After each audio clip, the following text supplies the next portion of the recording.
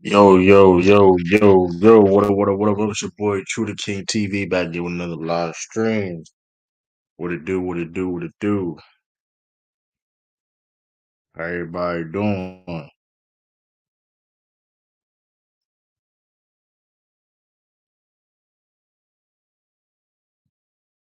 How everybody doing? What up? We got Daniel Barry. Salute to you. Rob, I see you. Nicholas Brown. Let's get into it.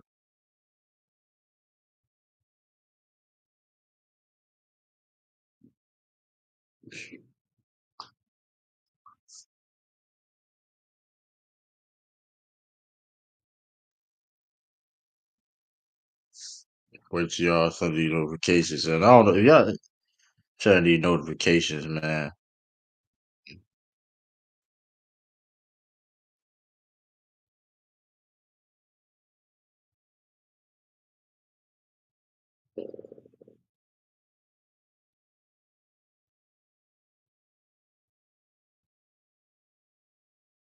Let me see. Hey, this is Till. What up with you? Hold up, mother.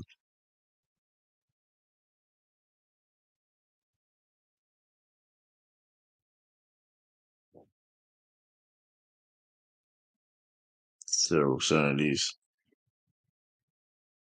Trying to still send these notifications. True, I didn't hear your tech. Please don't tell me you agree with Labat. Yeah, I agree, bro. And it's not. It ain't just. I agree though. I agree. Like Lamont wasn't capping though.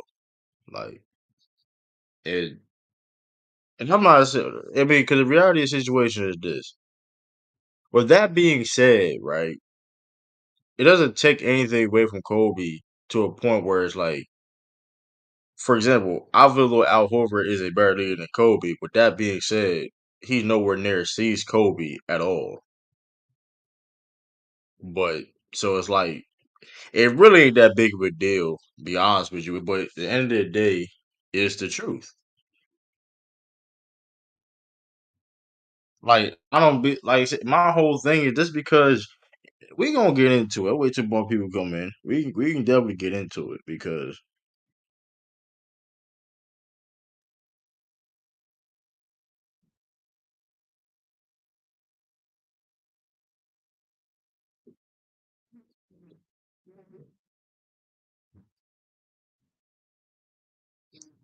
tap in.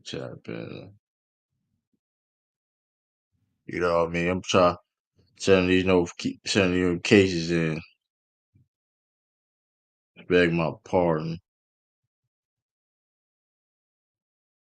Um, dang. But yeah, though, man, it's I mean, it, Lamont was big cat. His entire argument was built on the man. Wait, man. I mean, you could say tap in, man. Hey, how? Okay, listen. Um, I mean, but here's the thing: Smush Parker, a dude that played for 2 years. I mean, the thing, Smush Parker was just an example. And mind you, Smush Parker, if you listen to the whole thing he said, he has conversations with a bunch of Kobe teammates. That's another thing too that I forgot when I was on there. I forget to talk about because Smush Parker also said though there's teammates that he didn't want that will say the same thing Smush Parker would say behind closed doors, but in public to say something completely different. And why is Smush Parker? And then you can't simply say Push Parker's lying because Push Parker been saying this stuff. By the way, he was been saying it. What up, Jason the kid? He been was saying this stuff, and and nobody's saying he's lying. Like nobody's saying he's lying. I mean, yeah, so it's like, granted, the whole point of this of the front running. Easy work. You out your damn mind, man. You out your damn mind.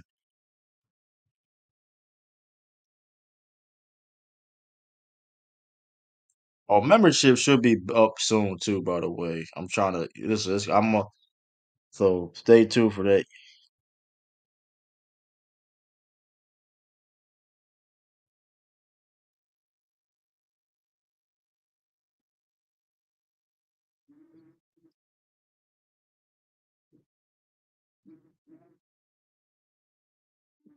You know, be I. You can't wait. I can't wait till you get into it. Y'all tripping. I'll wait. Hold up, man. We got. What them lights looking like for one? Them lights looking like. Let me put the poll up, man. Too, man. Was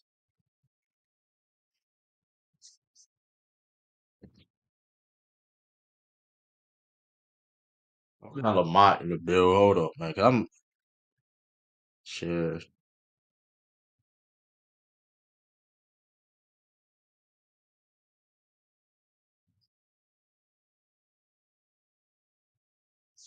So, like I said, I don't think some of y'all really understand leadership though. And I'm not saying everybody will be perfect. Yeah, we got 10 people watching, man. It's only 6 likes, man. Listen, man.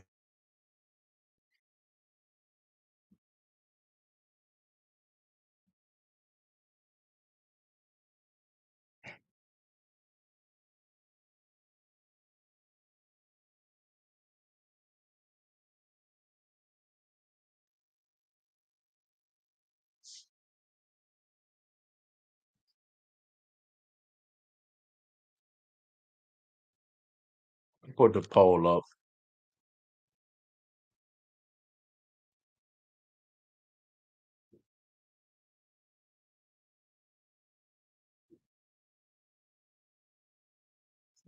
Kobe was only a leader as a statistician who wrote his stats. Exactly. Like Kobe, listen, I'm not saying he was a great leader. I'm just saying you're not making the point good. One man's making claims. The point is this, though, bro. The point is it's not a one man making claims. He has it, bro. Him and Shaq got into it.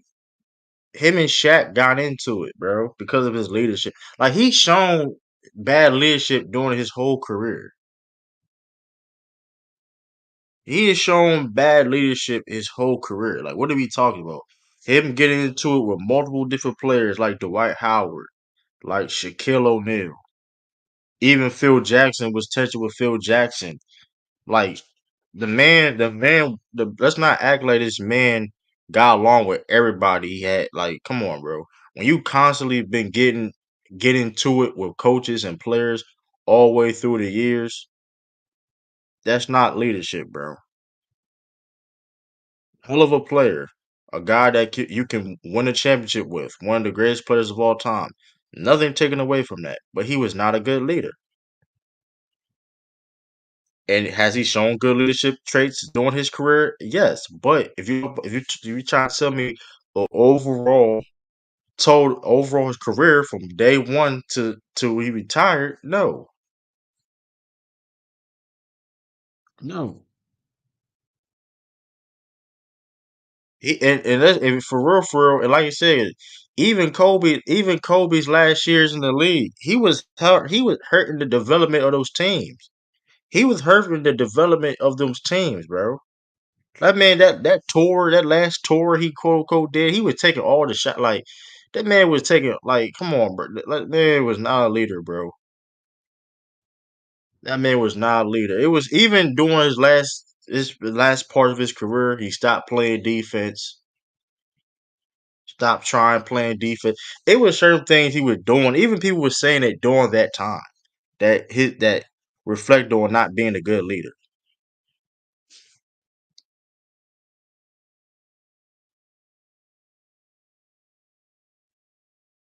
He was constantly getting to it with Shaq. Him and Shaq was a fight. He's like, what are you talking about? He was constantly getting to it with Shaq. He legit called. He legit calls the Lakers a championship because he was so selfish, so much because he was so selfish on wanting to be the man so bad. That's not a leader, bro. That's not a leader.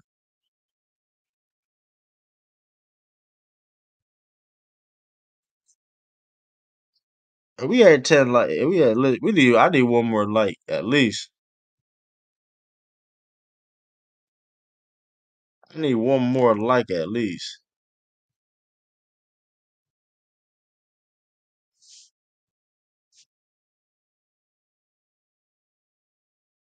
What up, brother Gabe? That man was not a leader. I'm getting to it. Well, I'm taking getting into it now. But like that man, like you said before, he be I appreciate that. I appreciate that. But that's a little effort, A. But yeah though, man. That man is not a leader, bro. All that cap y'all been doing, just because you the best player on the team don't mean you a leader, bro. Just because I first of all, uh, was Shaq a good leader? No, Shaq wasn't a good leader. What are you talking? Shaq wasn't a good leader. Shaq was not a good leader, bro. No, bro, it's not a lot of like, bro. Every just because you're an all time great player, don't mean you are a leader. You're a great leader, bro. It doesn't mean that, and it doesn't necessarily mean just because you are a leader, it doesn't supersede you over other players either, though. You know what I mean? It is what it is. Because at the end of the day, the result is the result. But at the same time, though, he was over Kobe as a leader. I mean, yeah, but we can talk about it though too, though. Shaq wasn't a good leader like that either, though. That's because it's a misconception that Shaq is the one that gave the keys to um gave the keys to the D Wade when that actuality was Gary Payton. Gary Payton, I saw it was a Vlad TV interview. He said that Gary Payton, the one who told Shaq that listen, this is D Wade's time. Let D Wade get the keys. You know what I mean? That's a lot. That's a little misconception right there. Shaq let Kobe. Shaq let Kobe. Listen, Shaq trusted Kobe. That's the thing. Shaq trusted Kobe. How was it? Listen, Shaq trusted Kobe to do his thing. He definitely showed good leadership traits, though. But he's not a good leader either, though. So I mean,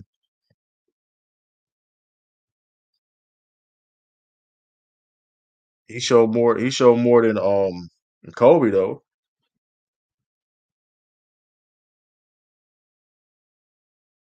Shoot, I agree, but he was over Kobe. Yeah, GP did say that. Yeah. So either way, like if you want to say Kobe a better leader than Shaq, well, it really don't matter because like both of them are not good leaders in my book. So it's like,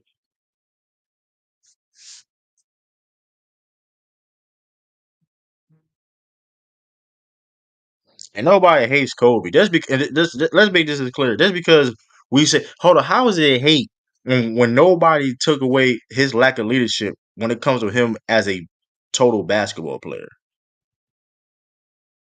That don't make no sense.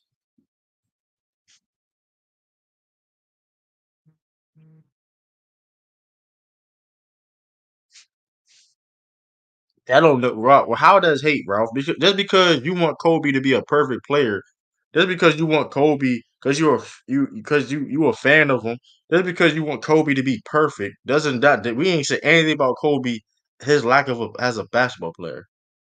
Wherever you got Kobe, that's wherever you got him at. But say the reality of the situation was he was not a leader. As simple as that. Kobe still the second best shooting guard of all time. What's that supposed to? I mean,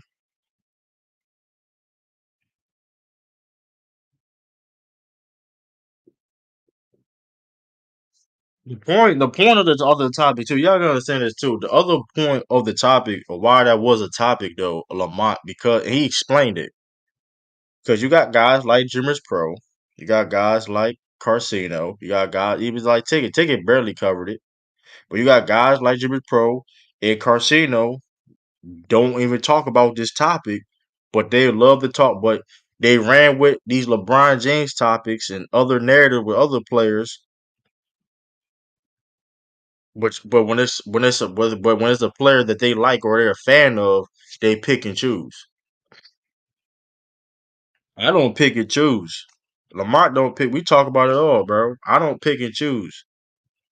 We're gonna talk about it. We're gonna talk about LeBron James and narratives, whatever, and I allow people to whatever. We're gonna talk about the Kobe thing too. It doesn't matter. And then people, oh, it's Kobe passed away and all this other stuff, bro. R&P, but at the end of the day, it don't. Y'all be y'all pick and choose. Y'all disrespect all time great players all the time. But when it's Kobe, it's different. Like, come on, bro. It's not a but here's the thing: it's not a narrative though. The Kobe thing, the funny thing about the Kobe thing is not a narrative; it's just a fact. How the Smush Parker dude that played with him for 2 years, 2 seasons, starting, was had a locker next to him, said what he said. That was the truth.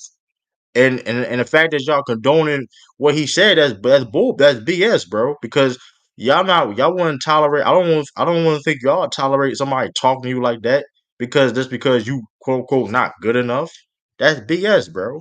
And the fact that y'all condoning it and defending that shit, bro, is disgusting, in my opinion.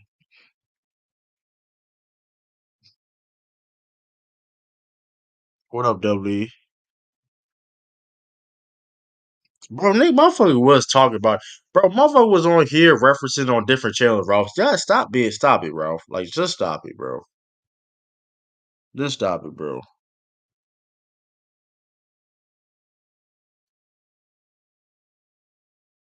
Every Kobe Bryant topic is not hate too, by the way. I don't know why. And there's a lot of hate topics on LeBron James, a lot of hate topics on a lot of different things. But you won't care about those topics, Ralph. But you don't care about them. But if it's Kobe, you care about it. So it's like, come on, let's keep it. We have to keep it consistent.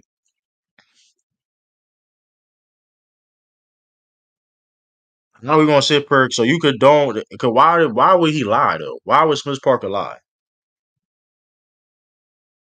And mind you, there's nobody has and multiple people have said that he was an asshole. Kobe even made it to himself that he was an asshole or whatever.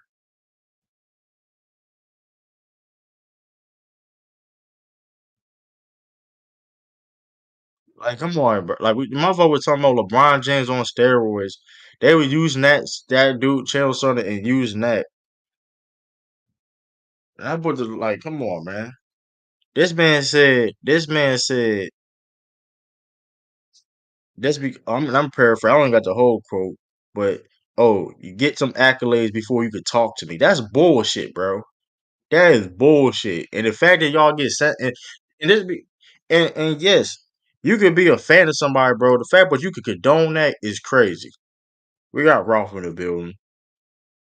Hey, salute, How do you bro. feel? Happy, How happy, do you feel happy about holidays to you and your family, brother. First, let's get this. Let's start off right. Yeah, I mean, I'm we just, you I'm, know just, I'm just I didn't hear your whole take. I'm really curious.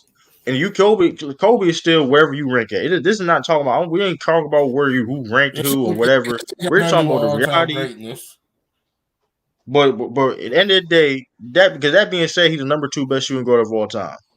The Yeah, point of the matter is yeah. Make though, the and this is the disclaimer. It problem ain't is got though. nothing to do with that. Facts. But the point is though, that's because why is y'all? My question is why are some of y'all Kobe fans it get upset the fact that we calling it how it is. Well, that's how I'm gonna start it off. Right. So I'm scrolling on YouTube. I know where I seen Smush Park. It was yesterday or a day ago. Who that? Well, water dripping. Anyway, I seen Smush Parker and the Asian dude who's a known Kobe hater from the rip. And I read the headline under. Oh, I'm like, oh, okay. He telling this story again after the 1300th time. So boom, He click was in. asked a question. He was asked a question though. He Yeah, did like, by a known guys, Kobe what? hater. Yeah, the nigga who Hey used to cover man, the NBA, a known Kobe hater. What Lamont never said nothing about. What nobody never said nothing about. Nigga is known to hate on Kobe. Anyway, that's beside the point. But two niggas that hate Kobe link up. You know what it is though. But anyway, Smush Parker didn't. But here's the thing. Okay, when you say Smush Parker or Kobe hater, which I'm okay when it comes to the other dude. Okay, cool. I'm gonna take your word for it. Let's say that. But for Smush Parker, I mean to be fair, though, why would Smush Parker be in favor of Kobe though? Like, why would he? no, he should have just Like, kept I'm it just pushing. So it is no, what I'm it just is. saying, but Cause why? he, But the truth is the truth is the truth though, bro. Like I how don't many like it times you is what gonna it tell is, that? bro. First of all, when this incident happened, he spoke out when he was on the team. First of all, and for the last such and such how many years he been out the league and in the league when he was playing over China. But He Kobe been was he throwing been shots too, though. Kobe was he throwing shots even before that too. To be fair, though, bro. Like no I he understand it, threw bro. shots afterwards. No, Kobe. See What that I'm saying, but Kobe Kobe didn't was throwing stop this shots thing though in the media. unprovoked. No, see, but Kobe, hold on. Kobe was throwing shots. Kobe Lamont played it. Kobe was throwing shots like unprovoked. Like he would Not say, "What do you expect? What do you expect me to do? I have Smush Parker on my team. Like, come on, bro. That's disrespectful, and bro. what was he saying That's this disrespectful." when he was on his what's the name tour his final lap tour of now I'm a media guy. What are you talking about? Yeah, I'm just saying, but that I You just the talking about fact after the fact when but he still brought his name. He still was disrespecting, even unprovoked. I uh mean, literally, I mean, what but you the mean reason and the that's not only but here's unprovoked. it is it they He so because they he asked him so a many. question. Go ahead. They asked him a question. He talking about, well, what do you expect me to do? I got Smush Parker on my team. So that being said, too, and this other thing too. It clearly that Kobe, the Smush Parker comments clearly bothered Kobe. Because if it was bullshit, it wasn't true. Why would you respond to that? Why would Yeah, you Kobe responded to have? everything. Why you have? Why would you hold on? Time out. Why did you have? But he saying things, but he will say things about Smush Parker unprovoked. Like nobody asked him a question about Smush Parker. He would sit there and say, "Oh, well, I had Smush Parker on my team. What do you expect?" Yeah, that was Yeah, no because need. Mm, that's a That no, was fact. no that need. no, no. That is no need. There's no need to say that It's called at And no. that then There time. when is a need to Smush say talked that. about him, they actually asked him questions about him. No, you see this what y'all don't know. That's why y'all have to have the full story. First of all, like I said, ever since he was in the league with Kobe, and after that, he been throwing shots at Kobe, even when he was winning championships, when he was overseas saying things. See, y'all don't watch Lakers post games or pre games But when I'm they telling you, ask but I'm Kobe. saying, But no, I'm telling y'all the story. yeah, So well, that's the it. whole But story, they asked the us, truth. but at the end of the day, though, that's slander. But that's slander on Smush Parker. But here's the thing, though. You have to understand Smush Parker. But here's the thing, though. It's all started because why would Smush Parker say that? Smush Parker has no reason to do what he's doing. He ain't. He's not getting like he's not doing things that he doesn't have a podcast. He's not doing. He just listen. He got Vine on the podcast Why is and he he's getting speaking his interviewed? truth. Why he Why is can't he see? getting That's the interviewed? why. Why is he Why getting he can't? interviewed? Why can't he? Why is he Why getting? can't I'm he get an asking you, why interview? is he getting interviewed? The But highlight of his why career is can't playing he? with Kobe Bryant. Stop it. Okay, That's the highlight of that's his the career. problem. See, and that's the problem. The fact That that ain't you the that's see problem. how That's disrespectful. his. See that No, disrespectful. But see that's not that disrespectful. That's a disrespectful. fact. Is that not a It fact? is What disrespectful has he done and in the league? disrespectful. That's a fact. It is that. But What he see, do in that's the the league? energy. But I see, want Smush to that's was see the what alright, energy. man. Y'all gotta stop hating Parker was on Hold on. not Smush. all right. Y'all niggas bugging. Cool. But that but see, this is That's why not that is disrespectful. That's a disrespectful fact. when you have people. Okay, and that being said, why are you? And mind you, put yourself in Smush Parker shoes. Put yourself on Smush Parker shoes that had to see this stuff on social media. Shoot, he may listen. You don't know who's watching at times. He may click on this video and sit there and you hear him say that. What, hear Or me to say it? highlight your career playing against Then that's a Kobe. fact. Or Name to name the highlight his highlight career of his playing with career. Kobe. What accolades bro. he That's got? Like but Kobe said, what no, hold on. achievements he got?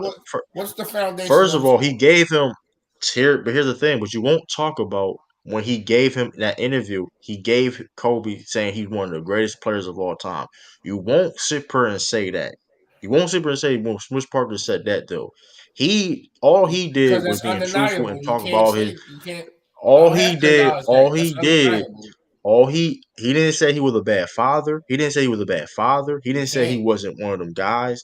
All he said was his experience with Kobe. He's telling his truth. What's wrong with Oh, somebody yeah, telling their he's truth? telling his truth, but he's not telling the full truth. How? So hold up. First of all, hold up. Y'all So niggas you're can trying to tell me y'all niggas can time big out, up articles time from out, oh time 05, out, oh 06. time out. No, Like, it what ain't are you no talking order. about? Y'all Time out, just see time, this is a topic time because out, y'all leaning time out, towards his side to time make this out, assumption and time out, this time out. hypothesis. Smush Parker said that you don't talk to me. Kobe, when he tried to talk to Kobe, he said, "Don't talk to me because you don't got no accolades." And clearly, you're for that. Clearly, off That's your not the comments first you thing just he said said to earlier, him. you're all for that. He said, why are you talking about a fucking football game? That's stupid. Niggas getting I mean, blown the fuck out.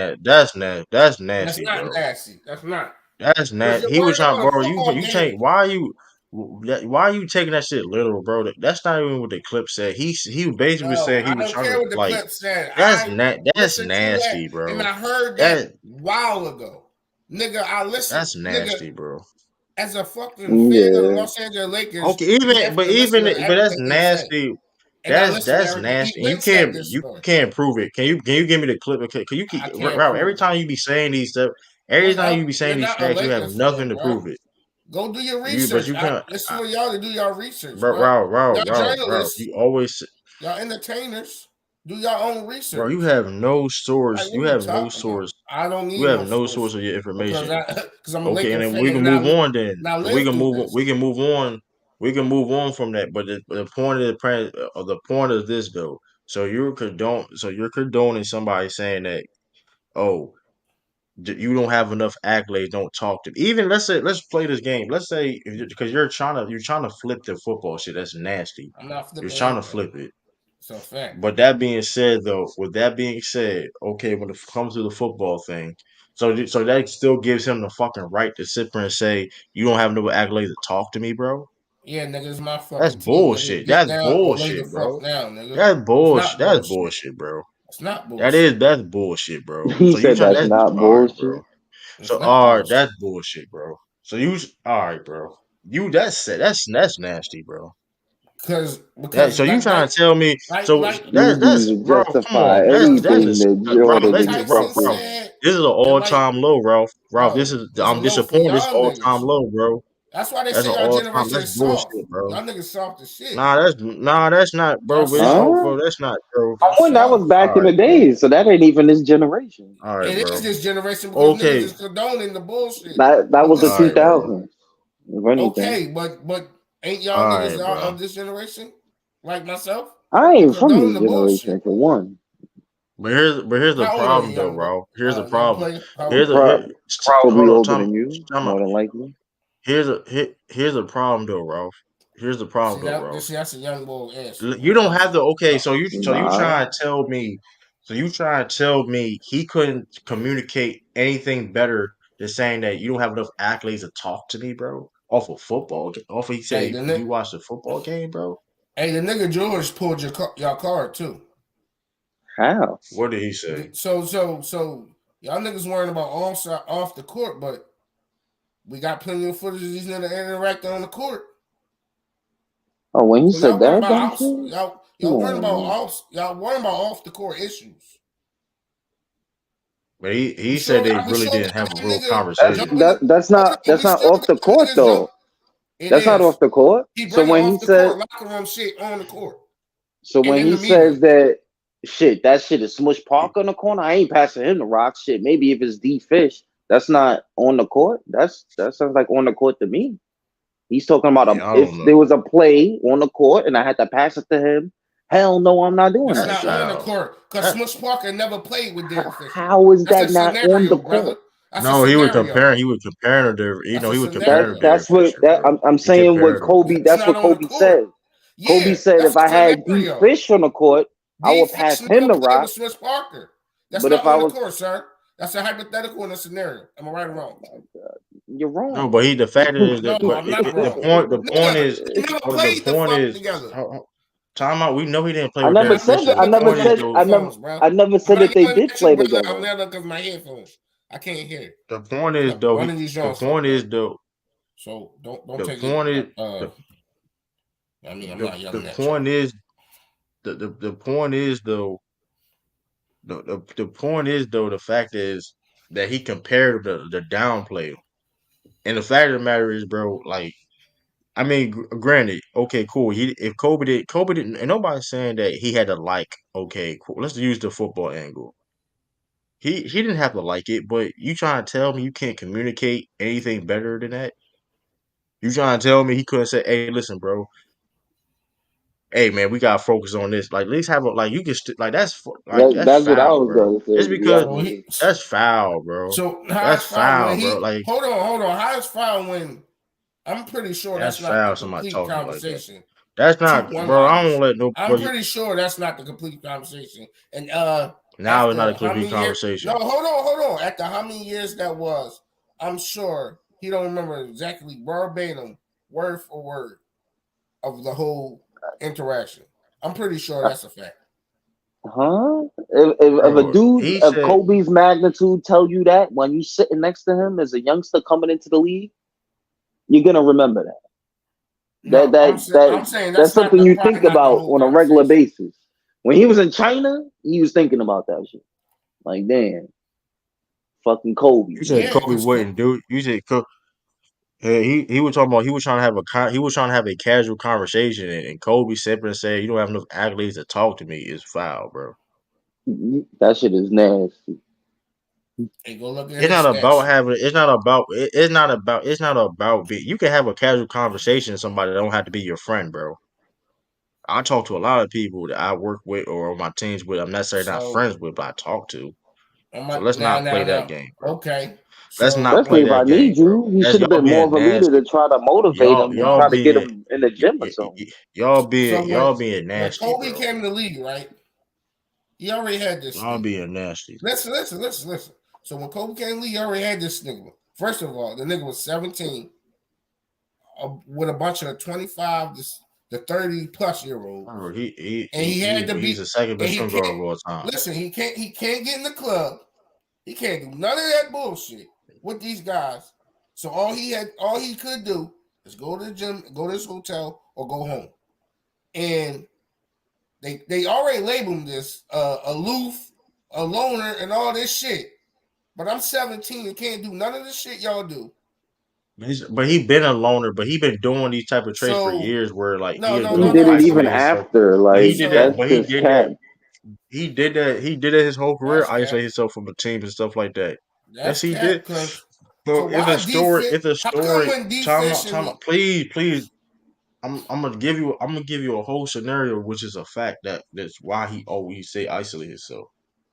I think something about Chicago. They played against the Wizards against Michael Jordan. I guess Michael Jordan said something slick to Kobe. They played next time it was something they played them. It was some I forgot how long it was, but like Kobe didn't talk to nobody for like a whole like couple weeks or something like that. I don't know. It was something crazy till like they played against the Wizards or something like that. So he been known for doing stuff like that his whole career, bro. Like isolate himself to teammates and stuff like that. So I mean, so um, one of the thing, like another he thing too. isolate himself, but every time they on a plane trip or a bus ride, this nigga's playing cards with these guys and interacting with them. So which one is it, I'm bro? not saying, Is he a but fucking here's the aloof thing. or I never say he was aloof. I never said he was aloof though. I and that's never the said that. stigma I never that's said he was on him. aloof. I've been on him since I he came in never the league. say I don't. I I'm not never talking say about you. I'm talking about these niggas that that's these well lower that's tier not true niggas that though. played with him. But Smush Parker never said he was aloof though. He just talked. He all he did was talk about his experience.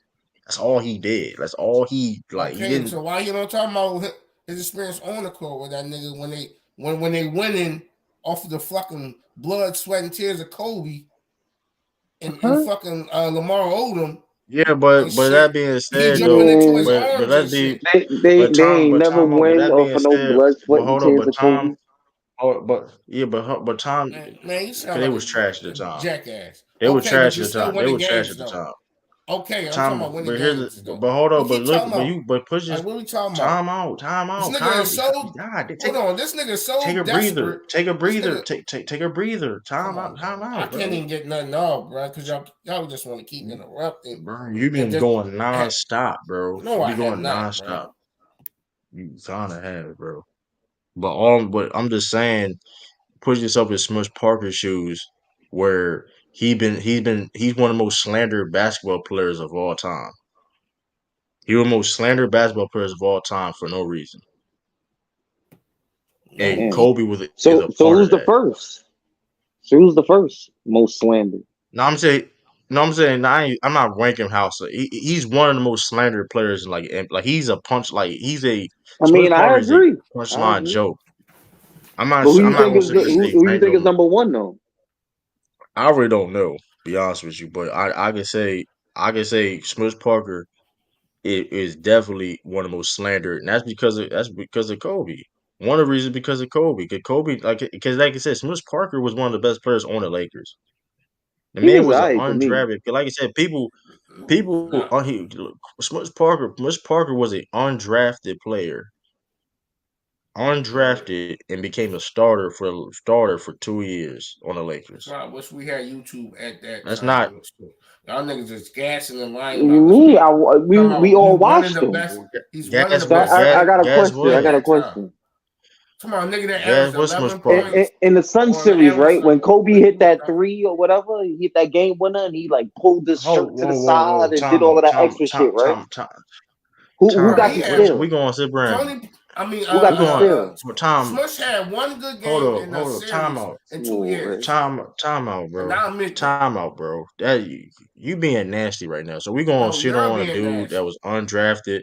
I So don't we give a gonna fuck shit on a about dude. undrafted, bro. So, Stop so putting icing and glazing and sympathy on that's this not nigga, bro. glazing. That's bullshit. Yeah, he was a decent player. He So wasn't no hold superstar, but he was a hold decent on. player. No, time out. Nobody said he was all that. I'm not saying he was a problem or he was. But are we gonna sit up here and not That's like a not nigga gonna sit up coming here from and the get his group man? home and you talk on like, oh, well, he did come from a group home. He's But that's superior now. but see Like but that's okay. bullshit, But bro. then you get mad because of what Smush Parker say. Like that's crazy, I'm right? not That's mad about this. I'm ironic. saying he's dragging it. That's ironic. Nigga, It's you said the ironic same that story you for damn getting near 20 plus years. The fuck? okay. I'm just saying it's ironic that people have a problem for what he said, but then you have people Because he's been telling the like you, same Ralph, story other like people saying fucking that Santa shit. Claus. No, you don't get it. You don't get Same it though. It's Christmas funny. story. It's funny. It's funny That's his though claim to how fame. Like I said. time out. It's okay, cool. Hey, cool. But it's Like Kobe funny said, though you get your how 5 minutes of fame. hold up. It's funny though how y'all get mad of his comments over the years or whatever, the truth, telling his truth. But then you sit there and say that shit though. Everything That's I the said was first thing you factual, attack. bro. You attacking, disrespecting this man's career. So why this man in When China, cool, listen, listen. Okay, that's all right, bro. Like you I ain't said, even let me that's you. finish what I was saying. So why is this You and this man disrespected. it was either 2012 or 2011. This man in China and shit. Hey, China got a billion people. He's still talking about Kobe, and that shit came back over here. So you know what Kobe said? Let that nigga get his 5 minutes of fame, man. I hope he do well in China. He Why is you didn't mean still that, talking bro. about him? Why is you still He talking didn't about mean him? that. I don't give a fuck if Kobe Cause he make it got or not. asked Why it. you still talking about him? Cause he got asked the question. No, I'm saying why He Smith got asked still the talk question. about him. Cause He he didn't got get asked asked the the question. question, That's nigga. why Smith didn't get asked the question in he got. China, nigga. Stop it. He did get asked the question. No, he didn't. All they asked him was, how was your time in the NBA? That's what they asked. They asked him about no Okay, Kobe. and he's okay. What did he say? Man, shut the fuck Okay, up. You since you talking about? know everything, Since you know everything, what was the exact statements then? Because you remember that far. Bro, You I were don't just know the talking full quote, exactly but because you were just how I'm talking, just bro. hold on, how I'm just talking and they showed the video of that shit. When that nigga and Kobe got asked the question about that nigga. So No, I'm just so Ralph, saying though. you think Kobe was a What good are the leader? exact comments? He didn't have to be a good leader. That's the thing. I don't know why that's the thing why people are getting sensitive of the situation. When you got Phil Jackson and you got other veterans on the team, Yeah, D um, Fish. like you got other veterans on the team. Like why people are so pressed when you got Smush Parker, that one of the evidence of Kobe not Okay. being a leader. There's a video with the LA Times. That's 20 I'm just saying. 2012. That's what it was. What up, Sean? What up, y'all? How y'all doing? Salute OG. Happy holidays to you Yo, and your chilling, family. okay. Same, Happy same here, holidays. Happy holidays. y'all. Yeah, yeah. So how you feel about this? How this topic, Sean?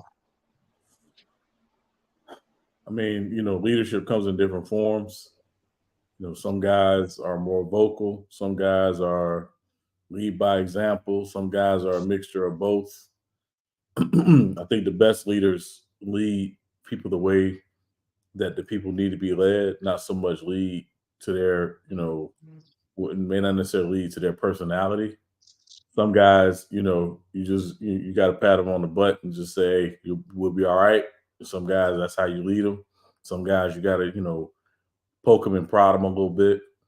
Um, there's certain things I've seen Kobe do when he was in a leadership position that I thought a lot of people missed out on.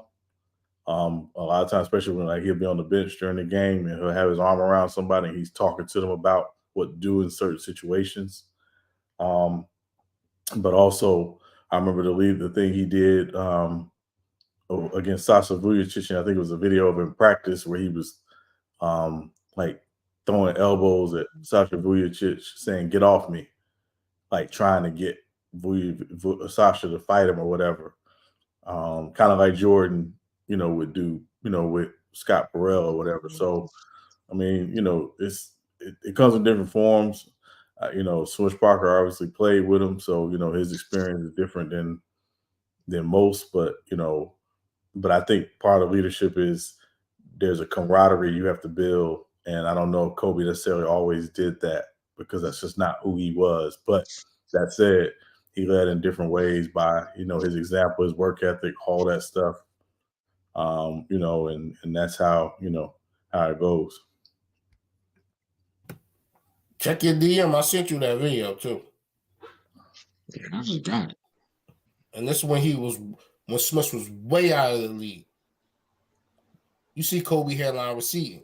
That's when he was way out of the league in China.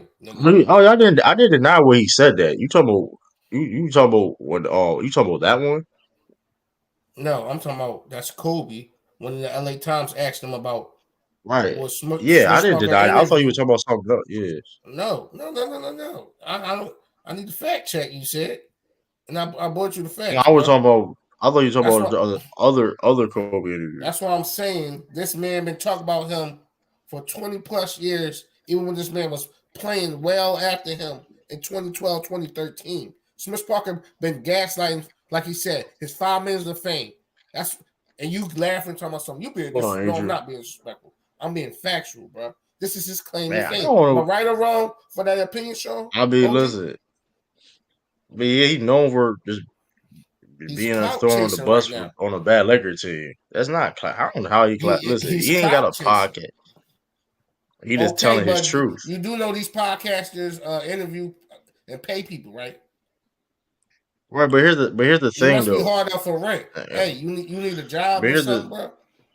ain't like a referee now or something. Ain't like, what you talking about? He ain't like a referee or something Hey, now. come Like, to Philly, but Smush. I'll I get you a don't know job what the hell he do. working with the city, the bro. only thing Get me to is, Philly, bro. all I'm saying is though. Listen, man. I'm plugged in Like, out here, just Smush. listen. I'm just saying though, man. He Dental just telling care his and truth. benefits. No, and you're my not whole telling thing the is, truth. He's dragging it. hold up. And my whole thing is though, yes, Kobe has. That's the thing. Kobe's shown leadership, but if you, all I'm saying is from day one, from all the way to the end of his career, like I said, it's easy to be a quote unquote leader when you in a great situation, stuff like that. When you in, you know what I mean.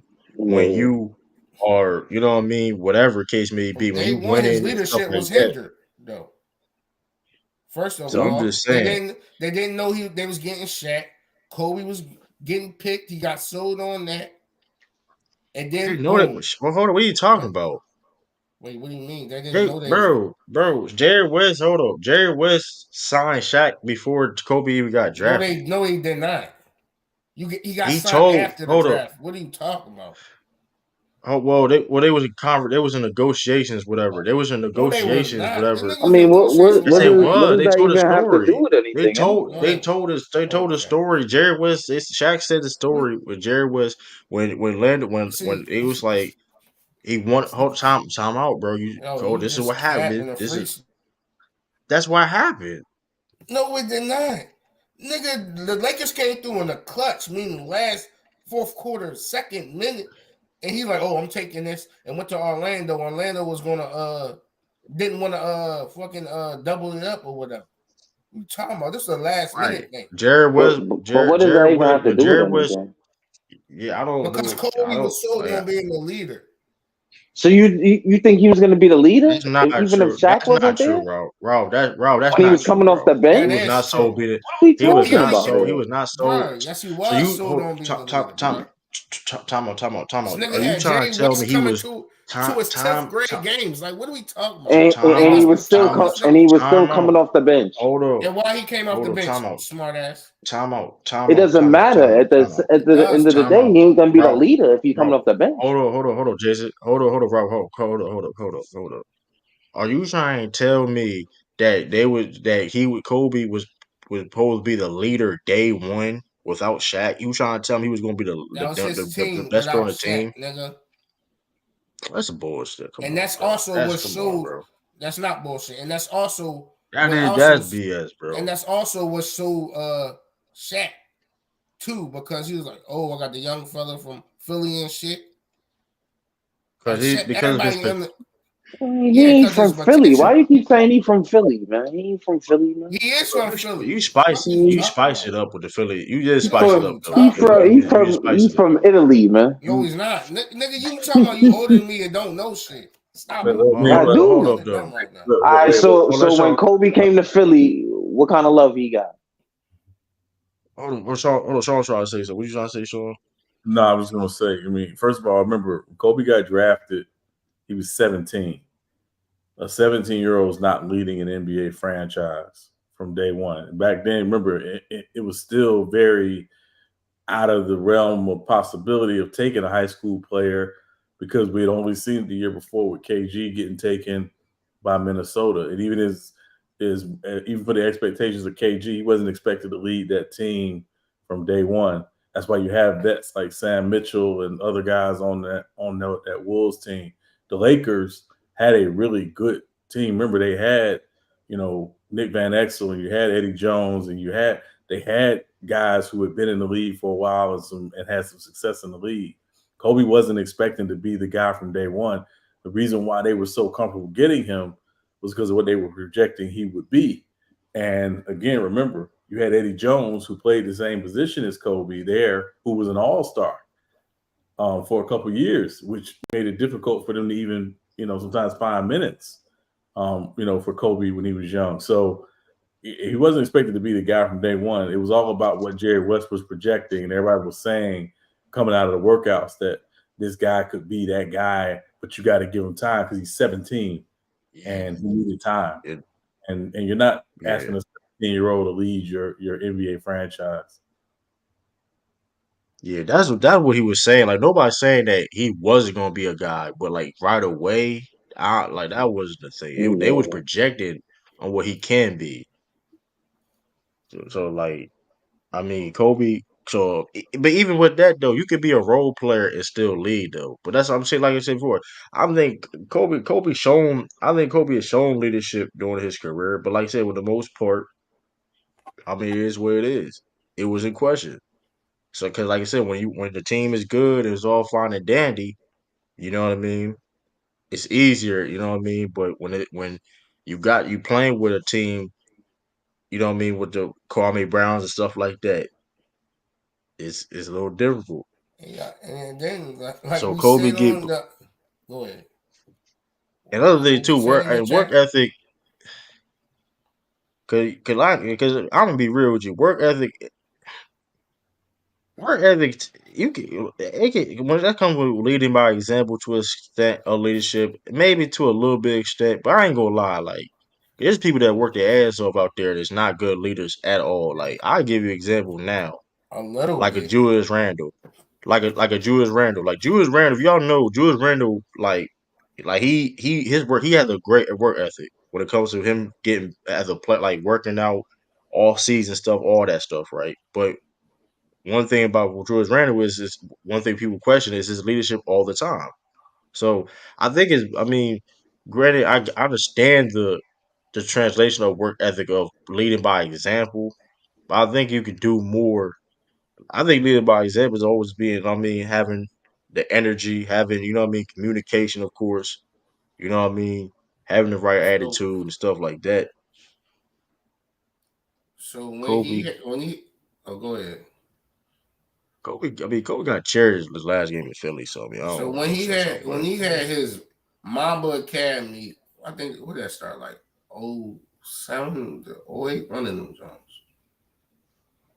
And niggas when he would come through on the team and niggas in Cancun and he inviting niggas, but other dudes from other teams and younger players coming out from college. Don't you call that great leadership from him? Inviting them and nah, they don't come out? I think um, it's on his choice. I mean, I wouldn't say that. Like I said, Kobe had a great work ethic. So like, if somebody wanted, I will. It's always understandable, right? When somebody's like, okay, cool. What Kobe got a crazy work ethic. I'm gonna train with him, whatever. So I mean, So like I said, I what ain't never when it comes to his work ethic, it's unmatched. But so why guys like besides that Bron, D though, Wade, Bosh, Melo, and all these guys from the outside coming in, go get advice, train, and all this stuff, but teammates don't do the same thing.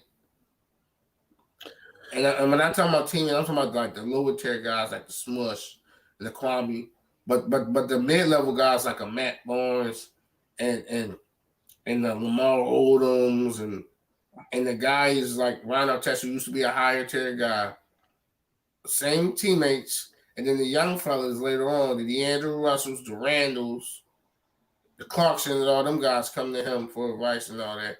Why this nigga want to talk about football games and all this stuff outside of basketball? you really spinning that. You really I'm not spinning that spending too. Now anything. you It's a really fact. Yeah. Facts are you facts. spinning that. You really spinning that though. Like it Yeah, was Right. he was he basically was trying he I was mean, basically he trying to could have spark a Wasn't an twisted that controversial example. That was into a conversation. something fact. positive, though. But all I'm saying, but here's the thing though, right? Cause let's talk about it. Smush Parker, like I said, cause since we talk about work ethic, right? Clearly, Smush Parker had a work ethic. The man was undrafted and became a Oh starter. my goodness. That takes a. I don't care who you are. Listen, I don't care And who he you had are. Raymond Sessions as the fucking point guard. Like, stop it. This Time nigga, out, bro. what's his Bro, we name? talking about just straight basketball. Bro, come hold up. Anybody, Time out. Time out. anybody could have been the Time Lakers out. point guard. Time out. Let me. Time out. Time Aaron out. McKee was the point guard. Anybody could have been the point guard at that time. Like, what are we talking about? But the point is though, you know how hard it is to be undrafted, Ralph, and get to the NBA and be a starter. I don't care what team you play on. You know how hard that is, bro. That's not easy. That's not hard if niggas can't find point guards. Man, It's okay. I mean, well, That's ridiculous, bro. a couple things just to respond to you, Ralph. First, some guys choose to train with their teammates. Some guys train elsewhere, like that's their option, right? It is not necessarily a requirement. I do think Right. there are some guys who, for team camaraderie sake, say, "Hey, man, let's go train together. Let's do stuff together." And it's not always about training. It is about like spending time Building together, chemistry, right? right? Just getting to know each other as men, because you spend so much time with each other during the season that you want to make sure that everybody's, in one accord. You know what I mean? And a Mm-hmm. lot of that is on, your leaders, right? And remember in 2008 during the finals, and Magic Johnson said something. He was on ESPN. He said something about that was the Lakers Celtics finals, and he said something about how this is the time you in year 12. It's time for you to step up and be a leader, and it's not just about Mm-hmm. doing what you do individually. Can you get guys to buy into what it is you're doing? Which I think was always, an issue for Kobe. Now some of it is, yeah, when he came in the NBA, he was 17. Rest of the guys on the roster, they can go out drinking, they can go out partying. He couldn't get in the clubs because he's 17. So it's a little bit of that. But also, to be a good leader, you got to be a good follower first. And That's a that's not where Kobe was at his best, particularly when he was younger. So I 100% agree with you. so some of it is you kind of have to go through that process, and you got to understand, like, hey, there's a pecking order here and things like that. And guys have been talking a lot about like high school players rookie year. I've been seeing guys talk about LeBron's rookie year. Darius Miles has been talking about it. Other guys have been talking about it. But when you're a high schooler coming right into the NBA, your rookie year, I don't say it's different than a regular rookie, but it was back then. It was very different coming right from high school to the NBA because you didn't have any real life experience. And so I think for some guys, it takes time, and just like Kobe, it took time. And again, to True's point, leadership does come in different forms. His work ethic, he was trying to for himself, but part of it was he was trying to set an example. But everybody doesn't view it that way, right? It's just not the way it is. It's some guys do, but not everybody does. and And even my fault, no, you good. though, Sean. But even with that's why it's like the whole Smush Parker thing was so. That's why it's like that relationship was so weird because it's like we get it. We got a lottery pick to a guys undrafted, but mind you, we talk about work ethic. Clearly, Smush Parker had a work ethic. Cause like I said, you undrafted and you make it and you be a starter in the NBA. And my what he played for a small school too. He what I forgot what school he played. He played for a small school, what D2 school or something. I don't know, but that I mean, I would assume that Kobe would respect that, or they would. I mean, I don't know. That's why it's like okay, because you known for if you're mostly known for your work ethic, and somebody else got a crazy work ethic. You know what I mean? What's the issue? Again, he's talking about locker room issues, bro. He's not talking about on the court. He's talking about locker room issues. But I'm just saying though, even listen, but that I'm just saying though, like it's him. But that goes to the point of going back to, like I said, his leadership, going back to his leadership skills. Because like if both guys got, because okay, clearly, okay, you all about the game, you all about the basketball, all that cool. That being said, Smush Parker was about the same thing too. Yeah, he just wanted to spark a conversation.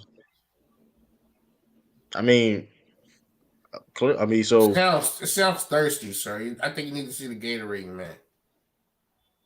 sounds thirsty. I Yeah, mean, he sounds thirsty, itching You said, for attention. shoot. you saying Smush Down's thirsty? Yes. Oh, okay. I mean, I No, mean, listen, listen. It's he don't benefit from doing this at all, right? He just telling his truth. Like I'm he not just talking about like now. I'm talking about back then. He sounds thirsty. And because he been even back talking, then though. bro, and he's still benefiting because he the one put this in the media. That's what you're not getting.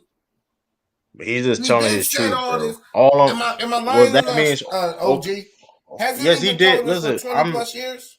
Even when it yes, that's first a happened, he been fact. talking about this. That's a fact though. But here's the That's thing what though, I'm right? saying. That's why He's we were trying to talking get about. clout. Cool. I mean, I guess, bro. I don't know how he can get clout when Everybody, he's telling his for truth. the last few years, everybody have a Kobe story. Ever Well, I since this mean, man retired, everybody had a Kobe story. well, I mean, but yeah, I mean, listen, when you play in the NBA for 20 years, Ralph, and you have as many teammates as Kobe's had, a lot of times when those guys go on platforms, because Kobe is, a bit of a lightning rod, maybe not so much as he once was, now that he's passed away, obviously, and people don't want to, throw dirt on his name too much, but you know, people are going to ask, "Hey, you got a Kobe story for me? Anything, whatever, blah blah blah, stuff like that." So, and again, I've heard stories about Kobe that were not basketball related, um, and Facts. I heard horror stories too, and and good stories. and I got a friend of mine who was friendly with his wife back in the day, and she told me some things, and I was like, wow, So, and this was pre, Colorado Kobe, if you understand what I'm saying. So, I got you. Yeah, yeah, I got you. yeah. So what I'm saying is that it's not. I'm not throwing dirt on his name. Obviously, he had to No, grow up. you're just telling the truth He from had your to grow up, he had perspective. to mature, stuff like that. That's just part of the process. Yeah.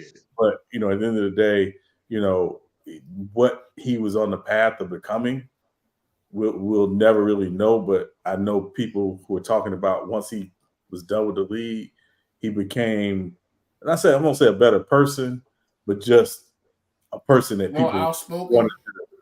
outspoken, but maybe just people who wanted to, a person people wanted was okay dealing with a little bit more, because when Yeah. he was in the NBA, he was not the easiest person to deal with, and Facts. All um, about business. and I'll tell you this, and just real quick, y'all. I'm sorry, True. I don't mean to over You talk, good? but I'm I used calm. to write. I used to write for Yahoo Voices, and back in like 2015, 2016, Kobe made some comments about Trayvon Martin case, and they were way off base, like way off base. And a lot of people, including myself, wrote pieces and all stuff flaming Kobe for what he said or whatever. What I didn't know was Jamel Hill flamed him on her show, and he called her or texted her and said, "Call me," and they talked. And Kobe actually ended up going to meet with Trayvon Martin's parents after the fact. So those are the things that people don't really know, but he was someone who was willing to, own that he made a mistake, or he may have said something that wasn't true or wasn't founded, and rectify it, which he did in Trayvon Martin's case.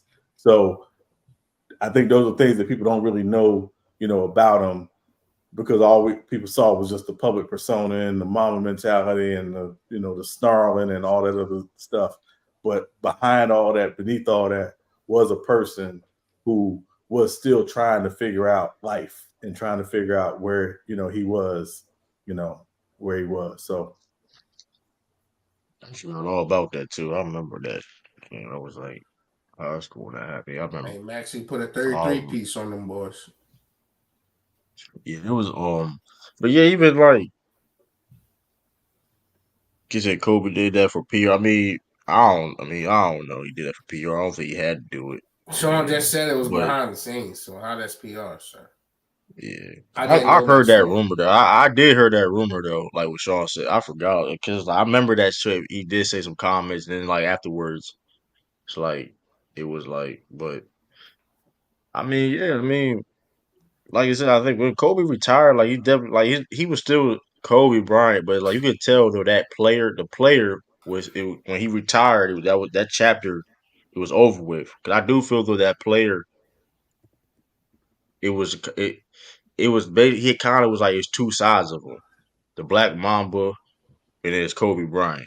You know what I mean? They not they said I mean clearly he's still the same person, but I feel though like when as soon as he retired, you know what I mean, and you see that stuff with a lot of people But sometimes, right? It's people like when in they retire had that they same retire or whatever. Why people What don't have up, that Kevin? same energy for Kareem? He was the same way. What's that? He wasn't cool with the He media. He wasn't. No, he I isolated the wouldn't team say that. and Magic. Yes, it's No. the I truth. wouldn't say that. That's a No, he did. fact. No, he did not. He did not. When Magic first got Only there, thing, bro, he was the stubborn only as thing hell. he was Feed an me the asshole ball, to the get me in the media. post. Like, Wait, man, this is bull crap, bro. well, I mean, so a couple things was clear up the Kareem thing. So Kareem is an introvert, right? He's an introvert by nature. In the last few years, several years, he's opened up more, but people kind of learn early about him. He's an introvert. He's someone that kind of keeps to himself. He's generally very quiet. Now, when Magic got there, um, Magic said Kareem wanted him to be his rookie. So Magic did all the rookie stuff for Kareem and blah blah blah. And they did develop a relationship. They did develop a bond. And if you see videos of Kareem, the longer Magic's there, Kareem is actually opening up. You see him laughing, joking, things like that. That wasn't Kareem. That was Magic really kind of wearing, brushing off on everybody. Um, and again, sometimes it's just who you are. Now, again, you have to understand the time, right? Kareem is coming of age in the era of the Black Power athlete, the Black is Beautiful athlete. And you're either considered to do one thing, you're considered to do it like OJ did it, which was, be very middle of the road and not take a stance on anything.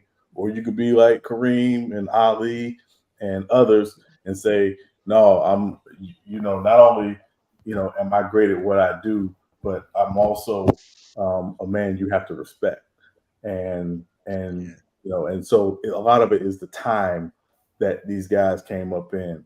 But Kareem he was very much introverted, and that's who he Yeah, was. yeah. I ain't never heard any bad team. I ain't heard teammates say anything bad about Kareem. Yeah. I So really you don't. I saying don't the recall. depiction of him at winning time ain't true? I'm saying You going winning off of time. winning time?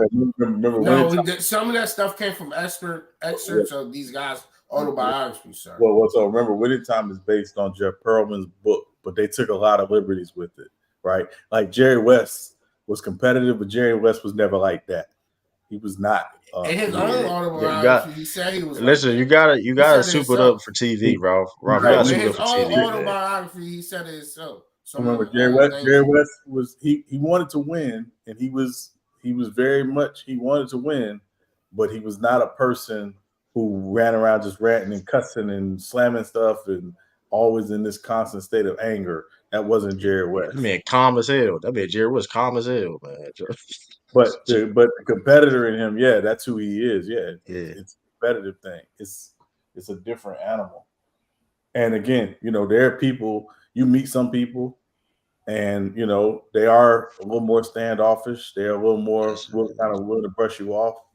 It just is what it is. But it's funny as also, hell though. you know, that's how it goes. Curry was a jerk. Catch out of the kettle. Curry was a jerk. I mean, listen, listen. I ain't saying Curry was the nicest person though, but I don't like I said, he gave the keys to Magic. Let's not forget, like he did give the keys to Magic, which he kind of didn't have to do. Like he would nobody force him to do it. It was like a easy transition. Going back to Sean's point of how their relationship was, you know what I mean?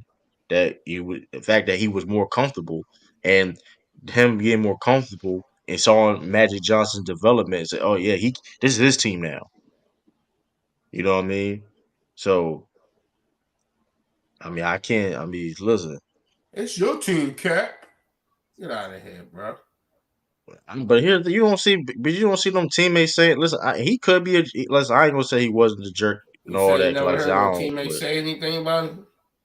I was just about to that say. I recall, I don't know. I don't know what team would it say about him, like about him being as a leader or whatever. I don't know. I ain't say he's not. I'm just trying to think. 'Cause, And again, his leadership wasn't always out front, like in terms of like he gonna get in your face and that's not who he was. yeah, Like a lot of people would say he would pull you to the side, have a conversation with you, like that kind of stuff. But he's also, again, you gotta realize guys got to be true to their personalities. He was a quiet guy. He's a guy who, that's who he was. And he Hey, said Chris, chill out, Chris, man. yeah, he even said I saw this Kareem shit. said he struggled with trust, like he trusting people, trust issues. Man, what changed him to be more empathetic is when his house burned down. I think that, but it was also the outpouring he got from people when it happened. Yeah, especially them kids. Chris, man, Chris, get out of here, Chris. Though, man, we ain't gonna go that far, bro. We ain't gonna sit there and compare this man to both dudes that I mean that criminals. We ain't gonna compare Kobe to two criminals, like it or not. I mean, What criminal? I mean, What y'all Aaron talking about? Hernandez and Chris Benoit. We ain't gonna do that now. We just What gonna slow Chris? down with that. Chris You talking Davis in the about? chat. He compared Kobe to Chris Benoit and Aaron Hernandez. Like, come on now, we ain't doing that foolishness. Like, those guys was criminals. I mean, hey, listen, Them niggas was one on of them murdered drugs. one of them murdered a family. So let's not play that game. I mean,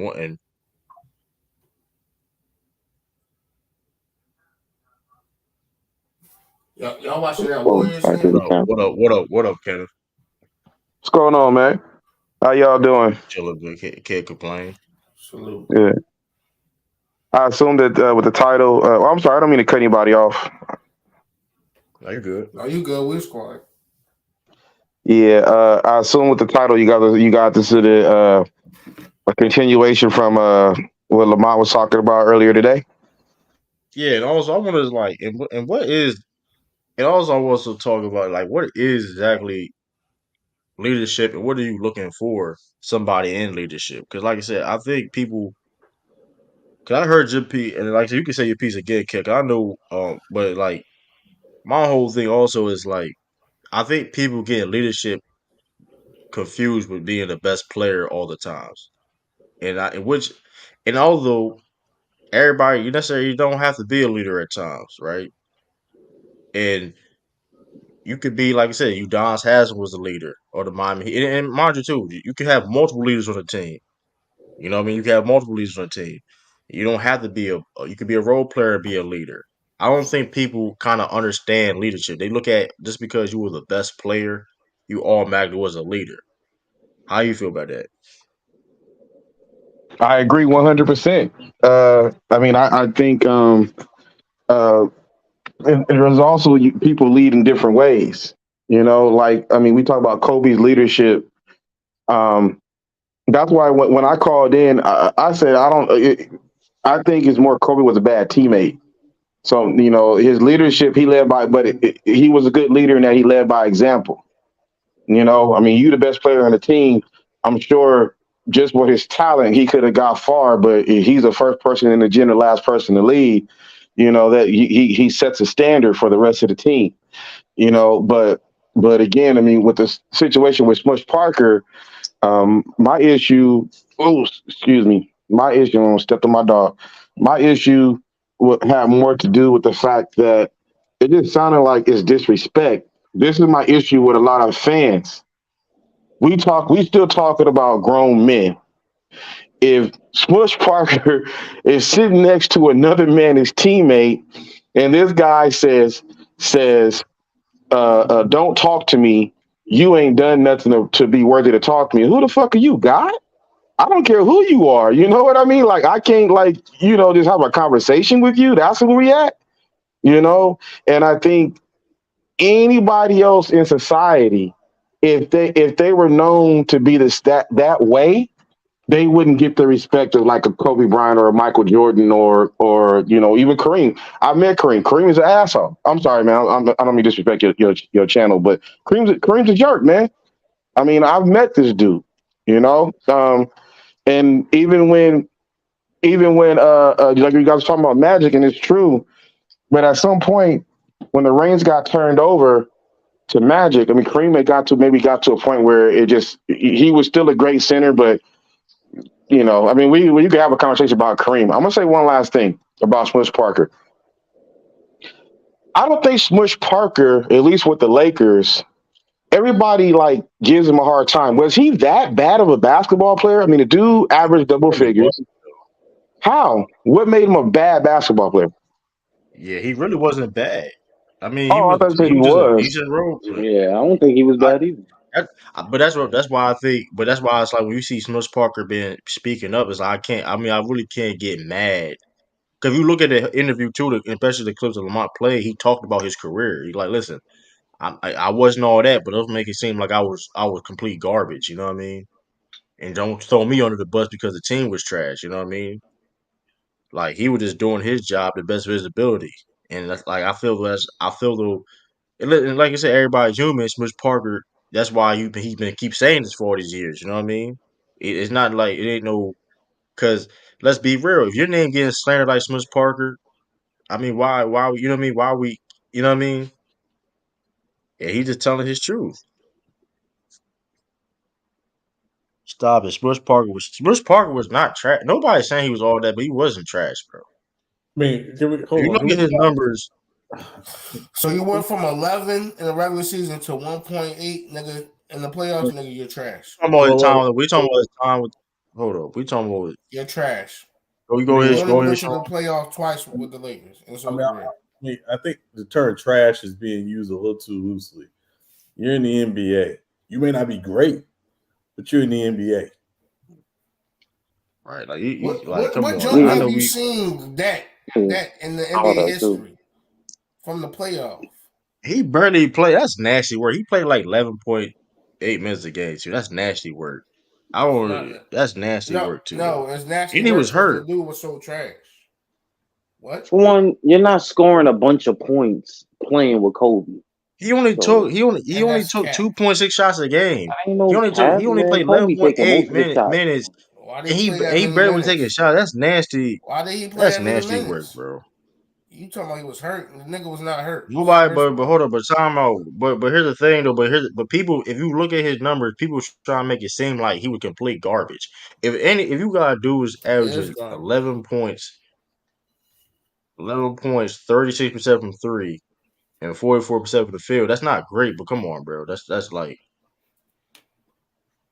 I'm just saying though. Like why we disrespect? Like you said before, Smush Parker, like you said, like he made it to the NBA as an undrafted player. So I mean. I don't know if you think Stop giving that's this man easy to do. sympathy stuff. Stop it. That's Like I like I said, said it it's for like a any. I little give credit for orphan any finally player like that. getting a home. I give Stop every being bro. simple. I give Stop credit being. for every. Is the reason Stop it. how that. So we gonna disrespect. So Like I you know said, how for a hard it little is to get orphan the NBA, Annie Ralph. finally getting Ralph, a Ralph, home. Ralph. Is it easy to get an NBA, Ralph? Yes or no? Is it easy to get an Well, NBA? Yes or no? you gotta learn how to play Because like you said, you political mentioned. game. Hold on, time out. You mentioned shout out. Hold on. You mentioned that your cousin plays overseas, right? Yeah. You mentioned that your cousin played overseas. There's a bunch of other dudes play overseas, correct? And their goal Okay. is to trying But to make it one day to the NBA. he was going to get drafted, but his dad fucked it up as his agent. But It that wasn't being because of his said, talent. though, bro, It wasn't because of his talent. it's not about it's not about the talent. It's about the work ethic. It's about the journey to get to the league. That's not. It's not. The point is, it's not easy. That's the point. It's not Okay, easy, but you're bro. throwing icing on the cake, bro. Keep saying that. How Everybody is it knows he's icing on the cake? And undrafted. Okay, he undrafted. Yeah, no, like they he got don't. A lot of people, undrafted and he some strictly people came don't. to the Lakers. No, he was undrafted. He went to Cleveland with the Phoenix and then the Lakers. You acting like that was his first stop, bro. That's putting icing on the It wasn't cake. his first stop. How them putting ice on the cake? He was I so didn't say good anything he did about undrafted. that. Why? And then, like I said, we had He got Aaron to. McKee as the point guard. I think Raymond Sessions and all them was underneath. But anyway, or Parker, one of them. He We had started. trash Hold on. as point guard. He started when he got He there. started. He started because Yeah, Aaron but McKee got he trapped. He wasn't. did But he not wasn't. like what are He we wasn't. talking about? He, Tom, he wasn't supposed to start. He had to. He wasn't supposed to start. Bro, we had Aaron He McKee. earned No, we didn't earn when he anything first for him. when hold on, Tom. He tried out for the team. He earned that starting spot. He wasn't given that spot, bro. Bro, He wasn't given being a starter on he the basically Lakers. was given that spot. No, he was He not. was. Aaron McKee, bro. Okay, bro. Stop it. Yeah, I Go think. ahead, I Rap mean, You Fade. trying? I just think when you're trying to like whenever I hear about that Lakers team that immediately after Shaq left, and you talk about oh they team sucked. They had Smush Parker and Kwame Brown, and it's like, I mean I live in LA. I remember watching them. I mean, yeah, I'm not gonna say that Smush Parker is you know. I mean, I think he's a journeyman. I mean, I'm a Bulls fan, right? I'd take Smush Parker He's over not Pete even a Myers. journey, man. He ain't even make it that. Well, like as far as like those 2 years, right? I mean, he was like, I mean, he wasn't like no, like the end all to be all or anything like that. But I mean, like I said, I would take Smush Parker over Pete Myers, and Pete Myers, so called replaced Michael Jordan. So I don't even think Kwame Brown was a bad basketball player. I just think that he was the number one pick in the draft, which, if he was like, let's say, drafted in the second round, number 25, then everybody be like, Damn, oh, he was a solid player. So second round. no, no, no. I'm saying if because he was drafted number one overall. If he had the same career, but he was drafted in the second round as like he was just in the second round. So I what if think, he was in the first round, but only like maybe like I don't know, 15th, 20th, some shit like that. yeah, I mean, I don't think he was a bad basketball player. I mean, I think he was a good defender. He couldn't score to save his life or anything, but I mean, he was Carter Brown wasn't a bad You defender. chatting right now, bro. You chatting. I'm serious, bro. To me, he wasn't. I mean, I Crazy remember. shit. It seemed like he used to do a pretty good job on who was it? Tim Duncan. Um, Now you chatting. I would have to go back and look. But the only point I'm trying to make is I mean, if you make it to the NBA, you definitely not trash to me, right? I mean, maybe in relation to other NBA players. Okay, he's a recycling bin. You happy? He's not trash. He's recycling. Well, like I said, I mean, He's a Smush high level Parker. trash. High level trash. Well, I mean, but even Oh, Smush Parker, Smush Parker, to me, I mean, like I said, he shouldn't be the starting point guard of no championship team. That's for sure. But if he's like, maybe like the seventh guy coming off the bench, okay. I don't know what happened when he went to Miami. I think I saw in an interview he just said that he felt like he get better opportunity playing overseas or something like that. I don't know. And a lot of it is politics. Like you're talking about your brother. A lot of guys have the talent, but just extenuating circumstances, whether it be a coach that just got it out for him, or just you just never know. So, but I've always felt Smush Parker really got a bad rap just for the simple fact that Kobe Bryant didn't like him. right. And that's the thing too. Like, I mean, just because he played, like, yeah, matter of fact, a lot of players prefer to play overseas in the NBA. Like players like Smush Parker, players like because you got dudes right now that like they prefer to play in the NBA because they, of course, get more opportunity and get a little bit more money. Like, okay, because the league minimum, they get paid more overseas with a bigger role. You know what I mean? So, I mean, Bush barely played minutes after the Lakers. Stop it. Oh, he talking about. We got what up, Chris? I see you in here. Well, I mean, but yeah, man, like I said, like leadership, man, it's a crazy thing. Oh yeah, that was nasty work too. Shout out to Tyson, but compared to Kobe Bryant leadership to Bill Belichick, that's nasty. That was nasty. That He was was trying to get it. nasty. Cause he was basically saying that because will Bill Belichick bash people, and that's not how. Cause Sean said it before, like or somebody or somebody said it on the mic. I think like where you talk to certain like because when you talk to your like for example, he's a cuss out Tom Brady. All this he's a cuss out Tom Brady and stuff like that. But when you do that to somebody that can take that criticism, right? So other people will follow suit on the team. It would Bill Belichick not out here just disrespecting people. Like Yeah. he gonna be hard on you, of course. He got expectations, whatever. He gonna like you have hard, stern coaches out there, but like it's different being hard and stern as a coach, and then somebody straight disrespect you, saying that you ain't worth it to be talking to me. You get what I'm saying? And that's nasty what Yeah. Like he said that's about also bringing up Dwight Howard. Hey, hey, No, no. I hey, mean, folks, no. that's How's that nasty. I nasty? That's mean, a fact. It's No, him and but Dwight. Got, go ahead, True. I'm sorry. Go eh, yeah, ahead. yeah, See, but you I was see about what to say, LeBron did with him. yeah, but I'm saying differences between negative criticism and disrespect. That's what I'm saying, right, Lamont? That's what I'm saying. Like that was nasty work for Tyson doing that.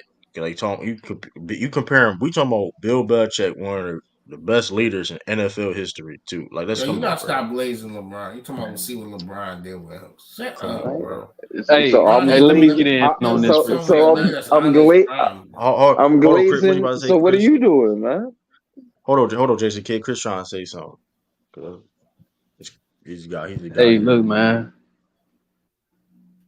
You know, everybody need to calm down, man. You know what I'm saying? It's just talk. You know what I'm saying? Couple fans, Kobe got his fans that love him. You feel me?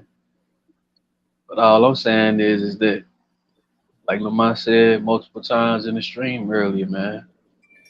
When you a leader, you gotta show that every step of the way. It ain't no, you know what I'm saying. When I'm winning, I'm at the top. You feel me? I'm on top of everybody. You know what I'm saying. But when I'm losing or I'm not doing anything, you know what I'm saying. Now, doing certain things. Now, like I say, it is what it is. I'm not saying Kobe wasn't a leader. All I'm saying is that he's not what you say of the best leader. You know what I'm saying? Like, look at a guy like Curry, right? When the whole thing was going on with Jordan Poole and Draymond, you feel me? Curry tried to pull Jordan Poole to the side and tell him, "Hey man, what you doing some crazy stuff right now, bro? Why are you doing all this?" You know, I'm not a Curry guy, and I can admit that's leadership. So You know what I'm saying? We never saw Curry chewing out his teammates, you know what I'm saying, getting mad at them was losing or something, or they had a losing season. You know what I'm saying? I think a so lot of people just, huh? so Chris, you in the store with your folks, right? And you steal it, and he pop you. Is that great leadership? And they tell you don't steal. Hell yeah, because if I steal and I get in Okay, trouble and that's what and they Kobe know was about doing it, to I'm these bum ass niggas, popping them. who?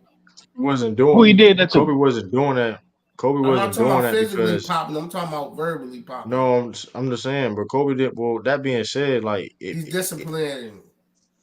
if That's you what he was told doing. somebody that if you saying if you don't got enough accolades to talk to me, then damn. Well, Bro, how that that's how nigga you feel ad about me? libbing right now, bro. Well, I don't even hold think up. he's It's That's what not. he But serious that's said to what about he. no Smush. shit It's like not that. ad lib.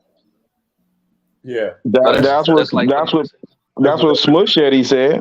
Allegedly. I'm alleged, man. It's Shit. not okay, a legend. okay. Kobe Why? said some other Then, fly. hold on. If it's I so mean, alleged, Kobe Ralph, then probably why said some nobody? other Hold on. fly shit to him, and he ain't like that Time shit. out. If it's so Nah, allegedly that though, shit Ralph, sound like then Kobe. It if it's so does. allegedly Ralph, then what? If it's Well, so he's more allegedly Ralph, then why strategic than nobody? that, Hold on. If it's so allegedly Ralph, then why nobody checked him saying you're lying? bro. What are you talking about? He's Like talking about him and Kobe Bryant. He's not talking about they in the nobody locker else. room. Like, what are They we in the lock, talking bro. about? They in the locker room, bro. They And they they, then they on when the they on the same. when they do talk about Ralph, Kobe, this they is say some Ralph. fly shit. They Hold don't on. say no bullshit like this, Ralph. That's crazy statement to say. And you trying to tell me if it's a lie, nobody gonna check that? That's crazy, bro. We talking about wait. We talking about the all time great Kobe Bryant. You trying to tell me if Smush Parker was lying, nobody was gonna check that? That's what you telling me? bro. And you That's what you telling telling me me? all the names that we said say he was a leader, and you still came to the conclusion he's not a great No, leader. don't So deflect. what are we Don't talking about? I ain't deflect. deflecting Don't anything. deflect. Because I hey, didn't deny what other people said. Don't You deflect. you I asked did. hey, you a You and look, simple Lamont question. did. hey, let me get I these know, last Joe. two You points don't off real don't. quick.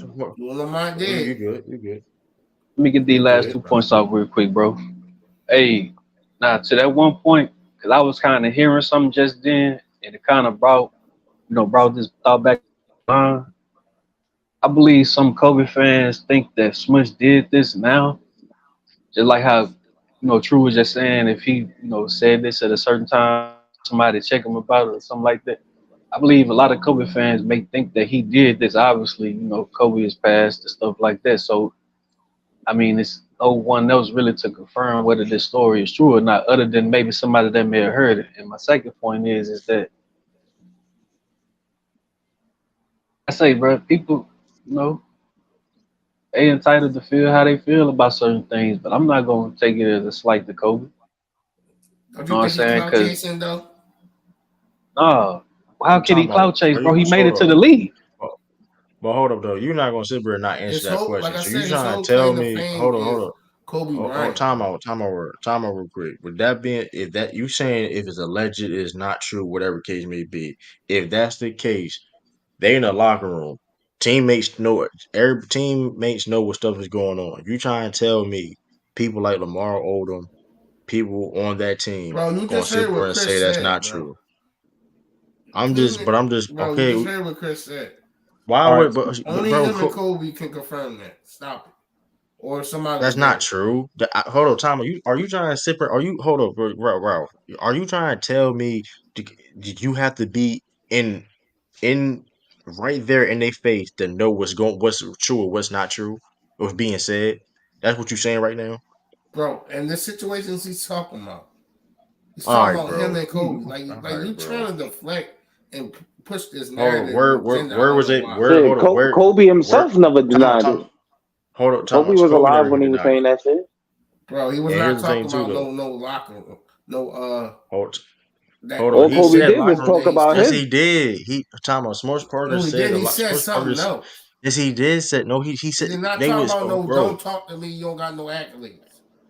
In He 2012, did nigga. say. No, the All right, video bro. I sent you, he was not talking about that. All right, bro. All I'm saying is this is no. This is the You don't point want though. to We play the trying to make. video though, No, because no, it debunked y'all don't do narrative. no. That You video would deflecting debunk right y'all now. narrative No. It's not a.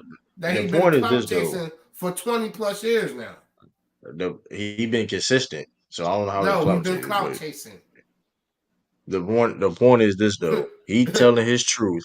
And in fact of the Bro, that's matter is this. clout chasing. You're not going one thing I do know is this. You're not going to sit here and make a claim like that and nobody and all the love that Kobe do get, he not nobody going to check that shit. That's just a fact, bro. I don't know why you trying to Hey, spin it like come on, Bro, bro. That that's just is not what a it fact. is. If it's True. just two people Here's, Hey, there, look, this stop this it. this, I mean, this is my last point right here, right? Oh, go ahead, Sean. Go ahead. Go ahead. no, go ahead, Chris. No, go ahead, bro. My last point was this, because I kind of forgot exactly. But my last point is that if Kobe actually said that to, I mean, I could understand if he said that to a guy that's not on his team. It's the competitive nature of the game. But if he said that to his teammate, man, that's kind of a bad look, man.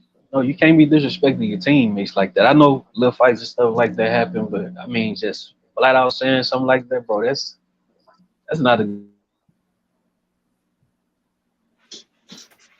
I mean, it's because so I want to piggyback off of something, right?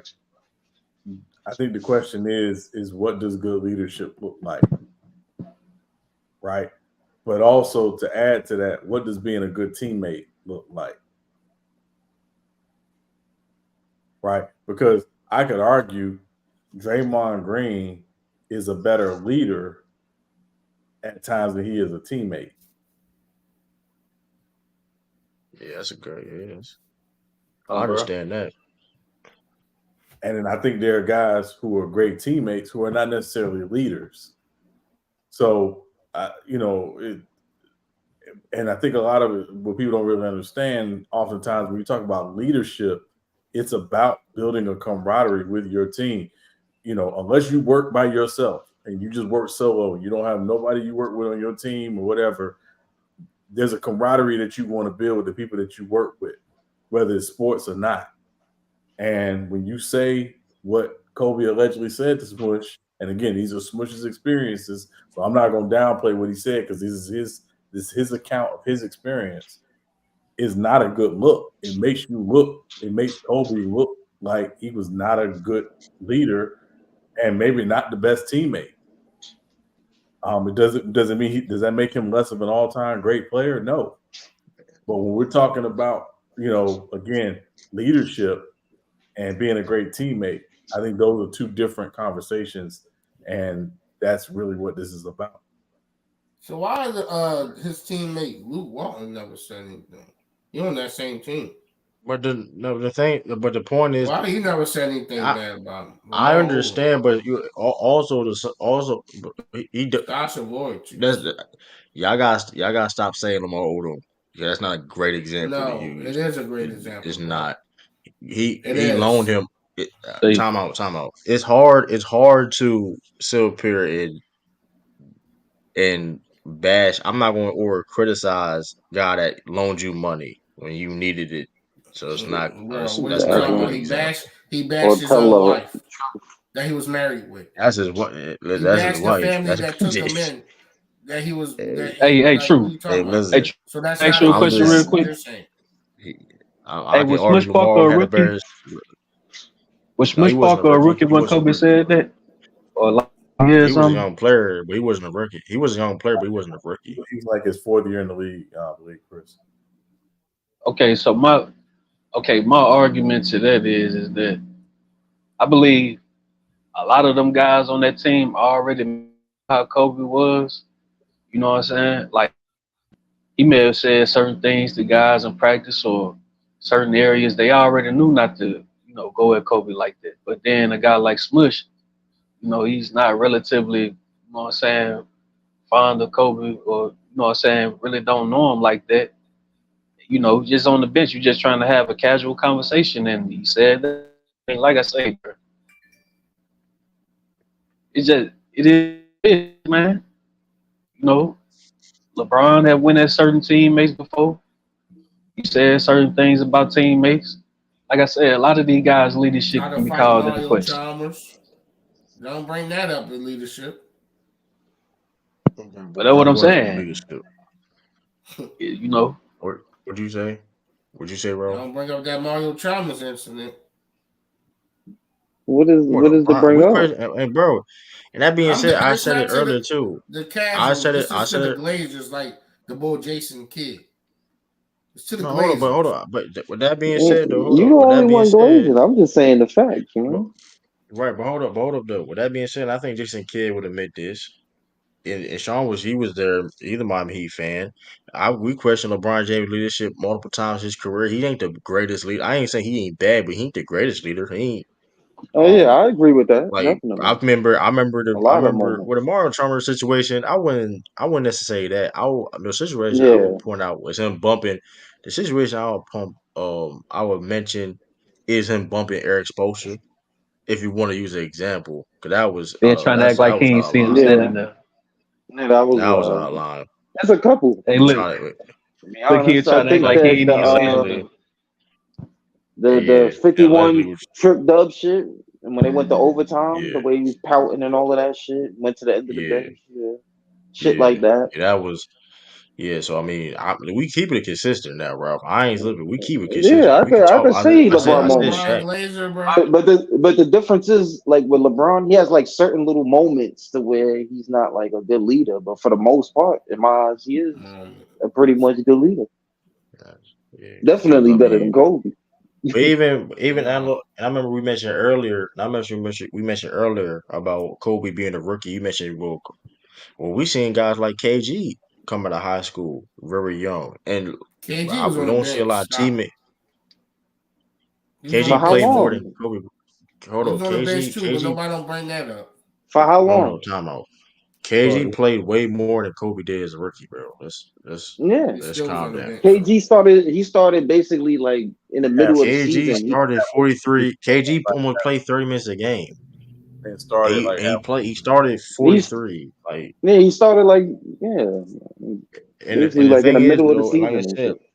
and the reason why I mentioned KG because KG, a guy that came out of high school, same situation of the that was a new type of territory of drafting high school players.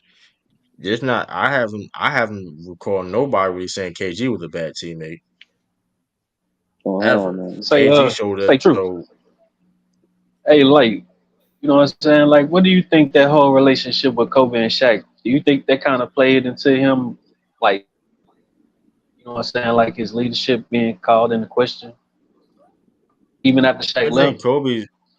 I think the thing with between him and Shaq was that was a very unique situation in a relationship because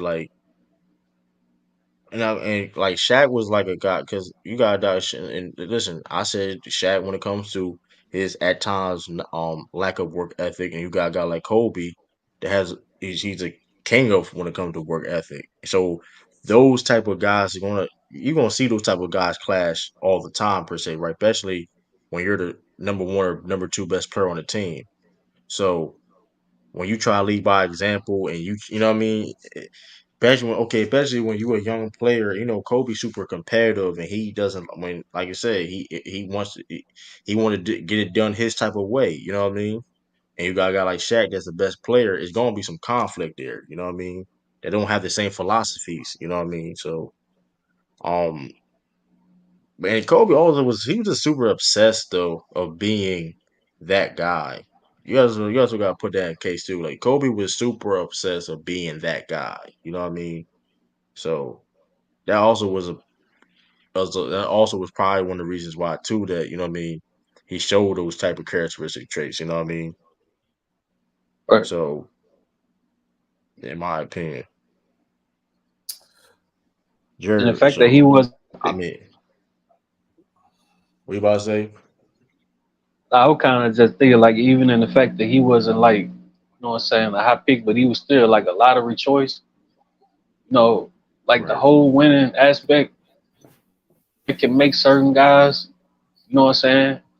It can make certain guys, you know what I'm saying, like you know, just play out of their minds. Like I heard certain things. They say he used to go in the gym and just shoot, shoot, shoot, work out until he passed out. And I mean, I don't know how many people actually would do things like that, just like literally want to pass out from a workout. I Like you mean, gotta be his work ethic, his work ethic is crazy, and so it's like that's one like I said before like when it comes to certain things that Kobe's like I said, and that's one of the thing too that when she was Merce Parker, I think mentioned that in that clip. He mentioned the work ethic. He mentioned how great Kobe was. So it was like he's not going. Cause listen, And he sarcastically said, "But I so was just in the gym with him. I was the second guy in the gym. So he why you probably couldn't? Why was though. you? I mean, I So don't why know. you didn't stay on the team that long then? If he was, I But wonder why. you already said to yourself. I I mean, wonder why. hey, And come Chris, on, I Ralph, wonder man. why. You ain't If gotta you I diss me, mean, bro. dedicated and your work ethic is second to yeah, Kobe, he tried to shit on him. you would be on that team, wouldn't you? I need a Smush Parker interview, man. I wonder why. That's why Lamar. That's Hey, why So Lamar nah, act the way he acted. He wants Smush Parker on that roster. That's the what's that bull name that play with AI and Gilbert? Yeah, and Gil. He trying to you make, know, yeah, he trying to make a starting five. That's what he trying to do. He ain't no, you slick. fun, Jared. I mean, yeah, yeah, it's it's like I think yeah. I'm sorry, True. You know, at the end of the day, right? And I don't like comparing KG to Kobe in terms of their draft situations. One, because KG was drafted to basically save a franchise, Yep. right? I mean, the Minnesota franchise was not good at all, And and wasn't they he, about to go out of business or trade? I mean, the no, because owner was about to lose Putin or something. it was only a few years old. no Remember, expansions. Minnesota came to the NBA in 1989. It was only a few years old, so it wasn't that far. But at the same time, they needed something to pop. And again, at the time, taking a high schooler when they took because he was the fifth pick was considered a risk because you just didn't take guys right out of high school like that anymore. So the next year when you see Kobe and Jermaine O'Neal, those were the two big guys that came out of high school that next year. Um, it's they got drafted to situations where they weren't expected to come in and be franchise saviors. They were expected to come in and kind of get to grow and learn on their own and play when they could. Obviously, Jermaine O'Neal didn't play a lot in Portland because he was behind like five guys. And with Kobe, again, you look at that 96, 97 Lakers roster, they had Eddie Jones, they had Byron Scott, I mean, they were. It was not a lot of playing time for him, but they were okay with that because they were again hedging their bet that he would, with time and with growth, would become a very good player and could become that next guy, which he obviously did. So it's not really a fair equivalency to compare Kobe and KG's situations. But by him being thrust in with Shaq, they're supposed to win already because Shaq had that stigma on him. He can't win. So he had to Right. accelerate a little Did he bit. really though? No, It he really took didn't. long. It Shaq didn't did take have that that long. stigma. He can't win. Just a Stop. narrative that he trying to push. Am I wrong, Sean? Um, I He don't. didn't I don't. have that I stigma. I was. never. I never thought Shaq had the he couldn't win narrative. I thought When they for was Shaq. losing in the conference finals, when Well, Kobe remember was that. coming off the bench. But remember that was early on with the Lakers. But going to the Lakers, Shaq didn't have that stigma because there I was still surprised he made that jump, leaving Orlando, going to LA. Obviously, it's LA, but nobody was expecting him to leave Orlando. When it took a while for them to figure it out, but also, they also had to get Phil Jackson. So that's the other part of it. Because remember, Dale Harris was the coach before Phil Jackson. So it was them getting the right coach and a coach that came in with a cachet to say, here's how we're going to do things. And everybody's got to buy in because he's walking in with 6 rings. So, Sean, what do you think about the whole the Dale Harris not wanting to play like rookies? But then to your point, you know what I'm saying?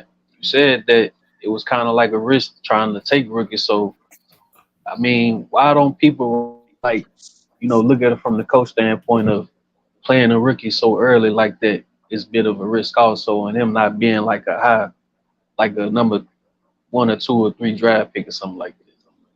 Right. I mean, again, at the time, Chris, it wasn't even so much he was a rookie. He was coming right out of high school. So he didn't have the same polish, and I use quotes, polish of a college player who played in college for 2 or 3 or 4 years, right? And there were other teams that were interested in Kobe because again, they had the same projections for Kobe that a lot of teams did. It's just they didn't want to take a guy out of high school because he wasn't going to play from day one in most of those situations.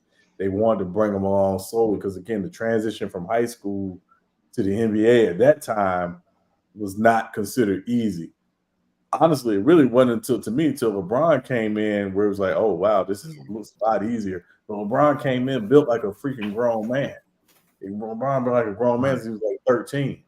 So you know what I mean. So is the physicality of the game, the travel schedule, the life, all of that stuff that they just didn't want to necessarily throw a lot on a young kid's plate that early.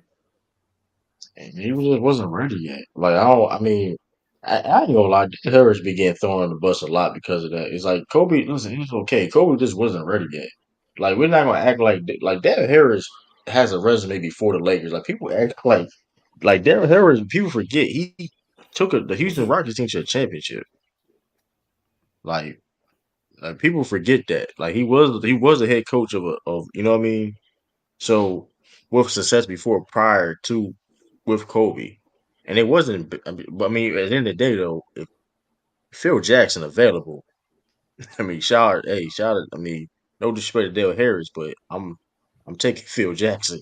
Guy won 6 championships in the Phil only went there dynasty because with of the Shaq. Bulls. What'd you say? He only went there because of Shaq.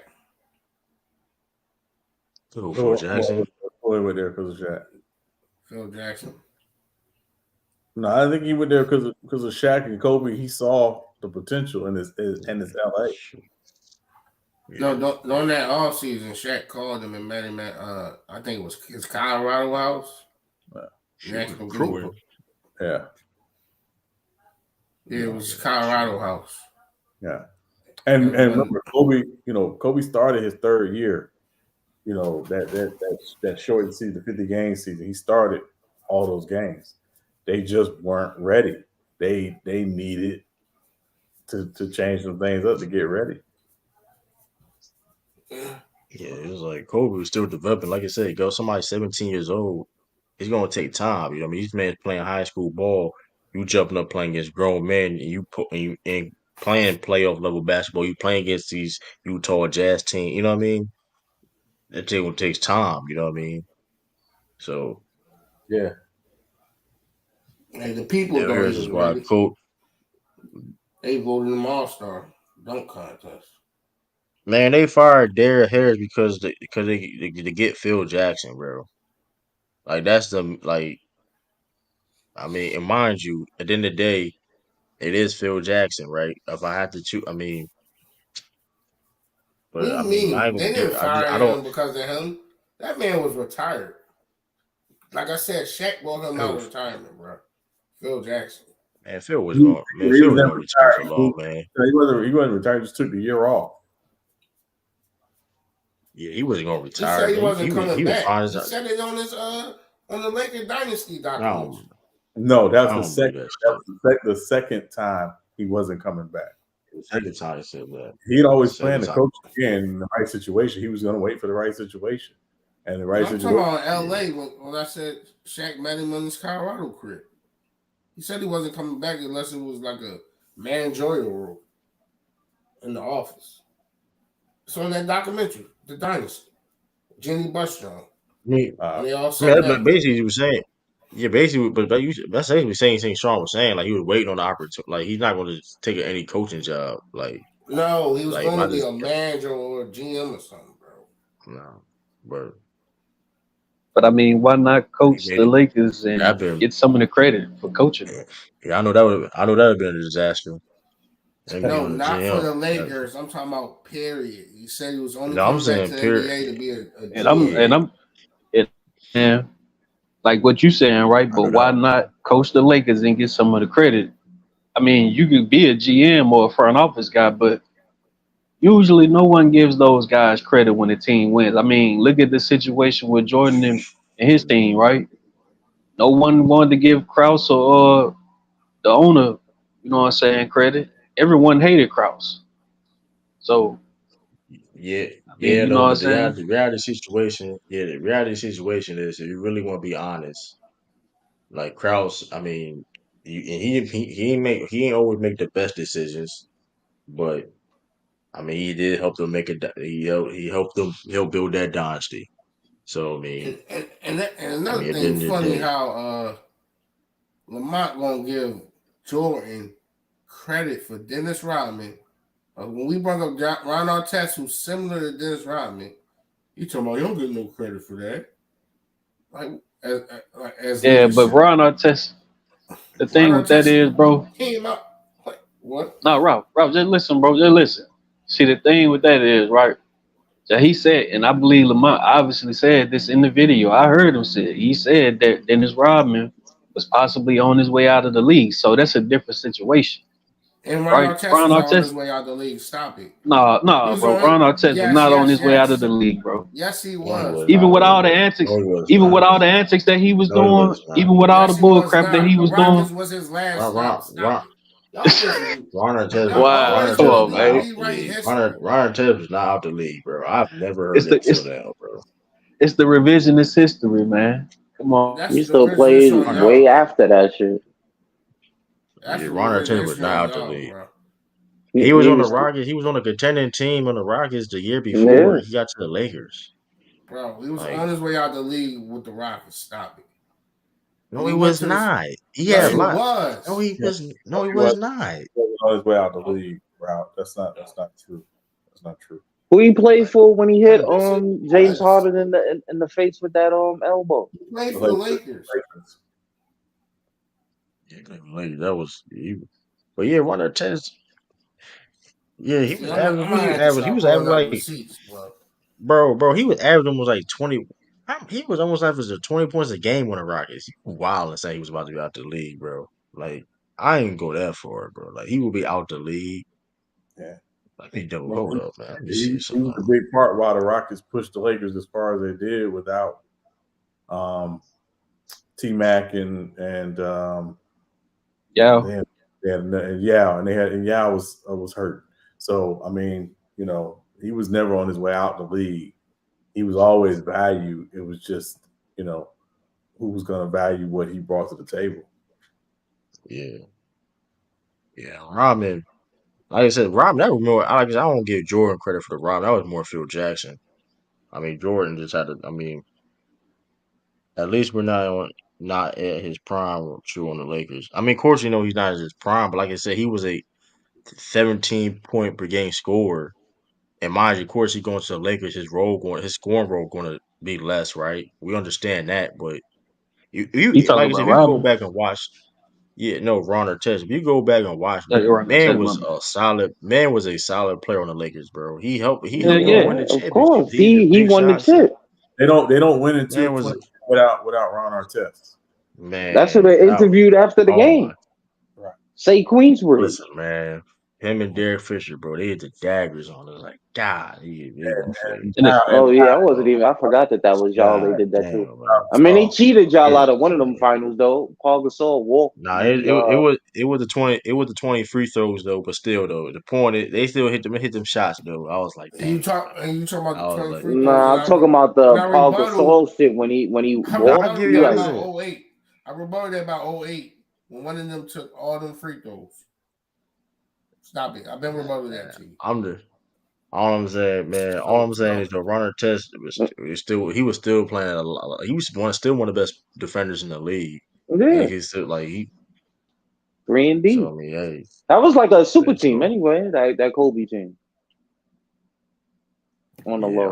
it true. was not no super Yeah, team, bro. You just a yeah. Be honest, then, like then, you I a do agree. I do agree on this point though, Ralph. Though that Jordan, like I said, I ain't gonna get credit. I mean, of course, Jordan and Bryant got along, but I don't. That was more Phil Jackson because think like this Robin, Robin did his own thing. Robin, it's crazy. He really was. That man was doing dubs. That man was wrestling.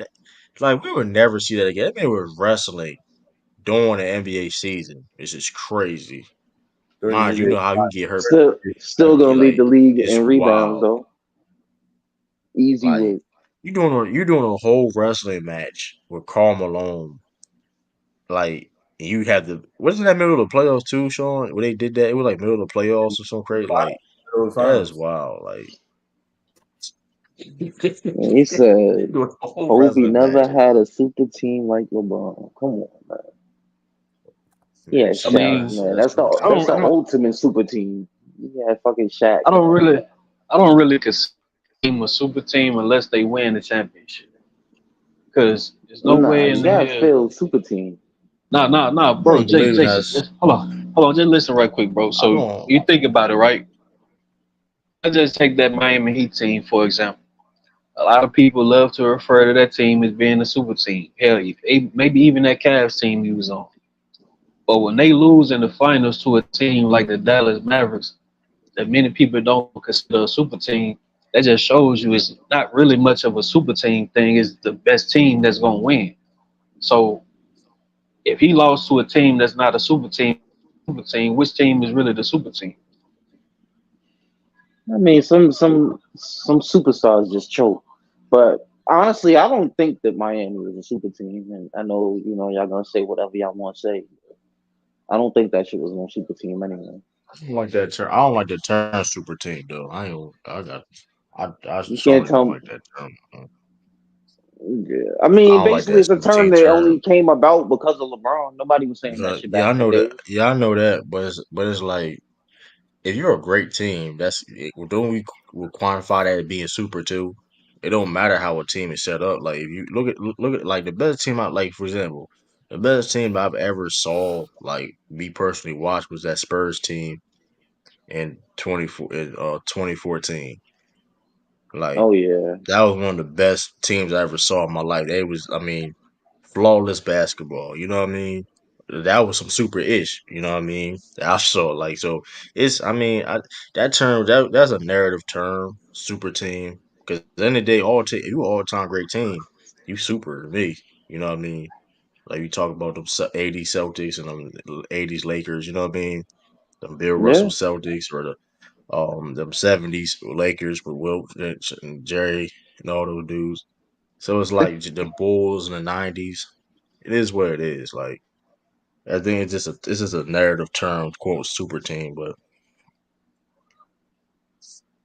I Let me got tell you. you how I know that super team stuff is just non-existent and it's just a load of bull crap. Because when you think about that '60 Celtics team, right? That team had quite a few guys on it throughout the years that were Hall of Famers, but when certain guys that they want to bring up team or something like that, like let's say like a certain guy that loved Kobe or something, right?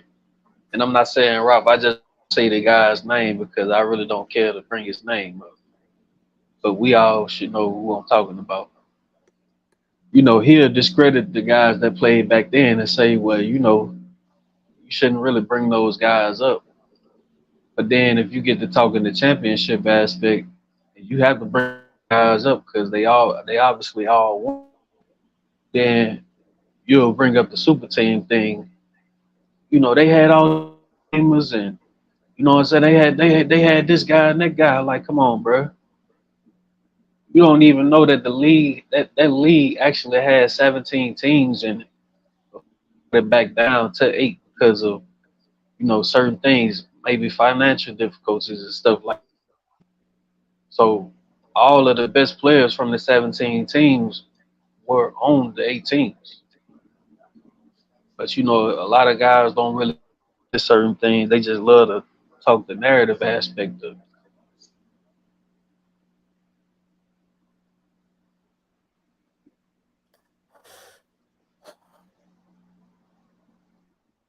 Yeah, that's a good point right there. That's a good point. Um, they talk about the chassis. Oh yeah.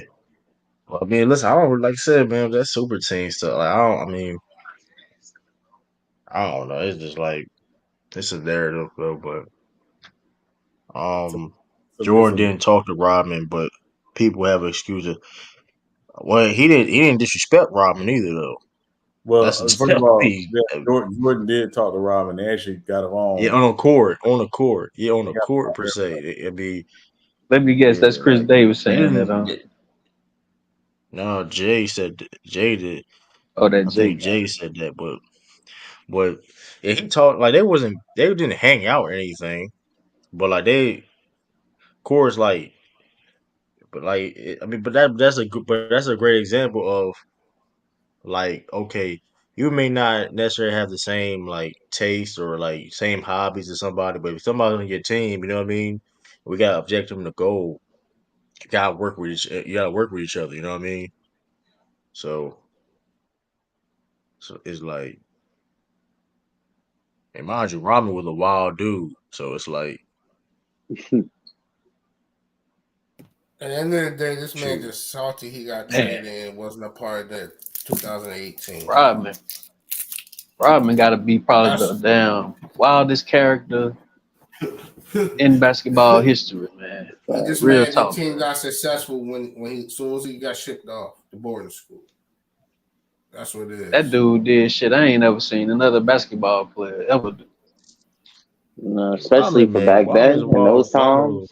Robin was a wild dude, man. Robin was a wild dude. Hey, Like, hey, oh yeah, yeah, man. I told you y'all boy was, you know what I mean, gonna be found guilty in some of them Jones months ago. who Who? You talking guilty? about the movie dude?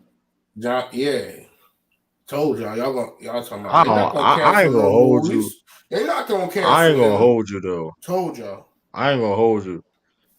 I ain't gonna hold you. I really ain't been following the case like that. I don't know all the exact details, but I saw that video. He was running away to me.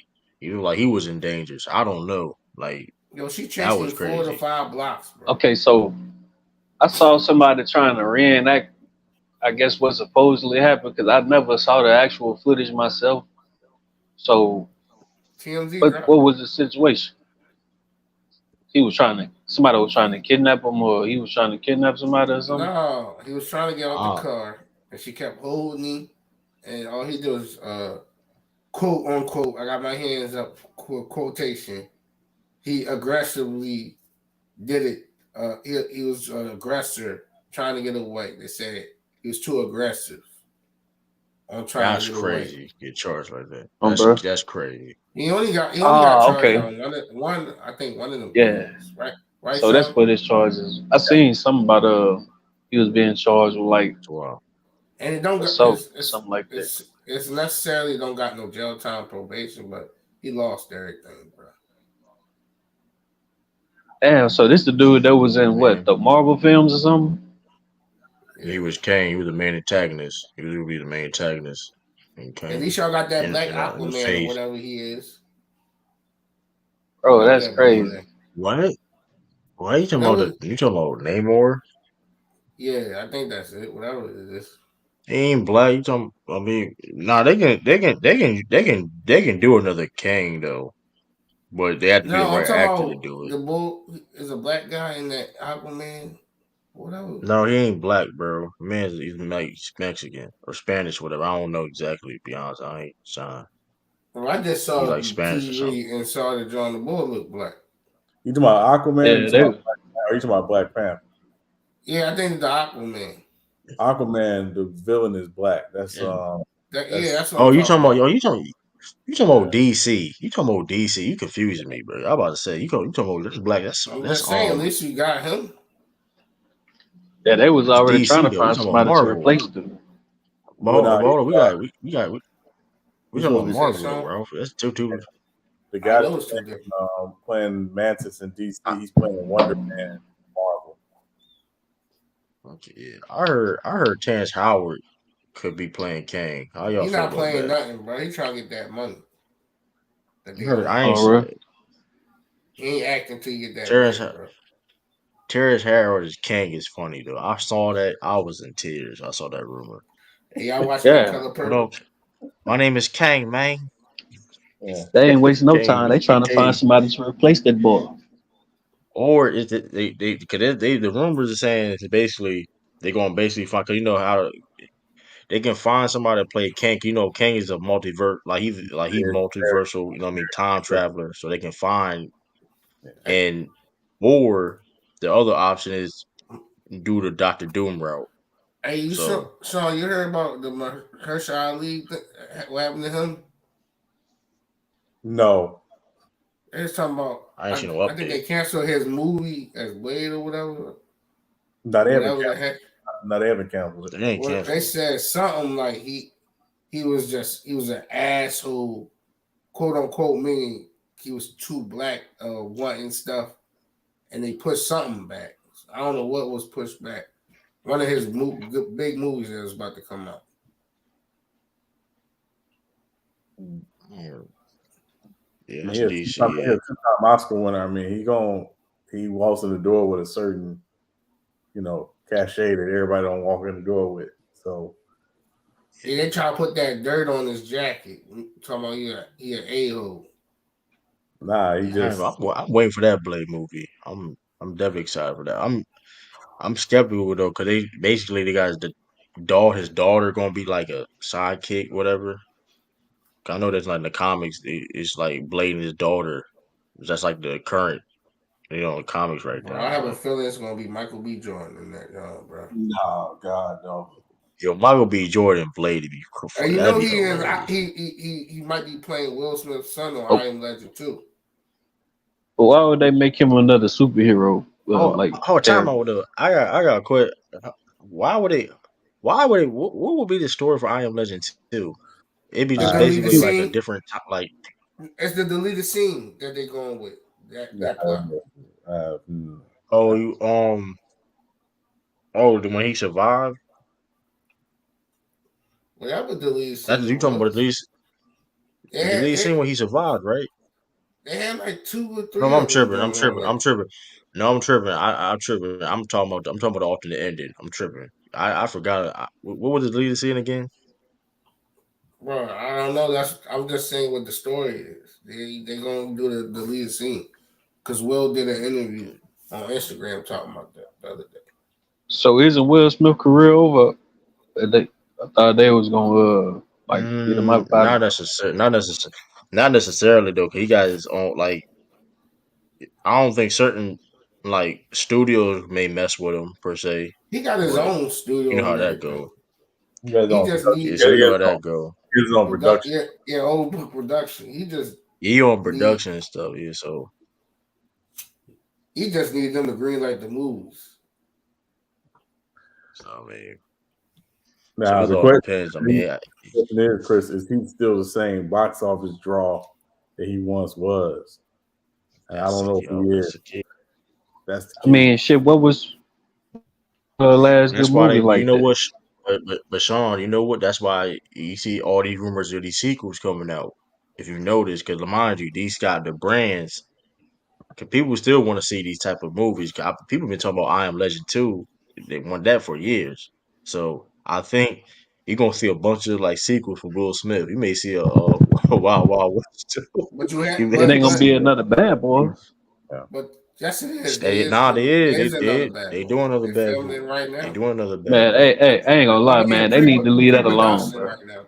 Real talk. They gonna turn that shit into Fast and the Furious, bro. Hey, how y'all feel Leave about that Vin alone, man. Diesel, Sean? Hey, to be fair though, Bad Boys always been kind of action packed though. So I ain't. I mean, I can't. I mean, Yeah, that shit You hear fire. about Vin Diesel, Sean? They come out with the allegations. His assistant. Nah, what? I He got oh man, hadn't you got heard anything. allegations too. What you say, You Sean? know, I hadn't heard anything about that. Honestly, I hadn't heard anything about that. Yeah, that just I came didn't out either though. yesterday. His personal assistant said he forced her to touch his junk, and he it's showed it. Yeah, Whoa. that's crazy. man, why Hey, is Van man. Diesel And shit? his lawyer just came out today and said it ain't true. Mm. I mean, I'll bet. I mean, I will see what happens with that. Cause Hey, man. That what happened when you a I ain't movie gonna lie though. man. Cause nah, but I ain't gonna lie. Some of these allegations, some of these people, it ain't looking good. But some Y'all heard also, I about do TV believe some of cakes? it.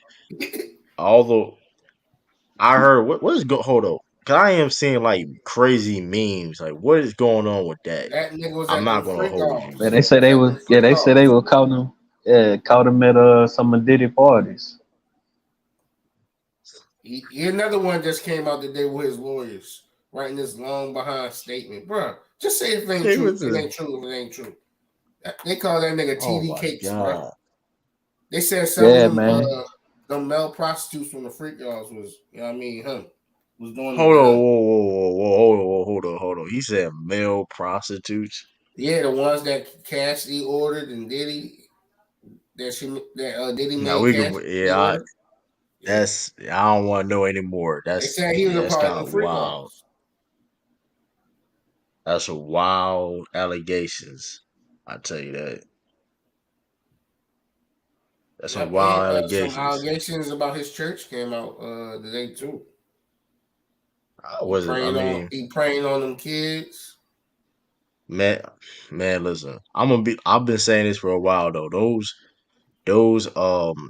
quote unquote mega churches, some rich pastors like them bishops, whatever you see on TV, they ain't no good, bro. They ain't no good. The Like boy Creflo. Peter yo, Popoff, the miracle Creflo, water nigga. Creflo, yo, the man name is Creflo Dollar, man. What is like Creflo? Yeah, I mean, listen. Yeah, I mean, if that Like don't that say, is Yeah. like you can't make that up, bro. The man bought a that name Creflo Dollar. It's Hey, what's the one crazy. dude? What's the one dude name, man? I be forgetting his name though. The older white Like guy. Olstein, he's on Peter, No, not Olstein. you It's talking a old. about lot of Peter? them. You talking about Peter Popoff, the nigga with the water, selling the miracle water, Peter, ain't you? Peter, Peter- Ain't you talking I about don't him, know. Chris? Nah, The dude with the he little was package of wild. miracle water, bro. I know you talking about are Rob. you He like was John? I You like wild. mean, John? You like John Hagee?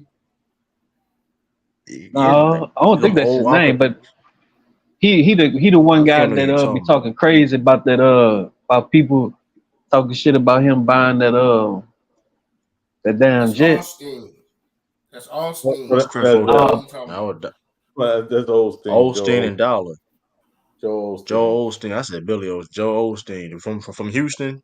Yeah, from Houston. Yeah, Yo, he Yeah. would not let 'Cause I them remember. I people from remember. Katrina in I his remember. church and all Yeah. them No, disasters. it wasn't Katrina. No, it wasn't Katrina. What was it? It was what hurricane was it? It was like 5 years. It was some hurricane. It was the and hurricane that like it was a he flood. yeah, it was Yep, a flood. Yeah. and he didn't let them in. That was And crazy, then bro. remember they He ain't gonna found try to all let that them. money in the hole in his wall, and he told them to bring it I back. heard about that. Yeah, Yeah, that's all wild, I don't know man. why people mess with him like that. All he is a That's motivational a speaker. He don't even That's really a talk about fact. the. All he is a He, motivational. yeah, he like just an Instagram model. that's all I crazy. think it's I him remember they right had here. that reality TV. Yeah, I think Televangelist. they had that reality. My bad, bro. Yeah, what you about to say, evangelist? I think you know you talking about. I'm trying to see what his name is, man. It's a You dude. talking He about was what getting mad at Deshaun somebody said, in the Joel interview. Austin. Nah, bro, it ain't Joel Austin. See, Joel Austin, I never There's a seen bunch him of them. get mad. You feel me? But this dude right here got mad and was talking shit to a reporter one time. He, Trying to see what the hell his he name probably is. talking about Peter Popoff, I bro. think his name Kenneth Copeland.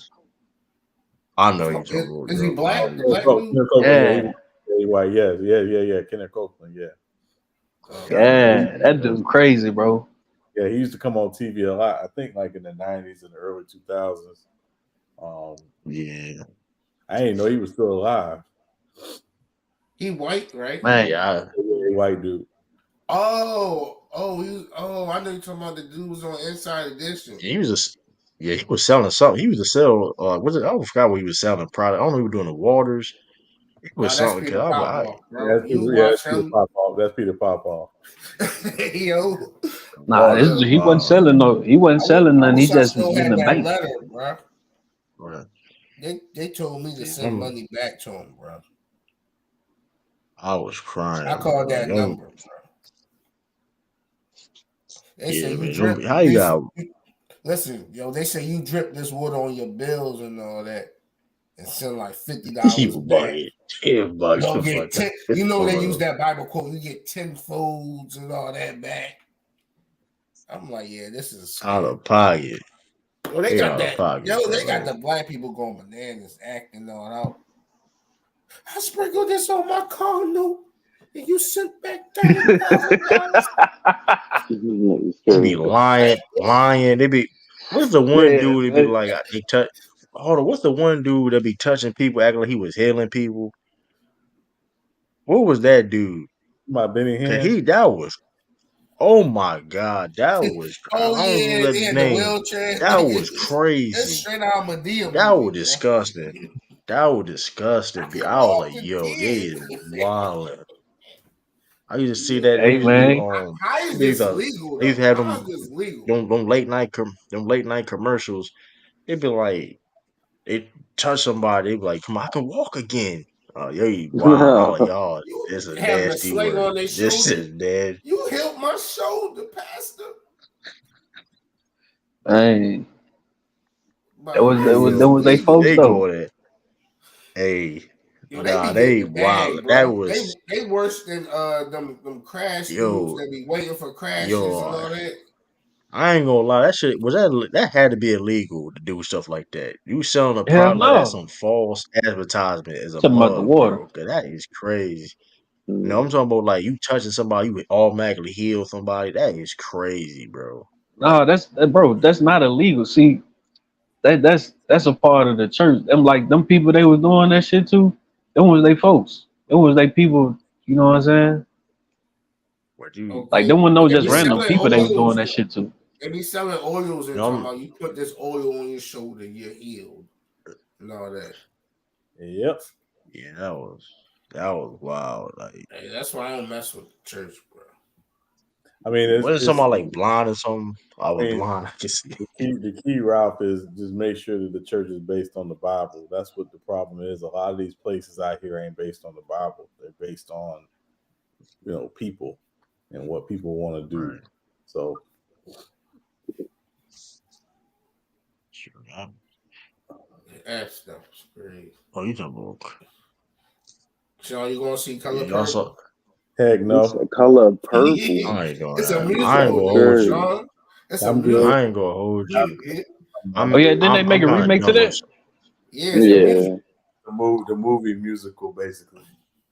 Yeah, I'm Come good. I on, ain't we gonna gotta hold support you. black women, Sean. No, no, 20. I'm good. I'm good. Listen, I'm single, so I ain't got to support no Yeah, black. true. What do you think about the Lakers having more banners than y'all now? That's fine, man. That's funny. You call that piece of toilet tissue hanging up in the rafters a banner? I Hey, what mean, color is it? I didn't even see it. There What could have color been a is it? better banner I at think it's least, like though. black. But yeah, purple and there could have been gold, a man. better banner. Yo, There you could a have been a better fool, banner Jason. though. Piece You of a Then they toilet. got it fool. But hanging I'm up saying they under. got more. I mean, I Hey, got a look, question for you too, Ralph.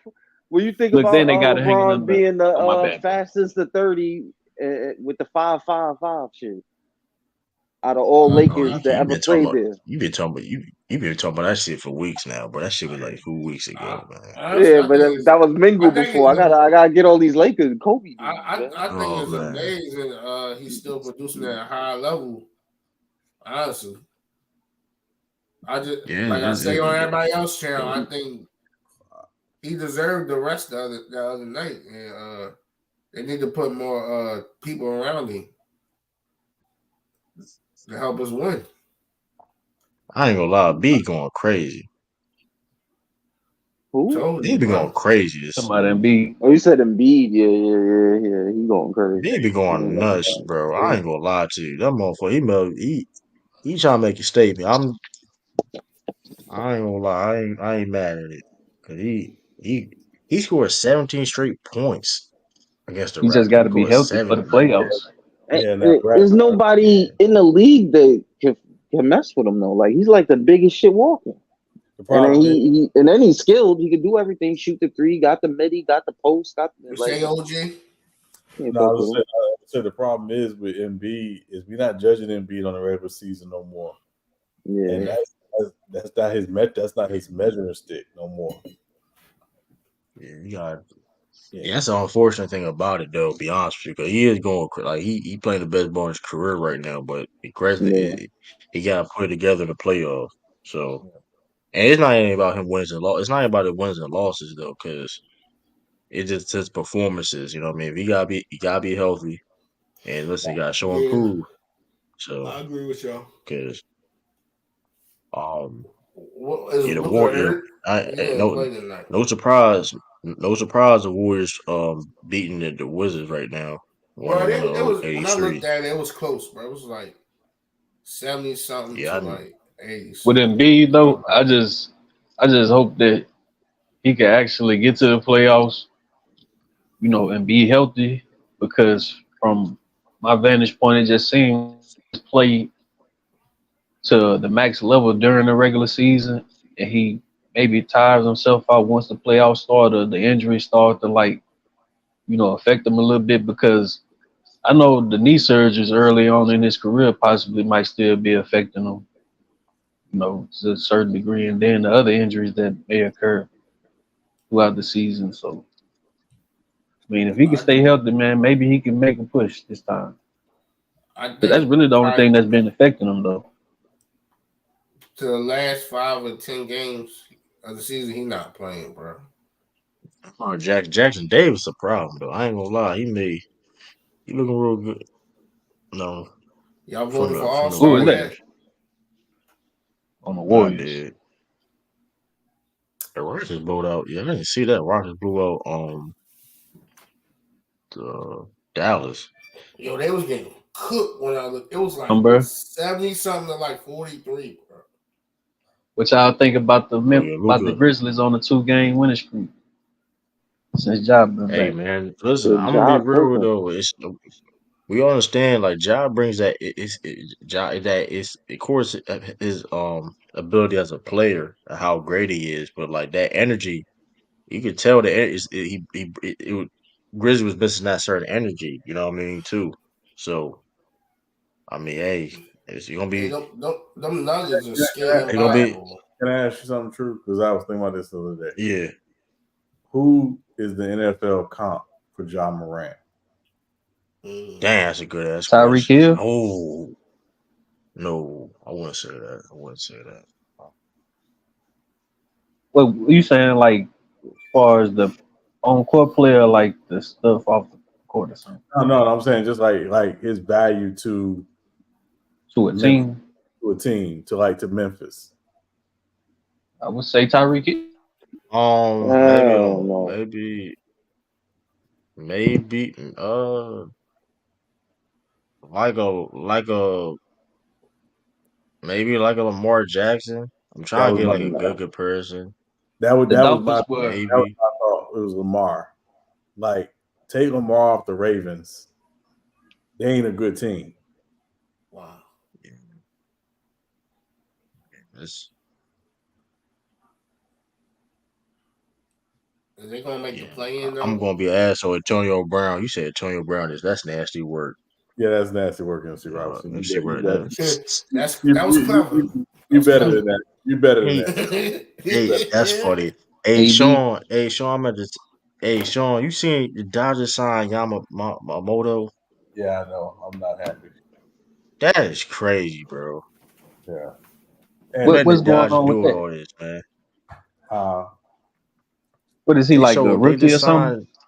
signed. They from just signed Japan. a yeah from Japan. Yeah, 12 I years, say $3 million. somebody They say he got just a And he they getting they got 700 a mil, star Sean. team, so they got a Uh lot of good players on their Seven team. hundred mil, right? man, they you got I talking about mean, the Dodgers? Yeah. Yeah, he getting paid 700 mil, right? no, that's Otani that's getting Oh paid. yeah, that's crazy. He gonna be playing forever, bro. Yeah, man, that's The wild though. crazy I part, saw that. I'm like, what? they might not even be done. Because remember they got Glass That's a now. crazy. They got Glass guy Yeah, from Tampa in a trade, and they can still bring Clayton Kershaw back. Like, yeah, it's yeah. shit. They ain't play no game. They saw them What talks. I'm under. They folded in the playoffs and they won like what your 100. How Yankees many doing? games they won last year? Who's that? The Dodgers. Yeah, They won 100, I the believe. Dodgers won like yeah yeah that was So are crazy. they just saying like they got a really like good team because of the pitchers or something? Like what players do they have over there? I mean, they got Mookie Betts, they got Freddie Freeman, still got This shit, Jason they Hayward, stacked. and they They don't stacked. got Yasiel no more, Nah, Puig been gone. Yeah, he been gone. Yeah, so he's out of the league. I'm yeah. Yeah, he's out of the league. Man, Yeah, I mean they just loaded. I mean they loaded basically. Yeah, I Is well, your Yankees I gonna saw. I'm count or like, what something? the What y'all gonna do? listen? Who's that? Who's All that? all this to beat the Your all Yankees. this to beat the Orioles. I mean, you gotta go back to work. Sure. You still got work to do. But you gotta get Yo, Red Rondon. Sox saw. Yeah, you gotta get I know the Rondon Red help. Sox fans salty. Those Red Sox fans salty, man. They ain't Yeah, make no move. yeah, yeah, we don't care They about ain't that. make no moves. It's crazy. Yeah, we don't care about that. Like Uh, I thought they was going to get. I thought they was going to get Yamato. I thought they were going to get Yamato or something. Something about all of them 300 million Bro, or nobody wanna something live like in that. I Boston, think. bro. Stop it. Shoot, money talks though. Money talks. When you can make I seven and, I, hundred and mil, Dodgers money talks and Dodgers was the highest bidder. That's all it was. Shoot, because so it why was they like couldn't at bid first it was then? I don't know. That's why it's like There's no three of. salary cap. I'll be man. That's yeah, crazy. if But Magic with has that something being to do said, with that. yeah. But what? even with no salary cap though, like look how they spread the money around though. It has to. I mean, look at the because like Otani got like a how he gonna get paid is kind of crazy, right? Or something. I don't know. It's like So they got like a damn $1 billion payroll or something like that, right? Yeah, Or I close mean, to it or something. I think more. it's more than that. But I mean, so it's not a hard cap in baseball. They can pay whatever they want as long as they're willing to write a big check to MLB at the end of the season. So that's the way it works. Damn, hey, shoot. Yeah, them Dodgers, they ain't play no games. You better off making baseball than hitting the lottery. Hmm. Sure, I saw what I saw. Oh yeah, I was watching Shannon and Ocho Cinco Chad Johnson podcast. They were talking about the Steelers, George Pickens when he didn't want to block or whatever that situation. The owners of baseball are just cheap. Yeah, unfortunately. Yeah, I saw some on Instagram last night. They were saying like they was just listing off the different receivers over the years. I believe they say the Juju, uh, the Yeah, pool Shannon guy. talking about yeah. I mean, I don't know what. And So I what could was he trying to say? Like, what was he trying to say about that? they were basically saying that basically Shannon was basically saying, well, somebody got at least had to enable the behavior because it's been kind of like a consistent thing for kind of a while of like quote unquote diva receivers per se. Like Mm. I mean, that's just the. And I Chad mean, I'm gonna Chad be agreed honest with with you him. too. I remember, and I remember. I mean, because I remember I was watching I was watching SB and Sean on Real Takes Over Fake Bates and like it was talking about Ben Roethlisberger had a comment about the culture of Steelers. It's not there no more, and like for it really because I mean, and to a certain degree, What culture? They was letting you get I away don't with believe shit, nigga. Get out of here. that's what I'm about to get to because What to a certain culture? degree they still be they still similar they still have that culture to us to but I do believe though it Ben Roethlisberger and like let's be real the ownerships and stuff like that kind of like it's one of the reasons why because I saw I saw Rashawn Mendenhall he been going he been bugging too Rashawn Mendenhall he been bugging he been bugging he, Yeah. he, but I saw the interview like last month and he was on the Raw on Raw Uncut on podcast, and he was saying about how they lost the Super Bowl against the Green Bay Packers, and how it was like, well, Ben Roethlisberger when they win, he gets all the praise, but when they lose, everybody else get the blame and all Right. that. And it was like one of the reasons why they lost, and one of the reasons why they lost that Super Bowl because they stopped running the ball and they wanted, you know what I mean, trying to get somebody quote unquote Ben Roethlisberger an MVP. So it's kind. I mean, that's the one thing about the Steelers right now. The defense is still there. Still, one thing about the Steelers, they always gonna play defense. But Hey, what did one thing that's Mendenhall missing play? is He was you running said back, wasn't Mendenhall. Yeah, he was he? Yeah. running back. Yeah, but the one thing I do should say about the cause about the Steelers is that running game. That running game is kind of been missing for a while. Cause the defense is still there. Like one thing, Mike Tomlin, he gonna coach some defense. But like Antonio Brown, that what you say, Sean? No, Ryan Clark made a good point this morning. You know, Ryan Clark played for the Steelers. Obviously, he knows the organization Yeah. well.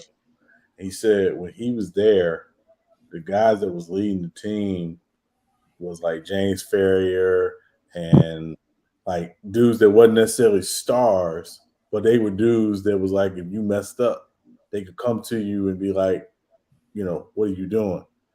Um, he said it really changed when Bettis left and Big Ben took over as the leader, and Ben could criticize anybody he wanted, and nobody checked him. So ever since the whole, and they basically made everything was built around the killer bees. It's like, okay, we're gonna build around Le'Veon Bell and Antonio Brown and Big Ben. And when three of them guys didn't even finish their careers with the Steelers, that to me was the beginning of the end. So this has been going on for a long time if you really look at it. And now Yeah. when you just look at it, and everybody of course talking about George Pickens, but it was issues with Martavius Bryant. It was issues with Antonio Brown. It was issues with Chase Claypool. Juju. It was issues with Juju.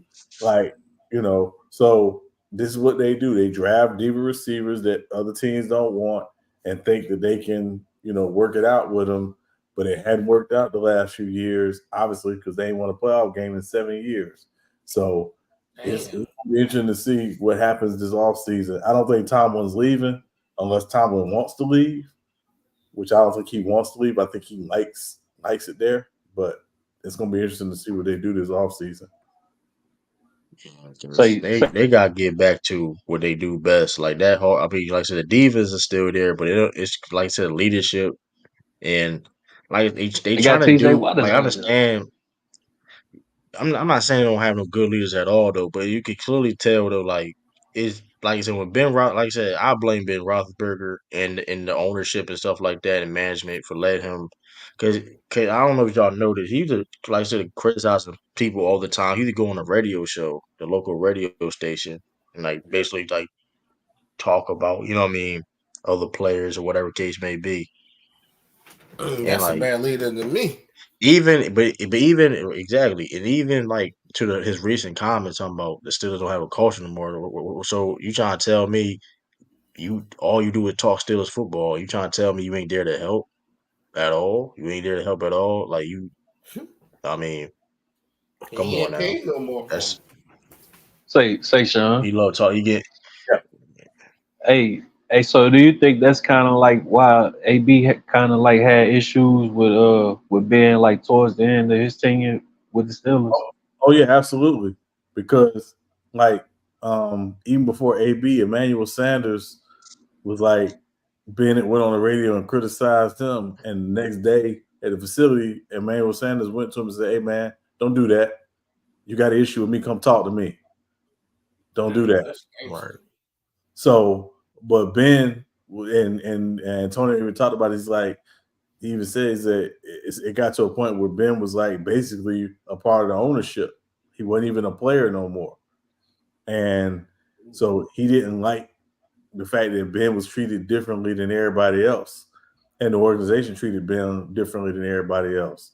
So the organization got to take some ownership for that too. Like at the end of the day, y'all let Ben do pretty much whatever he wanted to. So yeah, absolutely, that was the big problem. It was Ben, and and Ben doing that craziness, like going on the radio and talking bad about teammates. And even Hines Ward said he tried to talk to Ben. It was like, quit doing it because it's not helping. Quit doing it. So you know, so yeah, And it was, Sure. and to that point, Sean, it was kind of funny. 'Cause like I say, bro, I saw that little. Like I say, I saw the names of the receivers from the Steelers, but I don't know if that was what. Nah, I think I did see Ron Clark's name up there, but it's kind of funny when you mention Hines Ward name. His name wasn't mentioned in that, that diva receiver conversation. right, yeah, You know what I'm saying? Because he was a leader before. Like I said, he was there. You know what I mean? When the OGs was, you know what I mean, leading team wasn't Ben. Hans Ward was the leader over. He had a bigger voice, you know what I mean, than right. Ben at the time. So when later on Ben had became, you know what I mean. So Shannon can't talk about diva with you when he became a diva tight end. I wouldn't say that. Shannon was a dog. Y'all be go back and look. I mean, if he talked just because he talked trash, he was a dog though. I mean, I never hear anything bad about nobody saying bad about Shannon Sharp as a teammate. So I mean,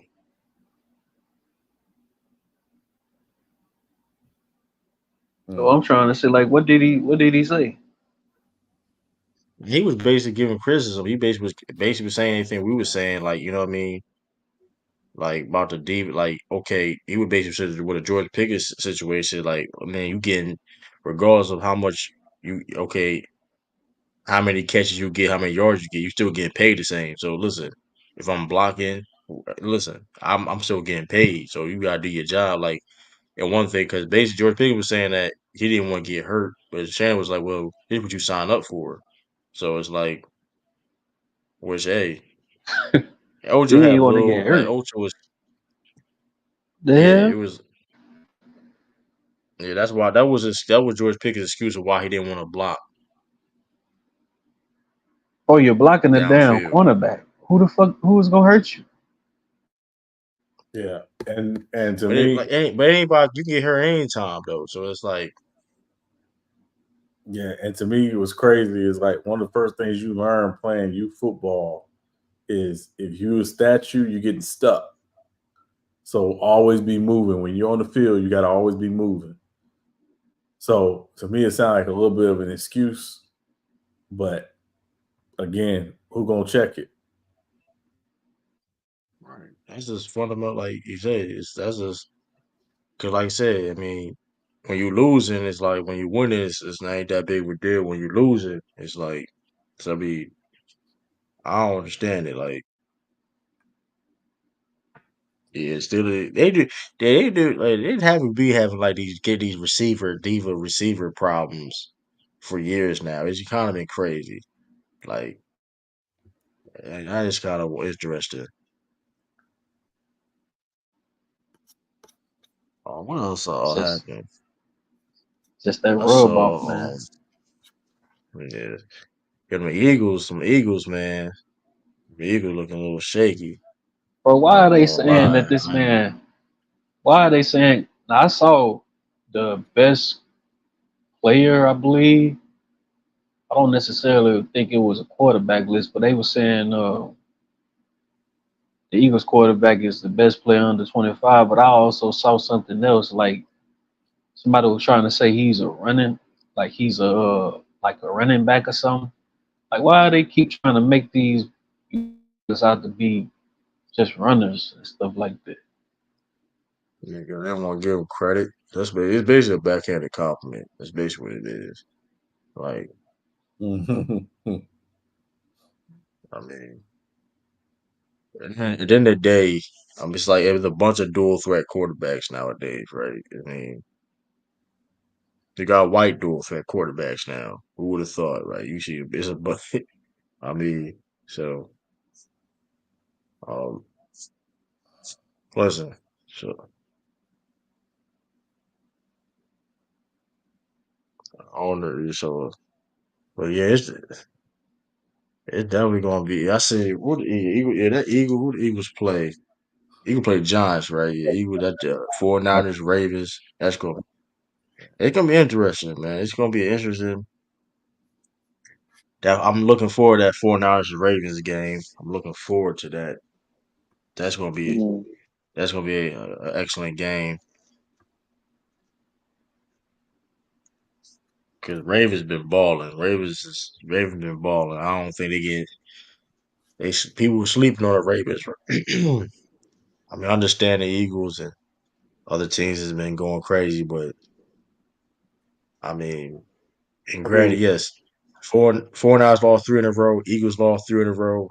Ravens ain't. I mean, I mean, the Eagles about to lose like what you said. Yeah, they about to lose like 5 in a row now. no, the Eagles not losing to the Giants. We're not doing that. It is. No, they're not. We're not doing they that. ain't gonna lose. I don't think they're gonna They lose. just I don't think they're they gonna lose just to the lost to a Giants. bad team, didn't it? No, they lost Like, to they lost to Seahawks Seattle. ain't bad. Seattle ain't terrible. Like they right. were a And playoff now team. Drew, that was a bad loss though with Drew Lock though. They're So I ain't lost. gonna lie. I They're not, mean, they're not a terrible team. We're not gonna have like they, yeah, they you ain't know. terrible team. Yeah, I Ne- agree with you. ne- That is. neither is the Giants. No, You hold know on, what's hold funny though? on, hold I on. don't think Let's not. when the last time the Eagles beat the Seahawks? Cause they've been Mm, Eagles ain't beat the Seahawks since like I think Sean Alexander. It was some weird stat I saw. Uh, damn. They could just I think it might have been a minute, but no, we're not gonna sit over and act like Seahawks is the Cardinals yeah, or Seahawks not trash. They ain't that though. But I ain't gonna lie Yeah. though, that Giant they can't lose it. Well, they play the Giants. What the Giants, they play, Commanders, and Giants again? no, they play the Giants, Cardinals, and the Giants again. Cardinals, yeah, Oh, my yeah, fault. we about to Cardinals. smoke y'all back to back. We're not That doing shit that. gonna Yeah, We're not doing that. that that shit. shit gonna That that shit Tommy gonna be easy work. that Tommy DeVito crap is over with. We're not doing that. Yeah, I gotta stop. Shit, they hyping Tommy DeVito is crazy, bro. Yeah, that's funny I'm though. just waiting for week 17 to be over with, man. See what these playoffs gonna look like. It's gonna Shit, be I'm waiting interesting. for the draft. This is I'm gonna waiting be for the interesting. draft, man. I'm just waiting for It's like, nah. the coach to get fired. Where I can root for. He got to go. Oh man, the Charger coach though, man, that was man. That Chargers get. I was crying. I was watching the highlights of that. That was funny as hell, dog. He knew he got fired at halftime. What the score was, like 30 something to nothing. Brandis You Cat, already yeah, know. Stanley. I ain't gonna lie. What up, Randy? I ain't gonna lie. I was Stanley. I ain't gonna. I made to pack my bags. They lucky. They lucky. Motherfucker ain't tapping your shoulder. You can leave now, man. So how many years he was a coach Uh, there? Hold on, come back. Hold on. what, 3 years? Stanley been there for like 3 years. He Um, shouldn't have bro. been a head coach in the first place. Like he was so like this man was the defensive coordinator for 1 year. For 1 year for the Rams and got a job. Mind you, that defense had Aaron. You had the arguably best corner and the best defensive player in the league on that team, Yes. And and they had you Von get a Miller, didn't it? job. The year they No, Did it won. have no, nah. no. He not when Stanley was there. Mm-mm. Now Stanley was there, but I'm saying like you get a coach off of that one. Then when you get to it's not. It wasn't the problem was how why he got fired. It wasn't because they was just losing games. That's the main reason. But like you ain't doing nothing you was advertised to do. Where's the defense at? Every year he was there, the defense was garbage. Pretty So it's much. like Hey, is it my camera or because I don't even see you on cam? It's not even showing. It's showing like a blank yeah, I'm screen. trying. Let me see something. Maybe it's my. I'm on the phone on StreamYard. I don't know if everybody else has the same issue.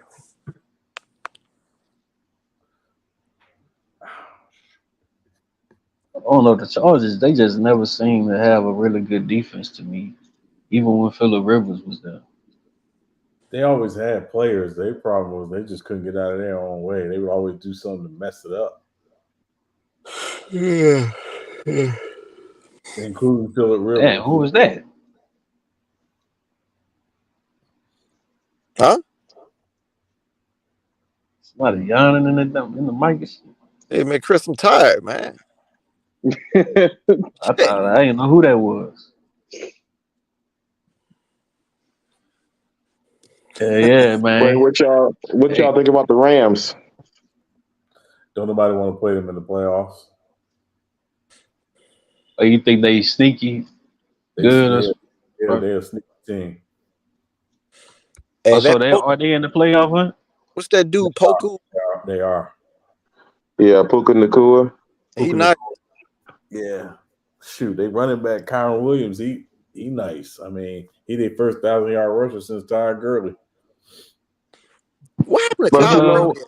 Was he just injury prone? He just out the league? Is that what happened? What happened to him? Knees are gone. Knees are Yeah. shot. yeah, degenerative knees, man. He had the knees of an 80-year-old man. That's God, not funny, man. Damn, he got the Kawhi Leonard joints. The worst. What they And receiver doing? Brandon Roy. What his name is? Yeah. Brandon Roy. Nah, that what that dude name is, man. They top receiver they had last year.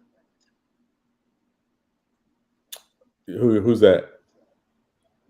On the Rams. Number Cooper 10, Cooper Cup.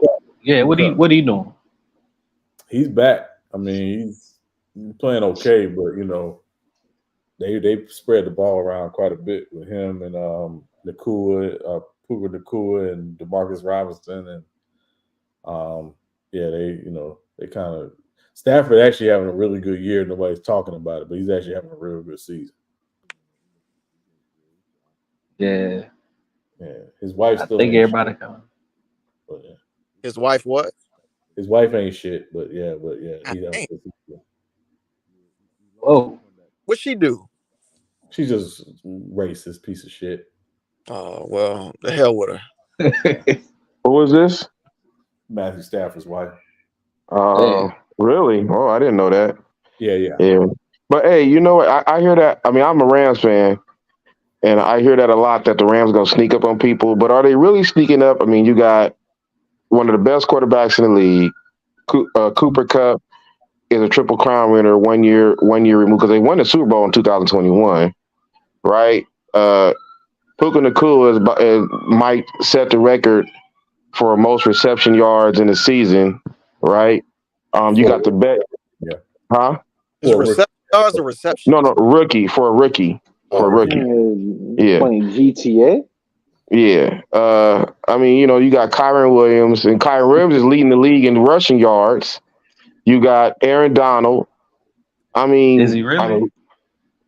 huh? he's second. He's second. I think he's fourth in the league in rushing yards, if I'm not I think he mistaken. talking about I his know he No, rookie. no, got the no, no, most no, as a no. rookie. Yards Yeah. per game. I'm sorry, yards. He's leading the league in yards per game, rushing yards per game. Hey, Yes, yes, Yeah. Chris, because hey, ain't nobody up there with Christian McCaffrey, Chris. Hey, 1,200 yards, man. Well, shoot, this thing, Kyron Williams has missed 4 games, and he's only like 200 yards behind him. Oh, right. And God. yeah. So I mean, the Rams, man. Yeah, I mean, they scary, man. They looking like they did when they was playing in the Super Bowl when they went to the Super Bowl. Their defense is maybe a little suspect. Their special teams is trash. I mean, they done given up what to the Ravens that kick return. They done got a punt block. They missing field goals. Yeah, special teams That have, scares me. Yeah, but they would. their defense is kind of a one name. It's called a one name defense because nobody knows anybody on the defense outside of Aaron Donald. So Right. they kind of have overachieved, which leads me to believe that Raheem Morris going to get a second chance to be a head coach this offseason. But yeah, that's why a lot of people don't want to see him because when they're locked in, I mean, they're really good. And don't be surprised if they beat the 49ers at the end of the season. Just saying. What? Don't be surprised if they beat the 49ers at the end of the season. When is that game? Let me Last hold on. Week game. Last 17. game of the Yeah, season. week 17, bro. Oh, Jesus. Hey, Sean, what Donald looking like? Do you think he's still in his prime, or do you think he's like slowing down a bit or something? Yeah, I mean, I man. think he has his moments. He's obviously he's later in his career, and he was contemplating retirement the last couple of years. So I think we might see him maybe 1 or 2 more years at most. I think he's gonna hang it up sooner than later. Yeah, man. Aaron Donald, that's a bad boy right there, man. I had when looked up. I tried to go and look up where he rank all time in all pros. I mean, the man got more all pros than Tom Brady. It's kind of weird. Yeah, Yeah. But you know what's funny is I looked him up too as far as his sacks. I think he's only like ranked number 20. Bruce Smith is number 1. He got like almost twice as much as Aaron Donald. but remember too now, Bruce Smith was getting his coming off the edge.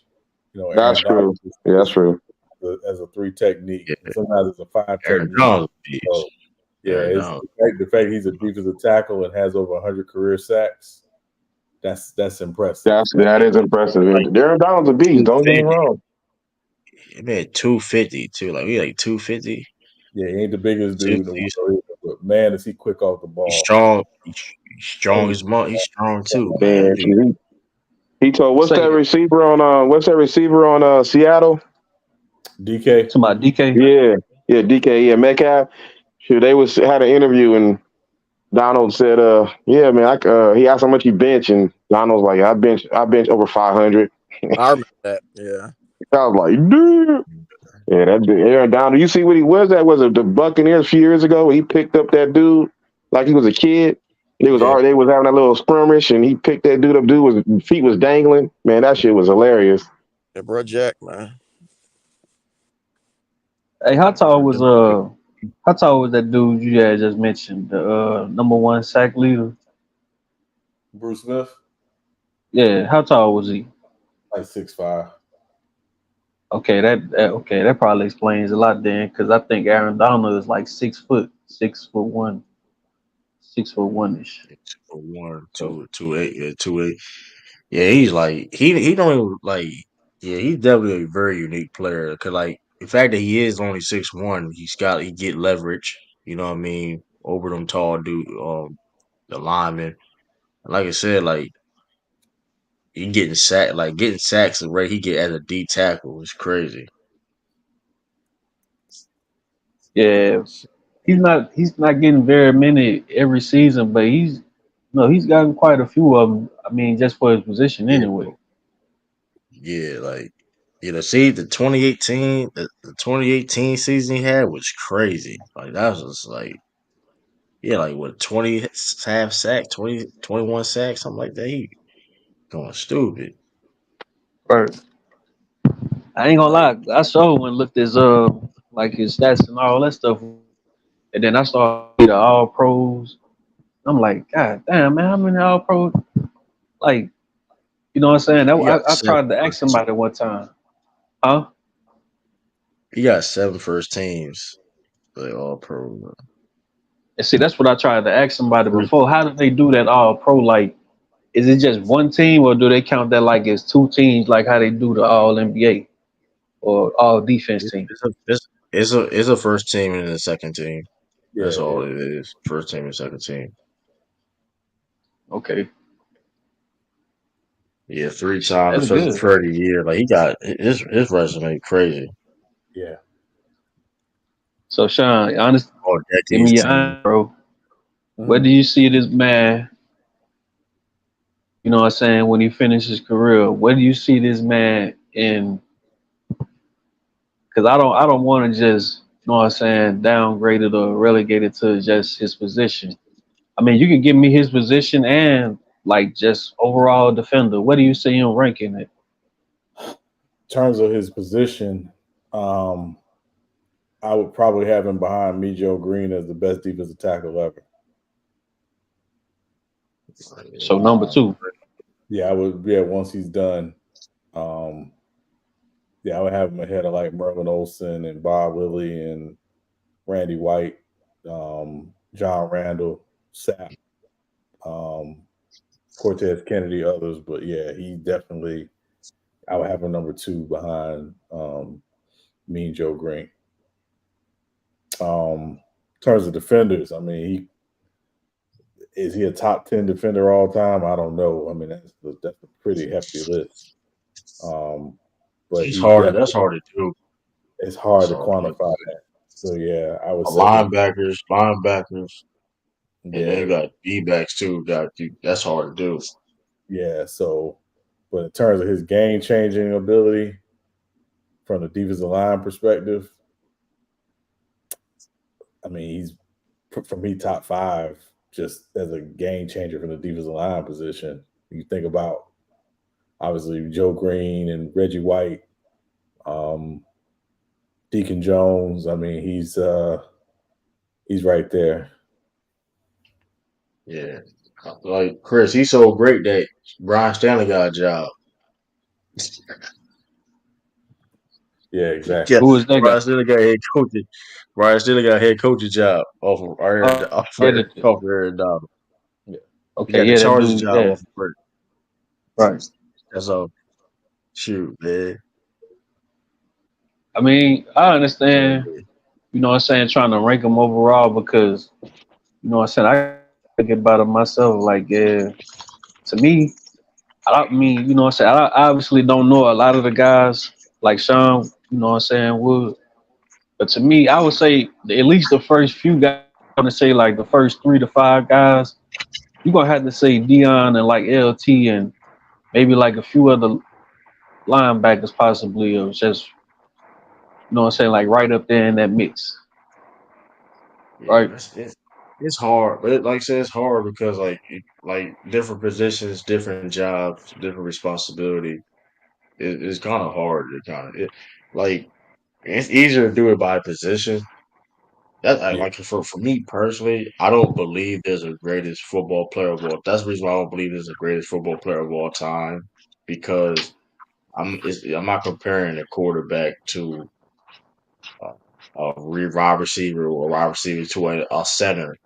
Hey, true, You know what I mean? Because true, but is even it really that difficult though, bro? I mean, you see it ESPN is do it still, every year. I'm a, but yeah, but they stupid.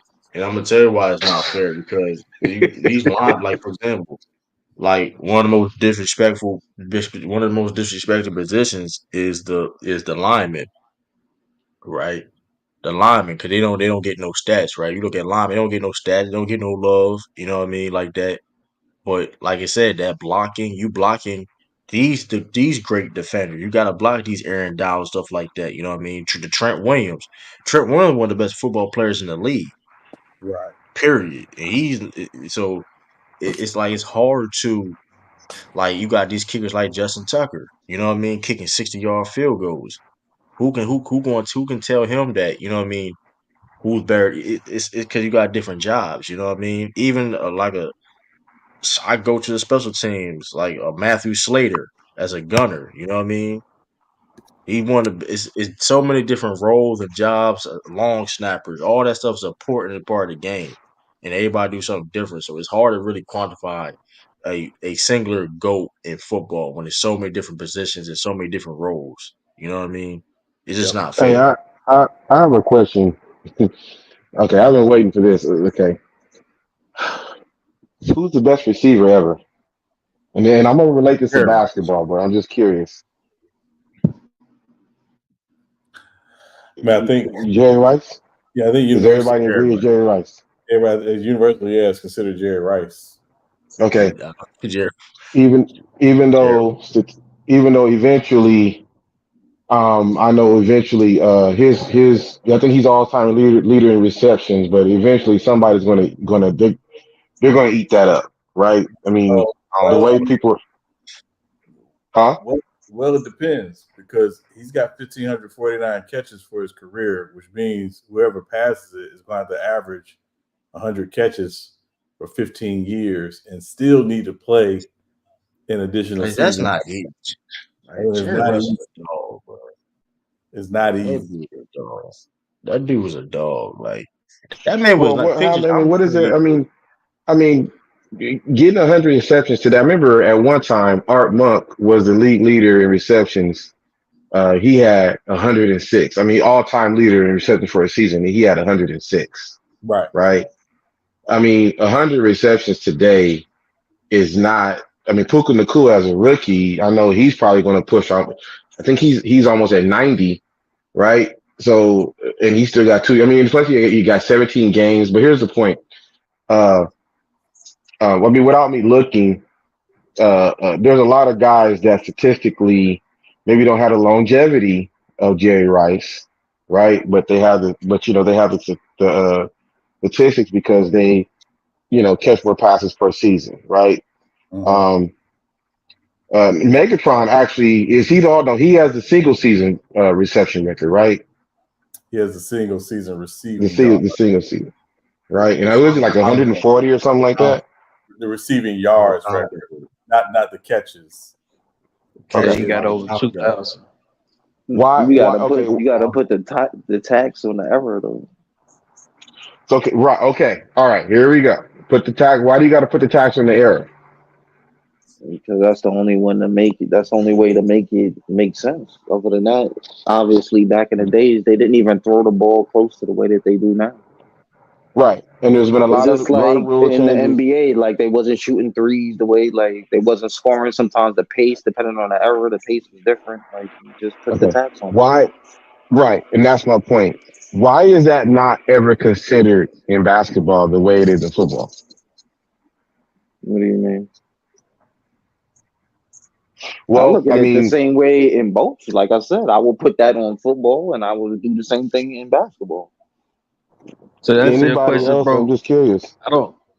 I don't really think that's gonna be an easy feat to catch because simply look at a guy like Michael Thomas, right? Michael Thomas started off pretty hot, what I'm Right. saying, early in his career. I think 140 some receptions one year. And he's been kind of like injury riddled past few years. Like these guys gonna have to stay healthy, just like Sean said. They're gonna have to play 15 years, 100 catches in an extra year, an extra 100 catches. It's not very easy to do that, bro. Like, you know, Yeah, the injury thing is, it's a very possible thing that could happen, but I mean, it's not gonna be easy to do at all. Jerry No, played I'm like not 20 saying some it's years, right? gonna be like easy, So shit. but I mean, Imagine if he played in this era.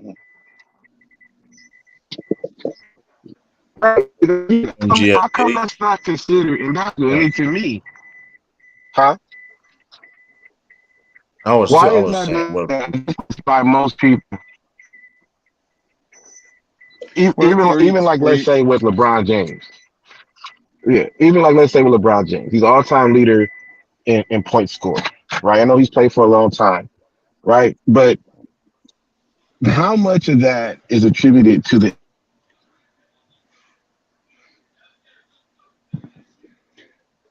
did you your mic I getting don't going out. Yeah, I can answer that. My fault. What you about to say, MGFB? I'll let you go. yeah, no, I want to say thank you for letting me on the program. And that Michael Jordan fans are the best. But the subject, so I kind of came in the middle of this. Are you talking about who's a greater leader, Michael Jordan or Kobe Bryant, or did you go on a sidebar? I heard some football as I was coming in. I don't want to interrupt that Oh yeah, if you we were. guys were going down the Oh, rabbit hole. we would talk. We would talk about if Kobe was a great leader or not. But we segued to football though. We talked Yeah, about that. We so talked about it Kobe earlier. I guess so are you comparing Kobe with MJ or is No, Kobe no, a I'm great saying. leader in I'm just saying. general? Is Kobe a great leader in general? Like, what's your opinion on that? If you want to. I think that he was a great leader. I think that he tried to enforce himself too much when he was not really the top dog in his early years. But I think in total, if I had to say he was a great leader or not, I would say he was an absolutely amazing leader. I think that he doesn't get the credit or and I will not say that he deserves the credit for being the leader because he should have taken a back seat to Shaq um, in certain aspects. Now, if they got on the same page together, because I think that uh, that Kobe had a better drive than Shaq in totality. If they got on the same page, I think they would have been more successful in total. But in if I had to say, was he a great leader? Yeah, Kobe was an absolutely great leader in total. I think he didn't know when to turn it on in respect to being a real leader. I think he was a driver, a force, an energizer, all of that. And when Shaq left, he was the leader. Um, I don't think he knew how to enforce his personality the way that it could have been enforced as a leader, as the younger guy, to make it more effective. Because I think that those two together, especially with the trades that happened, getting the Gary Paytons, the Carl Malones, the other guys of the world um, during that time period, I think they could have won more. However, I think that Kobe tried to have, I don't know how how PG you have your show, but he tried to have a something measuring contest with Shaq when I feel like he should have taken a back seat at that time in a certain respect. I think he should have pushed Shaq in a certain respect, but I think he did too much to uh, push Shaq out of the conversation of actually winning with LA, where he didn't want to be a part of the program because you've seen interviews where he said, "Well, I would have taken a backseat to Kobe, but Kobe was essentially pushing me too hard." Without being graphic, I don't know. Again, I don't know your program so well. I don't know how graphic I can be on here, but essentially, I think that Kobe was a great leader. However, I think he didn't know when to exercise his strengths as a leader in respect to being aggressive versus maneuvering personalities that were on his team, particularly Shaq, before he decided to leave because of the money, etc. I mean, yeah, yeah. I mean, yeah. Appreciate your uh opinion on that. Yeah, I mean, definitely very it definitely was intrigued to see other people a bunch of opinions on that subject matter. You are you into football? You watch football? 'Cause I Not know you. not really. I mean like so I know these people not these people but just in general people throw around the word casual as just a negative thing. I will definitely throw around that I'm a casual football fan. I play in a fantasy football league, but yeah, like I don't know hard details on football or anything like that. Okay, cause I saw you I saw you in the back. I saw you look for. I was like, oh, that's the one. That's the Michael Jordan fans the best channel. I saw. I think I um saw you something on it's on the algorithm, something like that. So, cause we snap. So, um, yeah, we was talking, but then we was talking about that. Then we segued to the football conversation on like well, basically who we were talking with Jerry Rice. Okay, matter of fact, he was cooking Kill too about the Jerry Rice situation. He was trying to say somebody's going to surpass them. Well, I'd venture to guess at Yeah, some point, yeah, that because of the way the rule changes and how uh, I don't think anybody would need. Well, yeah, it's 15 years, but I mean, these guys, the league leaders, are normally like well in the 120s as far as like per season, right? So I mean, again, yeah, you're going to need like some longevity and stuff like that, but just the amount of receptions that the receivers get today is, I mean, you could lead, back in the day, you could lead the league in receptions with like 85 receptions. That you can't do that no more, right? We understand that. I'm a football fan. We understand that in football, right? We understand that because they made rule changes to help the scoring. So when you're looking like most people understand, if you put Dan Marino or John Elway or somebody like that in today's league, they probably score. They probably be able to throw, maybe 60 touchdowns, right? Why does that not translate to the NBA? I can't How? figure reason that out. Why? I'm a, Why doesn't it? Why do you think it don't? I think so. This is why I think so. I think when it comes to NFL, NBA, when it comes to rule changes, um, I think the NFL rule changes, and which is there been rule changes when it comes to opening the game by both sports, but in the leagues per se. But I think the NFL rules has been is kind of more. It's been more drastic changes of the rules compared to basketball per se. If that makes any sense, where it's you can't even hit somebody the same way. I mean, Corey, yeah, we understand the physicality, the '80s type of ball. That's you can't. You ain't see that no more. But for the most part, though, the game basketball really hasn't really changed. I mean, Corey, yeah, you see people shoot more threes more, and the offense is more open now. But for the most part, like football, it's a whole different. Like the game, it's kind of it's different. You know what I mean? More the philosophy is different. You know what I mean? Even though the game has changed in basketball for us to a certain extent, the philosophy really didn't change. If that makes any sense. Philosophy in football is Well, more changing now because the you rule don't think changes it's up. changed? You can't hit people. I think it's I in mean, look, I mean, basketball. back in I yeah, go think ahead. it's What you saying? changed, but I think I think it basketball will change, but I think the philosophy is. I just think football. I think football in the NFL is just more. It's more a drastic change. Cause like I said, you can't hit nobody the same way. You can't do certain things. Like there's more. I mean, there's more emphasis of throwing the football per se. You know what I mean? Like there's not even a fullback no more. Like who like this? That's a drastic change. Like you know what I mean? So Yeah, I to mean, that point, because bro. that's because my yeah, go ahead. Both guys.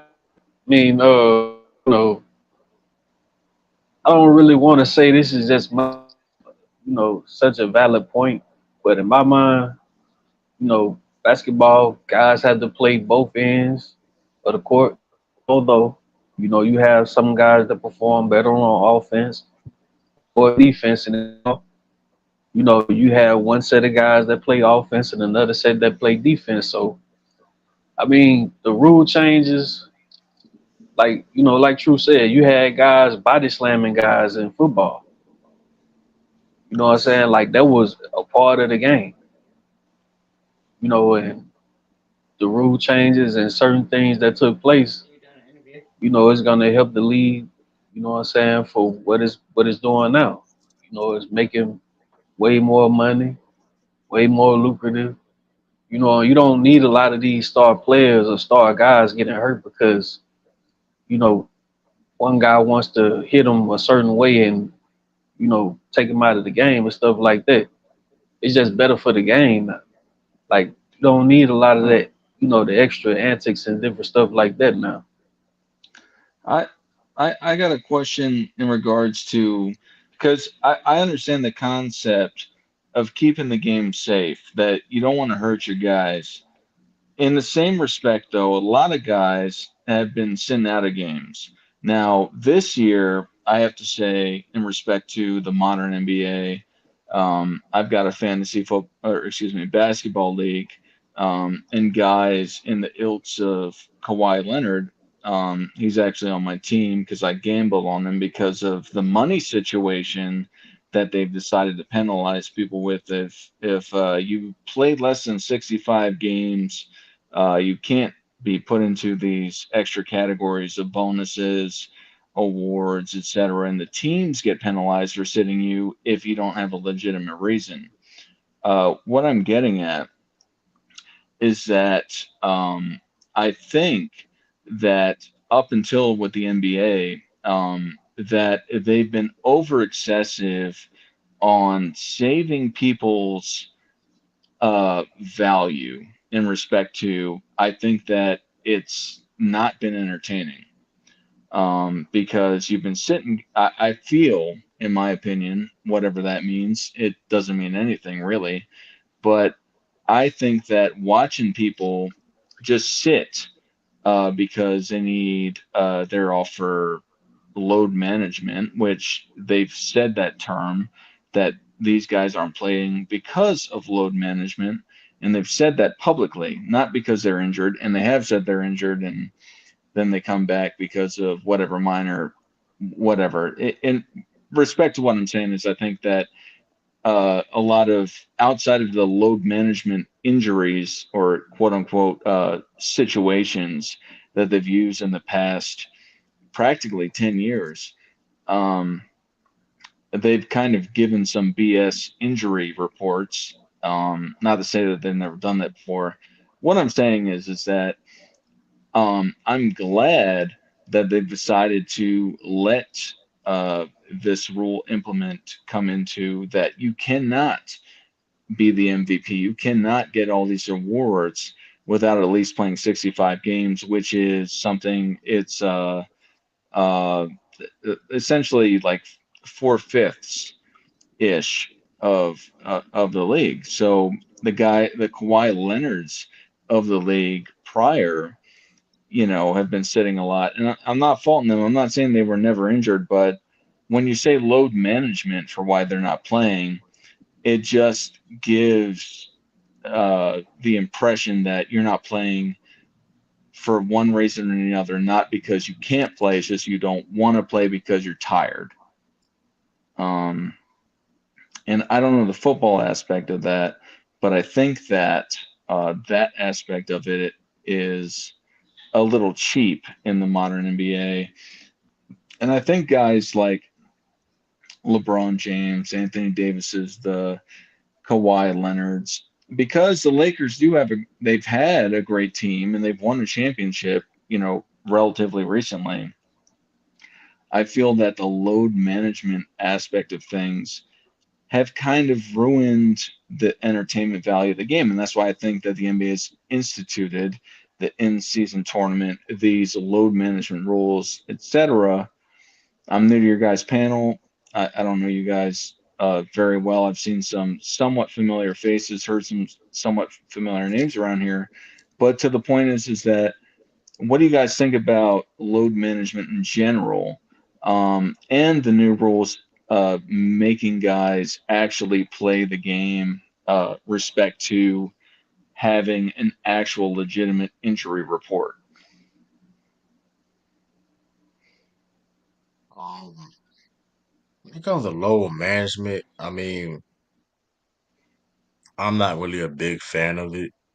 Now, if you really are hurt per se, and I mean, I understand to it. I mean, when you are like hurt, like honestly hurt, or you know what I mean, then that's a little bit different. But like you mentioned, Kawhi Leonard per se, right? It's ironic when he just missed a game last night, but it's not like the other night. But it's ironic that Kawhi Leonard, um, he we know we seen him low manage for a while now, and he been playing every game this season.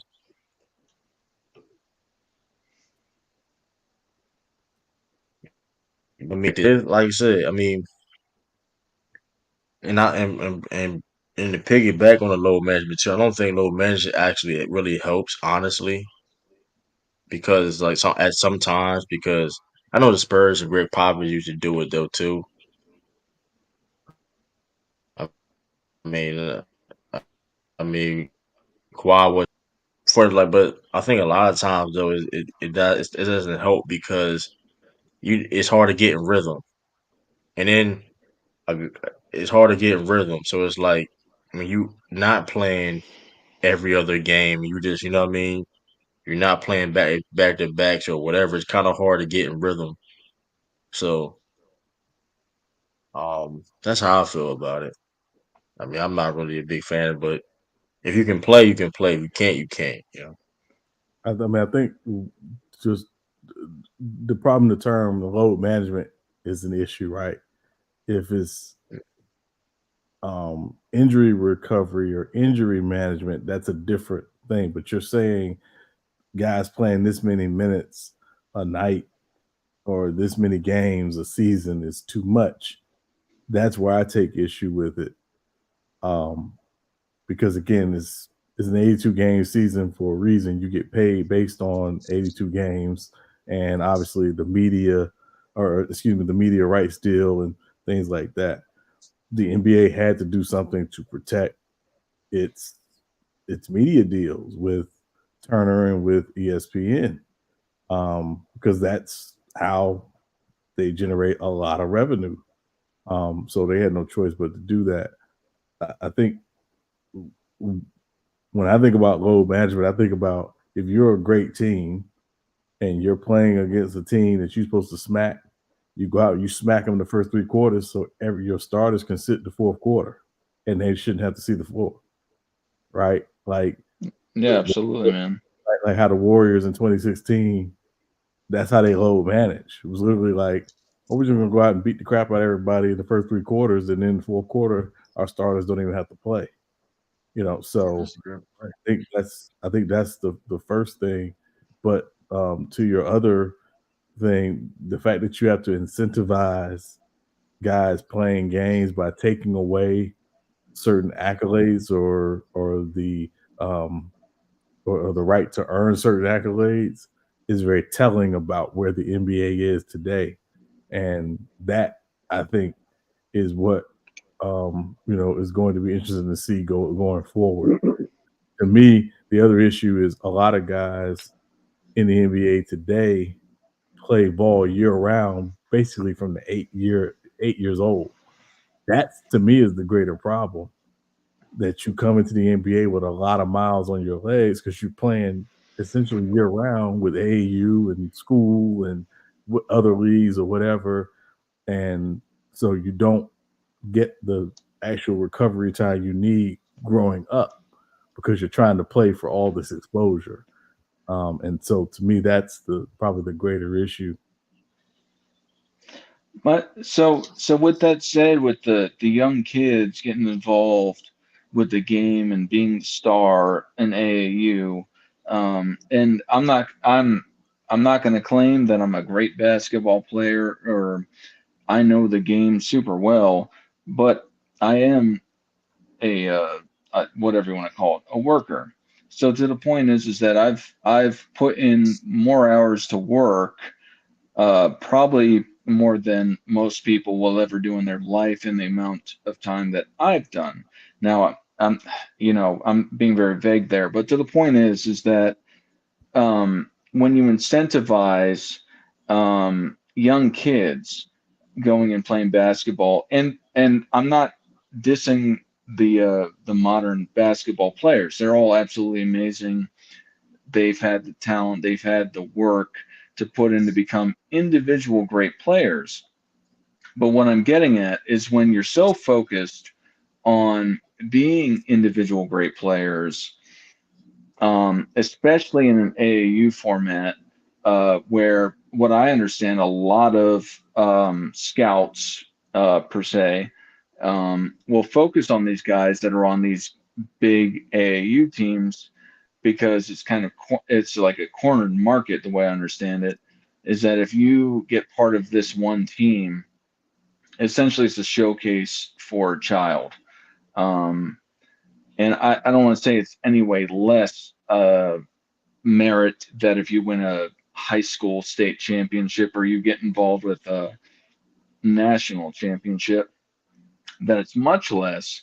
But my point is that you showcase these young kids and you put all this work on these kids, and essentially, I should have put this up front, so I apologize for this aspect of it.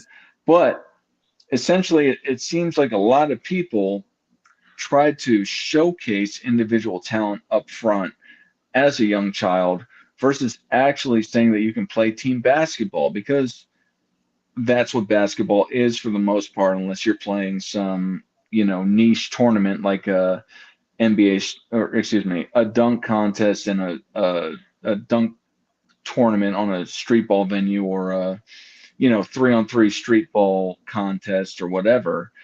Essentially, what you're looking at as a scout is you're looking for the next big thing with these NBA prospects.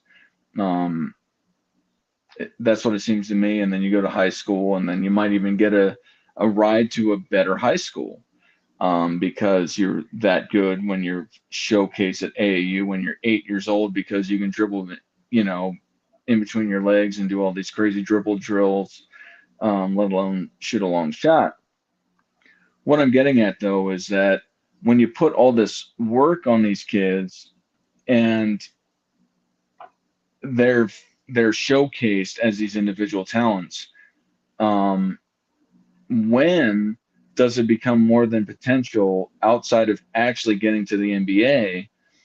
Um, when you're pushing these kids to be the best individual talents and you don't actually see them play team ball because they're the DeJuan Wagners, they're the LeBron James, and I'm not dissing LeBron James. LeBron James is a great all-time NBA player, but there's a lot of high school talents that, and again, I apologize. I'm kind of going down this rabbit hole, but to the point is that what when does it change out of showcasing children, essentially 8-year-olds, like you said, when you're just showcasing them on talent, versus being actually great basketball players, and when is the actual transition when you get to the NBA?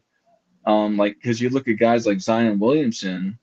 I'm not saying he's not a great player, but um, like, what's he doing now, man? They're complaining about that he doesn't do anything, but he's a great talent. You know what I'm saying? Like, they're saying that he's sitting around eating chicken and whatever, doing things with ladies. And again, I'm trying to keep it PG, but like, are you actually playing basketball, or are you just there to get a check? And Right. and again, I apologize because I'm going around this bush. But what I'm getting at in total, I'll just put it in a phrase, is I think that the NBA right now is pushing children to get a check versus actually play team winning basketball. It's more about being able to dribble, do your own individual talents. And I'm not saying that's unimportant, but I think the game is bigger than just being you. You know what I'm saying? Like you have to be able to play 5-on-5 basketball on a world stage versus just being a great individual talent. Um, because if you just stick with an individual talent, I think there's a fair place to say that a lot of individual talents never made the league that probably could have if it was only based on individual talent. I know that's a loadful, and I appreciate you guys listening to me because I'm kind of rambling. But do you get what I'm saying? Is that the NBA kind of seems a little skewed at this point with just trying to sell tickets?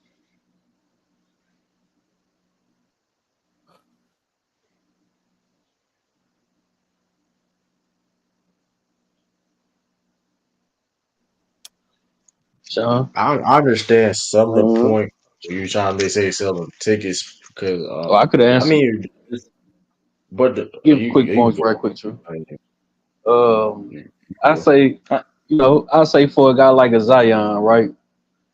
He's got his mixtape from high school.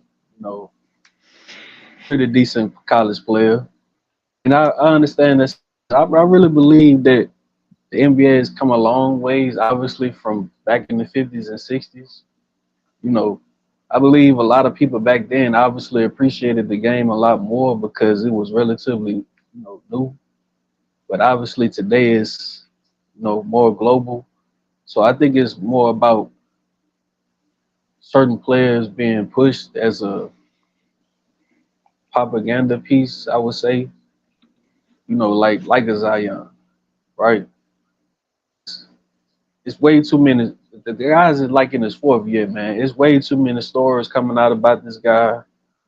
You know, I'm not questioning his basketball ability. I'm just questioning the stories that are being pushed behind the of Zion, right? Because, like I said, at the end of the day, it's only going to be one championship team. But of course, they have to push a lot of these guys because if they don't push them, then no one's going to care anymore. But people are going to start to turn to baseball or football or soccer, other sports to watch. So I believe can, can, like a double S or can I just I just had a question with that though, um, because I think it's and I will keep it short. I have a lot to say about it, but I will keep it short. I I want to say that I think the in-season tournament was trying to mitigate the effort of these great talents. I love the NBA now. I think they got a lot of great talent. I just think that they're not putting the effort that they can be putting into because it's guaranteed money. And I think they work to buy themselves into through AAU and 1 year duns in college uh, to get into the league. And that's fine. I understand the concept of getting there, but it just seems like it's lazy. I mean, do you get what I'm saying? Like, it seems like a lot of these guys, and Zion Williamson, I think, is a great example. Is that he is an amazing talent, but there's national news saying that he can't even. He's like he's eating himself out of the league. right. Or I mean, that's the news, right? Or I mean, that's what I've heard is that he's lazy, he womanizes, and he eats a lot slash parties a lot. And I'm not saying there's anything wrong with that in respect to a personal level. I'm not, because I do that. I'm not trying to, as a man, I'm not trying to say like, oh, I'm better than this guy. But to the point is that you're making hundreds of millions of dollars and you're supposed to promote a sport and entertainment. And the news is that you're not doing that. And do you think that's Do you think that's a common thing in the NBA? I mean, it just seems to me that that's why they put the in-season tournament in there to sell that the NBA is actually trying to win outside of for playoff seeding. Um, just general, we're gonna get there when we get there kind of things. Because I know that I don't watch. I've tried over the years watching regular season games, and I've just gotten bored because they don't care. It's like that Boban commercial. He's dribbling the ball. He's dribbling the ball. He's dribbling the ball. And then they try to fake that they're not playing ISO ball in crunch moments where they don't play it to their star players. Um, so to me, it's kind of gotten boring. Um, I mean, you guys think that that's a general problem? Because I do think the talent's great in the NBA. I just think that they're not. I think they're just kind of going through the motions to the playoffs. Is that something that you guys see?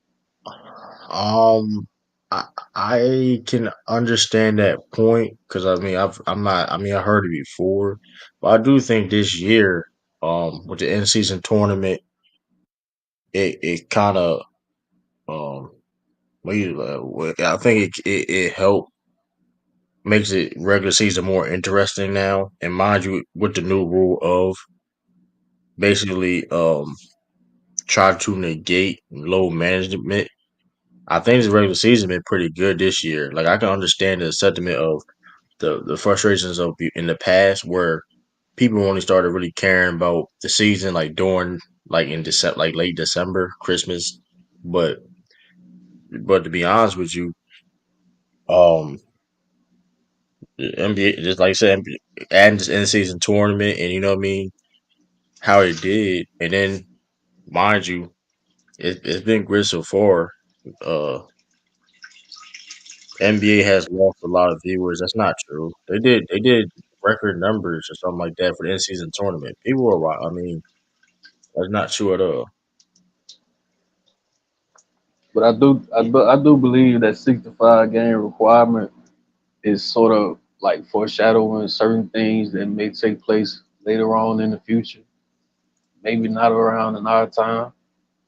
Uh, I will say this though, we have seen shortened seasons due to lockouts and certain other things like that. So I mean, to me, the 65 game requirement is not so much of an issue.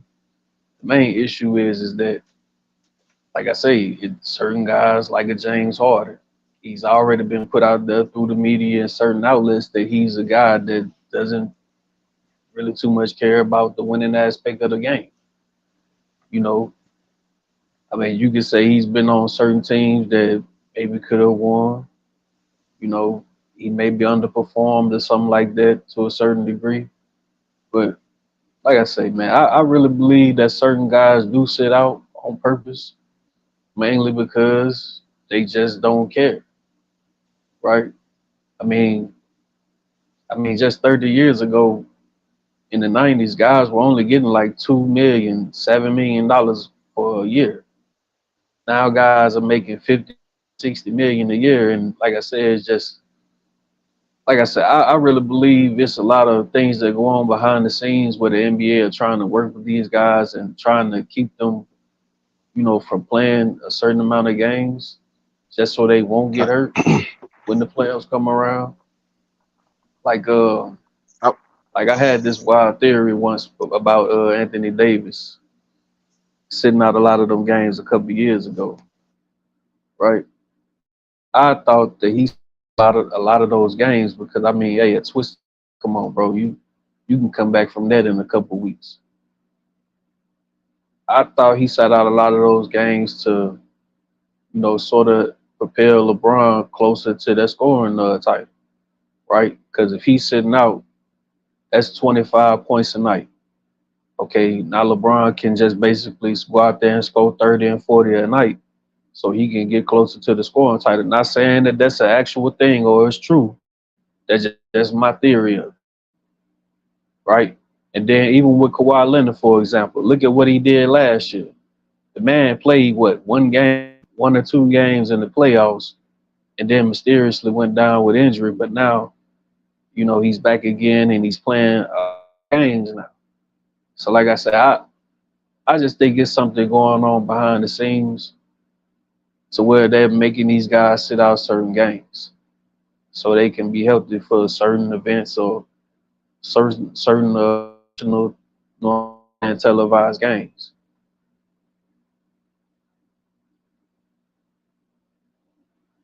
Well, I'm gonna tell So you what it is from my perspective. But the NBA during the Bulls run led by Michael Jordan was almost competing with the NFL. Okay, and when Michael Jordan retired, they felt that they have to try to find a replacement for him, right? And I think a lot of these players, even Kobe Bryant, were manufactured. That's where I was talking about with the rule changes. And like I think true we were talking about like with the NFL. I think there have been drastic the way the NBA is the game is played today is totally different in my opinion from how it was in the 90s and 80s where excuse me you had you had to have a dominant center. You had a low post game and you worked inside out. Now it's basically outside in. Even your centers are out shooting threes, and that was like unheard of, Yeah. back in the day. So I think the NBA has tried to remanufacture, and they said, okay, well, if one Michael Jordan could do this, what if we had a Michael Jordan on just about every team, or somebody like that can just put up a lot of points from the perimeter? You know what I mean? And I think it's hurt them in a way, right? The NBA, uh, because I do think it just to me just watching the games today. I mean they're cool, they're fun to watch, but it seems like the drama is not there anymore.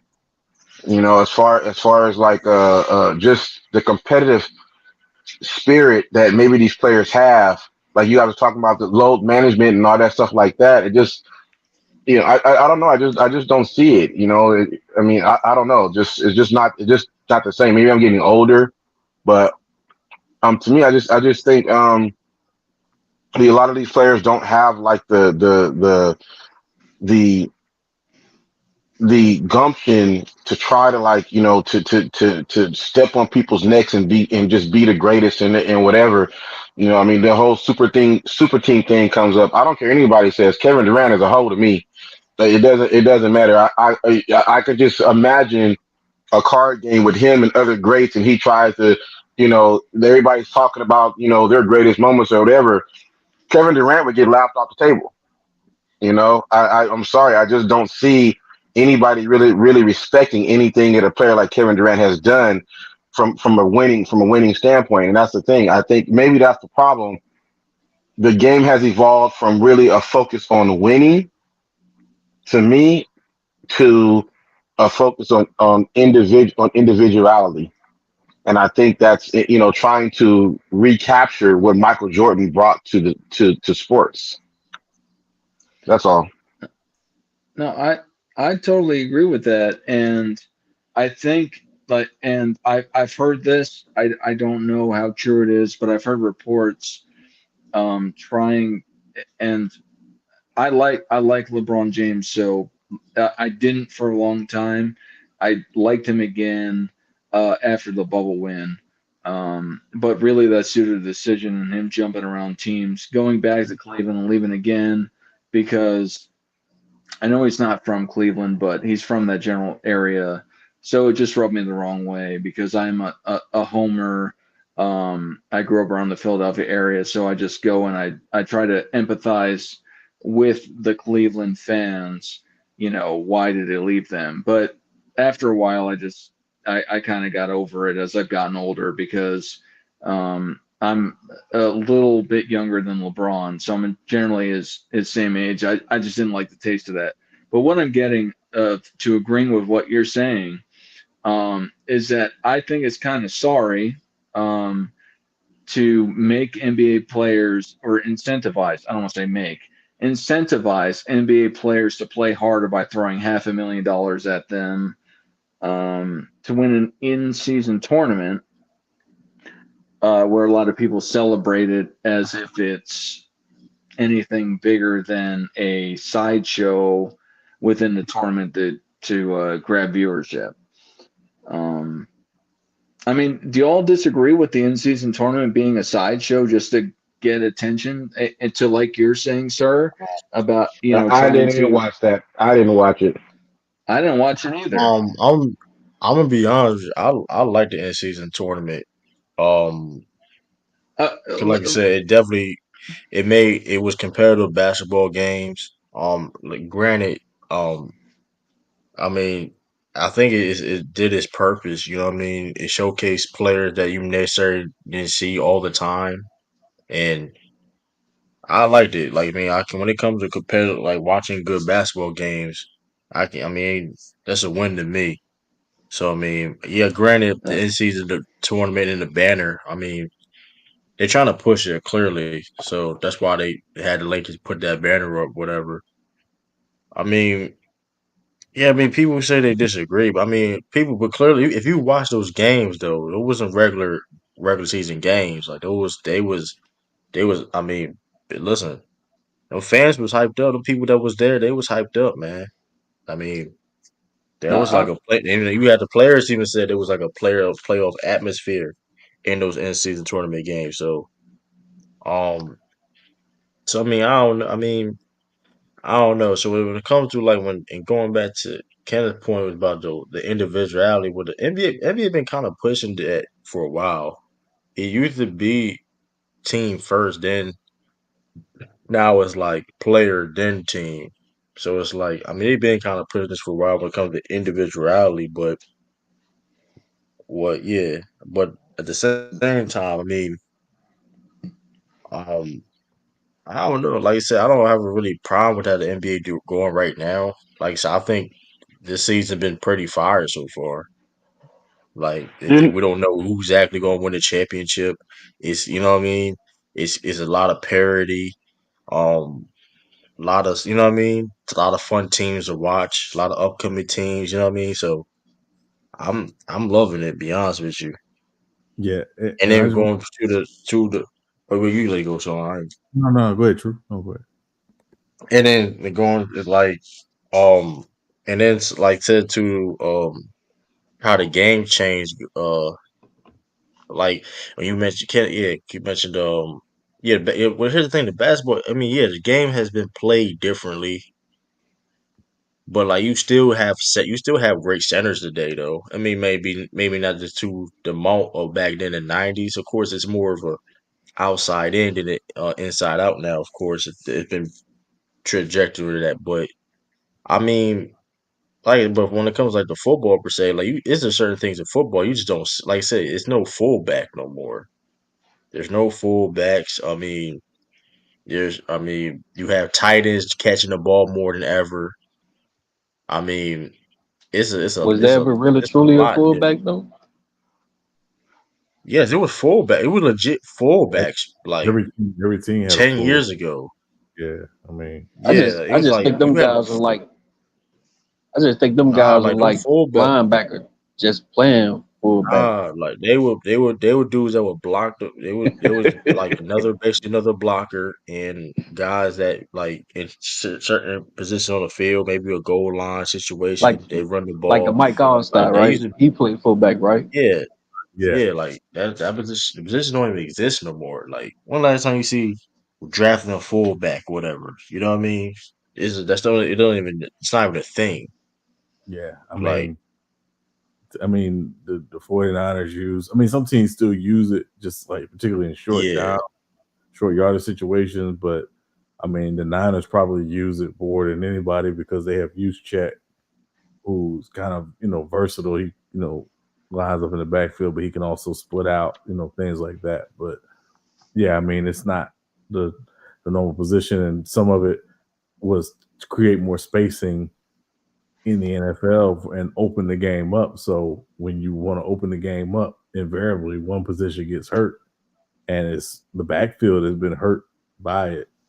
Um, but I wanted to respond to the in-season tournament thing that MJFB was saying.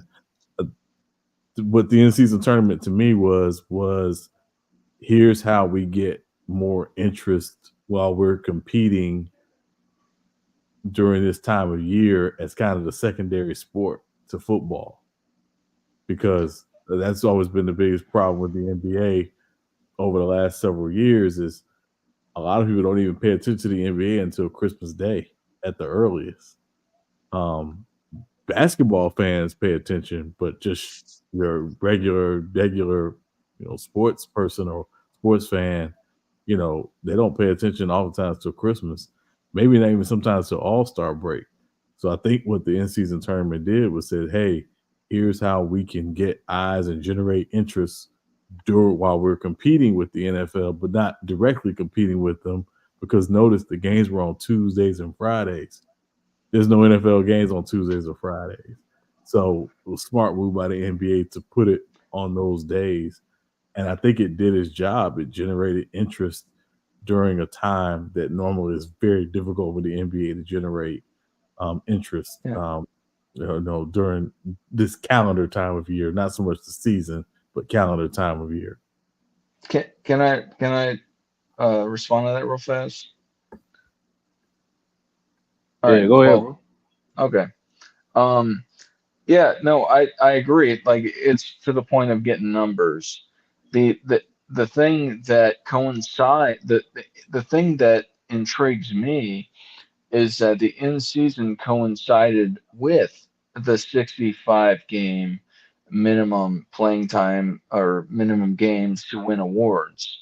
So it wasn't just a interest in the time between September through December, particularly.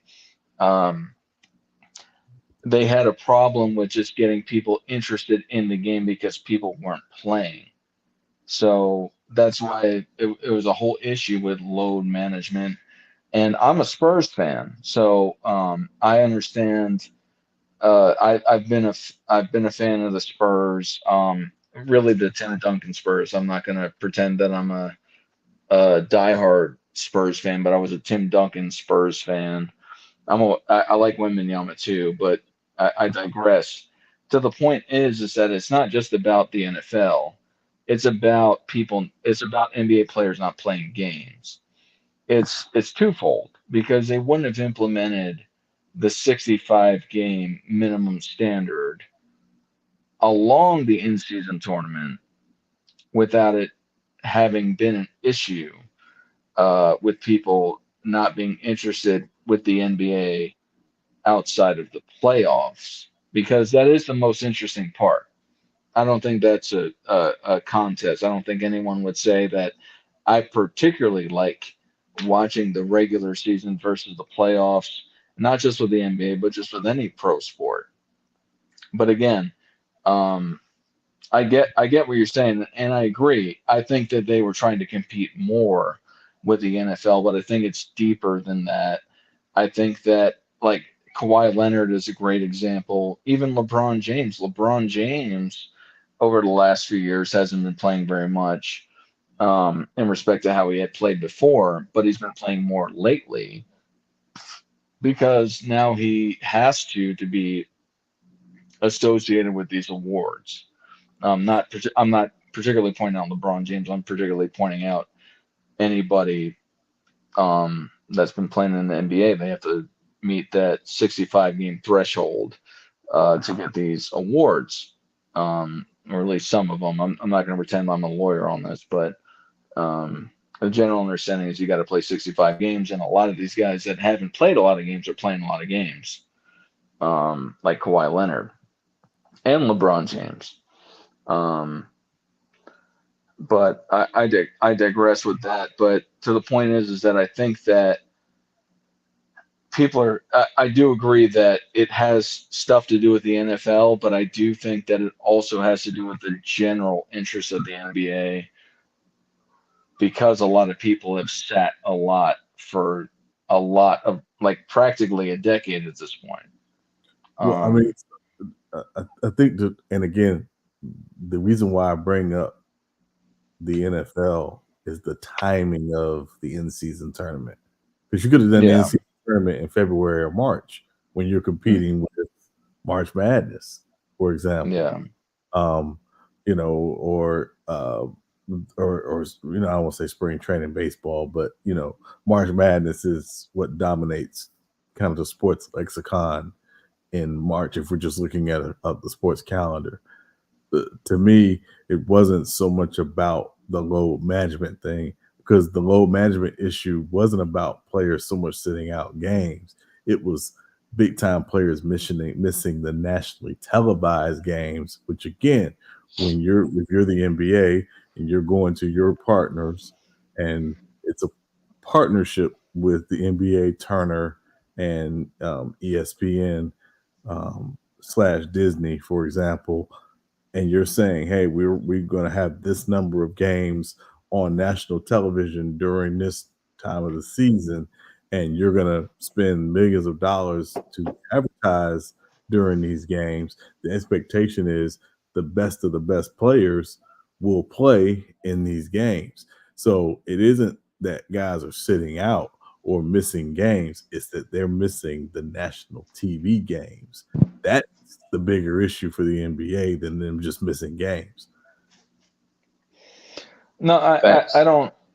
Yeah, I don't deny that that's a bigger issue, but they're still missing 20 plus games. The big guys, the LeBrons, the Kawhis, the James Hardens, whoever, a lot of, and I'm not saying all of the stars, but until they've incentivized it, a lot of these guys over the last multiple years have been missing 20 plus games a year.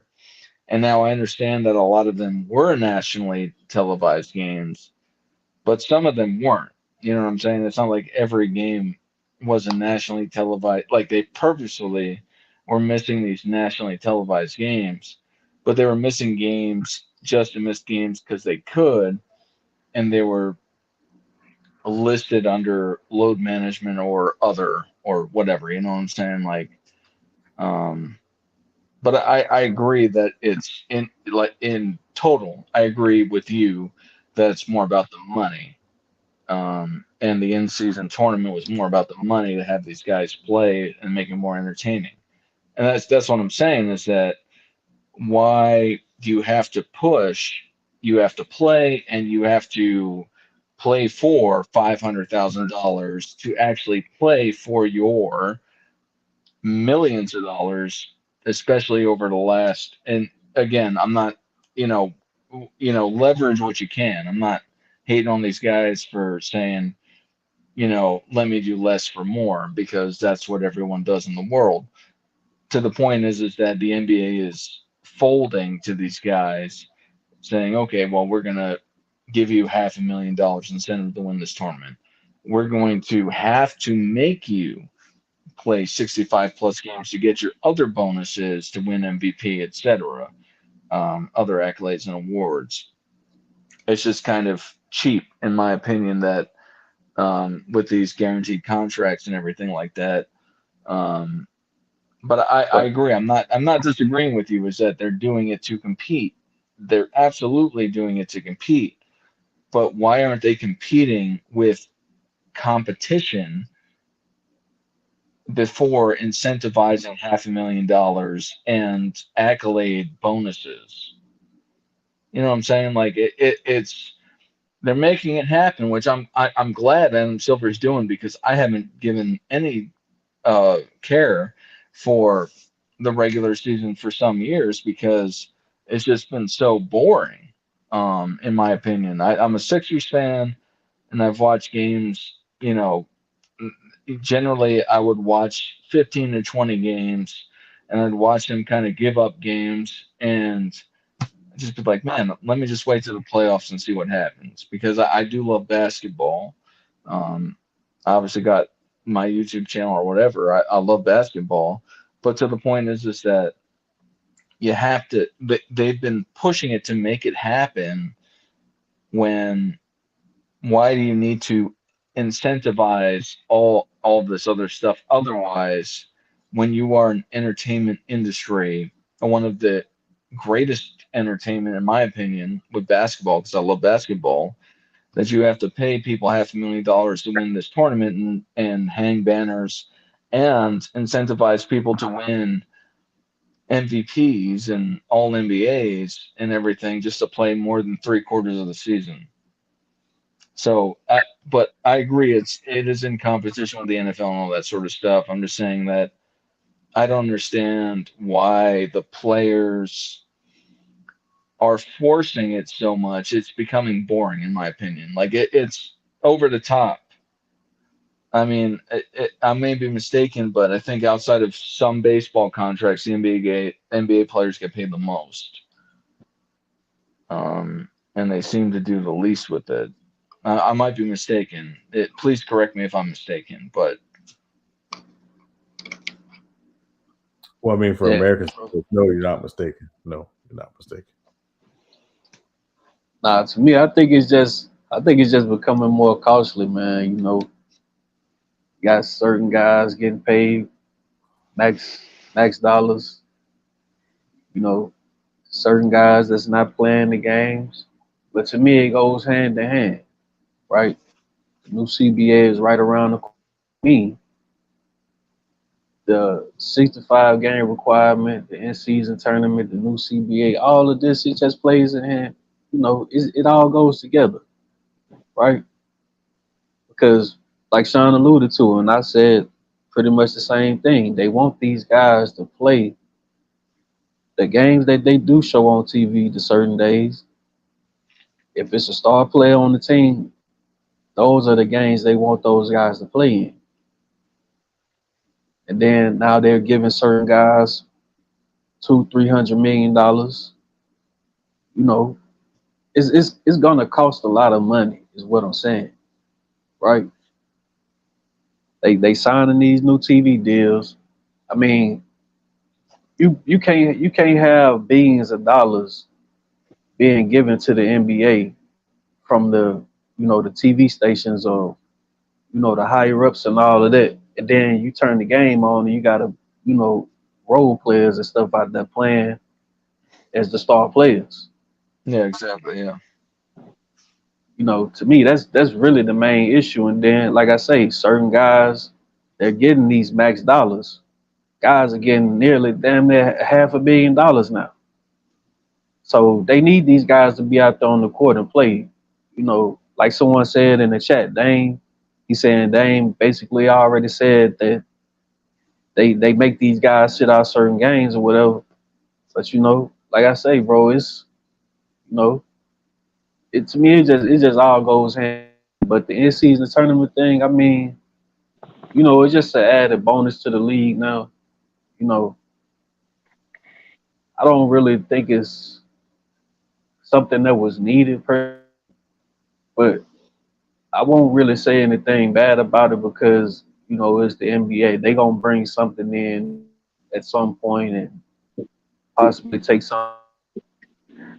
You know what the NBA can shut down all sports with one simple decision: start having one-on-one tournaments.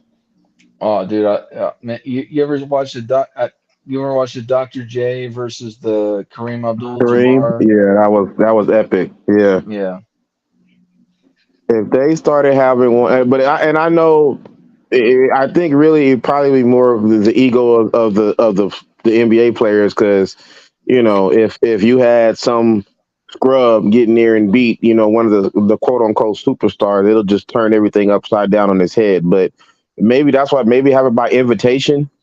You know what I mean? But like yeah, if they had something like that, like it's one on one, best of 12. Oh my God, you had that. It'd be like a heavyweight boxing match. I mean, LeBron James one on one against Kevin Durant. Stephen Curry one on one against Damian Lillard. I mean, wow. just do it during All-Star weekend. I mean, I'm not saying like you Yeah, could. I'm not saying you couldn't market it better, but I mean that's a perfect time to do it too. You know what I'm saying? for sure. I mean, Right. yeah, if they're looking to, yeah, but that's what I was saying earlier with the individuality. I'm gonna tell you one thing that I just can't stand, and that fans do today is when they say player A beat player B, and I'm like, nah, that's not how it happened. This play this team A beat team B, but somehow Right. that even like that's what trips me out. We go back like this whole Smush Parker thing and stuff like that, and like I think like what Lamont was saying, or I think Lamont was saying it. It's crazy how the role players can only take account for the losses, but the successes can go to the superstars. And I mean, like I'm almost 50 years old. I mean, I remember when really it was more about the team. Now today, the team is an afterthought, and it's really more of the main players. And that's why, like I said, you got today Joel Embiid, beat Steph Curry. And it's like that's why are you talking like that? No, I agree, and I'm a huge Michael Jordan fan. I mean, that's what my page is about. But I will never say that the Bull and this is just my opinion, and whatever that means. I don't think the Bulls teams sucked that won all those championships. I thought they were great teams, and particularly defensive teams, and the triangle offense helped. Um, Play make specifically a lot of scoring situations for Michael Jordan amongst everybody else. You didn't have to have a dominant ball handler. Excuse me, I enunciated that a lot, but to the point is that um yeah, like it's a 5-on-5 basketball game. Um, to the point is that you can't really you can just only have your opinions. Like for me, I think greatness extends beyond the basketball court. Not to go on a soliloquy, but um, I think that Michael Jordan was an absolutely amazing individual basketball player, had a great basketball team, had a great coach, and extended his influence even through today with all the endorsements, all the popularity, all the icon that he provided. Um, so that's why I think he's the GOAT. But that's just me extending it outside of on the court. But I think he has a real case to say that he was the best ever on the court as well. If you want to contest with that, that's fine because you can't put in a time machine and say, "Hey, LeBron James, with your 2012 Miami Heat team, can you play against the 1996 Bulls or whatever?" It's just impossible. You know what I mean? You can only face who's in front of you, and those teams are great too. And LeBron James is a great overall player amongst other players like Bill Russell, Wilt Chamberlain. I'm not going to keep giving examples, um, but I agree is that um, you know Steph Curry didn't beat LeBron James by himself. He beat LeBron James with his Warriors, and LeBron James beat the Warriors with his Cavs, during those 4 years in a row. And they both did amazing things during that time. So you just have to, if you think one was better than the other, you just gotta decide what you value more. I just want to say something real quick. In the chat, they're talking about the viewership for the NBA Finals. Just so you guys know, the NBA Finals is only shown on is not shown like somebody was saying like on WGN. The NBA Finals has never been shown on WGN. It's only shown on either CBS or NBC. Whoever has a contract with the NBA at the time, that station carries the NBA Finals. So it really is apples to apples. But yeah, I'm sorry. I think it's JB. Go ahead, bro. Yeah, no, no, no, no. What I was saying is that, in short, that everyone's great in their own way. It just depends on what you value. I think LeBron James is a great overall, one of the greatest overall. But I value influence, impact, and winning um, more than longevity statistics. Although I do admit that he is the greatest longevity statistics player of all time. Um, It just hasn't all the way equated to league dominance in respect to winning the postseason tournament. Which, I mean, if it's not about winning the postseason tournament, then if you're just counting pennies, essentially, I'm not trying to be rude about it, but you essentially you're playing to win, right? So if you're not winning, then and you get all these other things, it's just change to what the point is. Um, Right. I mean, am I wrong with that, or is it just about accumulating stats, or are you supposed to win? Nah, it's nothing wrong with that. I mean, I have some of the same sentiments. I sort of have, went back and forth with those same things myself. But the way I look at it is that to me, I'm obviously not old enough to have seen certain guys play, so I kind of like stick to what I know. So for me, I have LeBron as the greatest player. Not saying that he's the best winner all time, right? So if we want to say the best winner or the greatest winner, then I'll say somebody like a Bill Russell, right? But for me, the greatest player I've seen play basketball is LeBron James. That's how I look at it. Yeah, Not and I'm saying not. Michael Jordan or I, certain other guys weren't great, but I never saw Jordan play in his prime. yeah, and I don't know exactly how old you are, but I'm pushing 40. So as a kid, I grew up in the peak of the Michael Jordan fandom, the Space Jam era, the second three-peat. Um, so I will not claim that I was cognitive enough to understand the game in respect to how I am today, or even in when LeBron James went pro, because I'm only a couple of years younger than LeBron James. But what I'm getting at is it really just depends on what you value.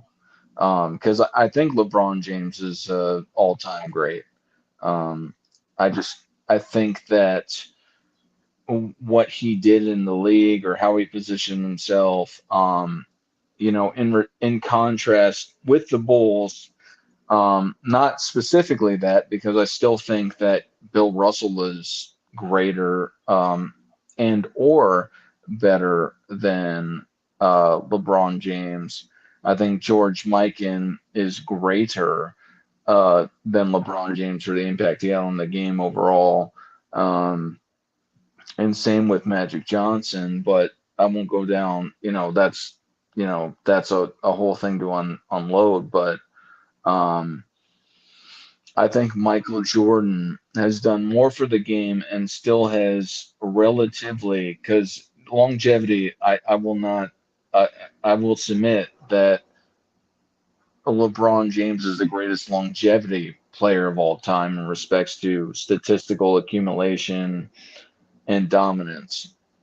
However, I kind of like, if to give a metaphor or a simile or whatever, I think he's more like a Jerry West or a Wilt Chamberlain in respect to how dominant he was during his time as an individual, but it didn't come out to wins. And there's nothing wrong with that. I just don't think that makes him the GOAT. Um, and if you do, that's great, and I understand why.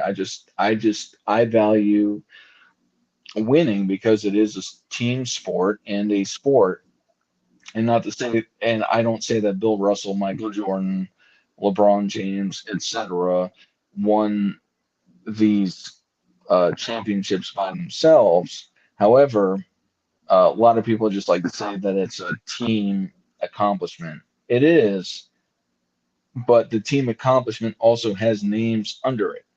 You know what I'm saying? It's not just the Boston Celtics won from 1957, or they lost 1958, won through 1966, and then won 1968 and 69, or the Bulls with their two three-peats. they say the names underneath of them. You know what I'm saying? So it's not that these guys didn't have a part in it, but I agree that just saying that they won individually doesn't make them the GOAT. However, if you don't win as much as other guys, I think that matters too, because it is attributed to who was on those teams, especially the leaders of those teams. Um, but that's just my opinion.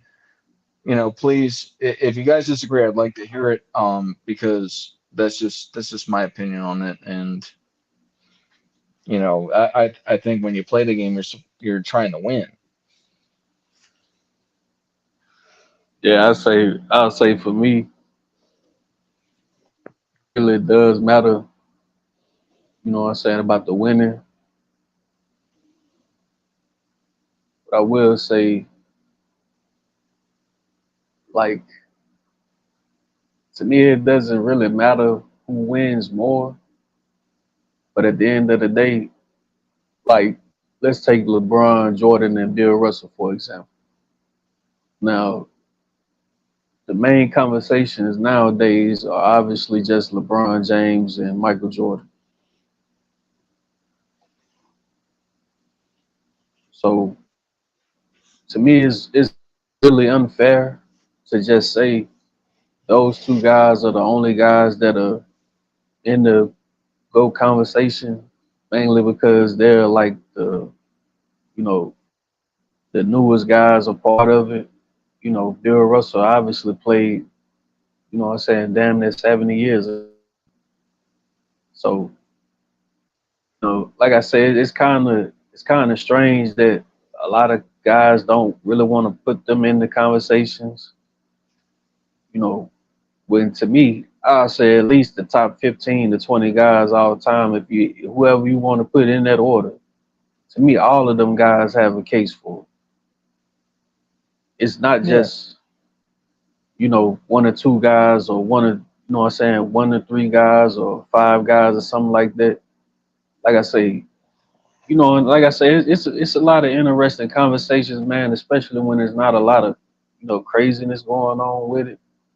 You know, I just like I said, I just look at it like I wouldn't say if somebody say Jordan won more than LeBron, that makes him the greatest winner or something like that. I mean, we would have to break it down into certain categories. Because like I say, I can't match LeBron up against Bill Russell and say, he's a better winner than Russell when the man got his team, which he was a part of, won 11 championships. I mean, that'll be very stupid of me to say he's a better winner when the man clearly won more championships. So You, yeah, you know what makes, because I feel Michael Jordan is the greatest, the GOAT, right? Well, first of all, Jay in the chat, I read your comment. I agree with you. I see what you're saying. I agree with you. But yeah, yeah, Michael Jordan is the GOAT to me. The reason why he's the GOAT, in my opinion, always centers around he checks all the boxes, all of them, right? It's not just the winning, because there's always been, you can say the stats. Will Chamberlain had better stats than Michael Jordan. Kareem had more longevity and you can even say better stats, right? You can go on and on and on, but everybody else has these chinks in their armor that Michael Jordan just doesn't have.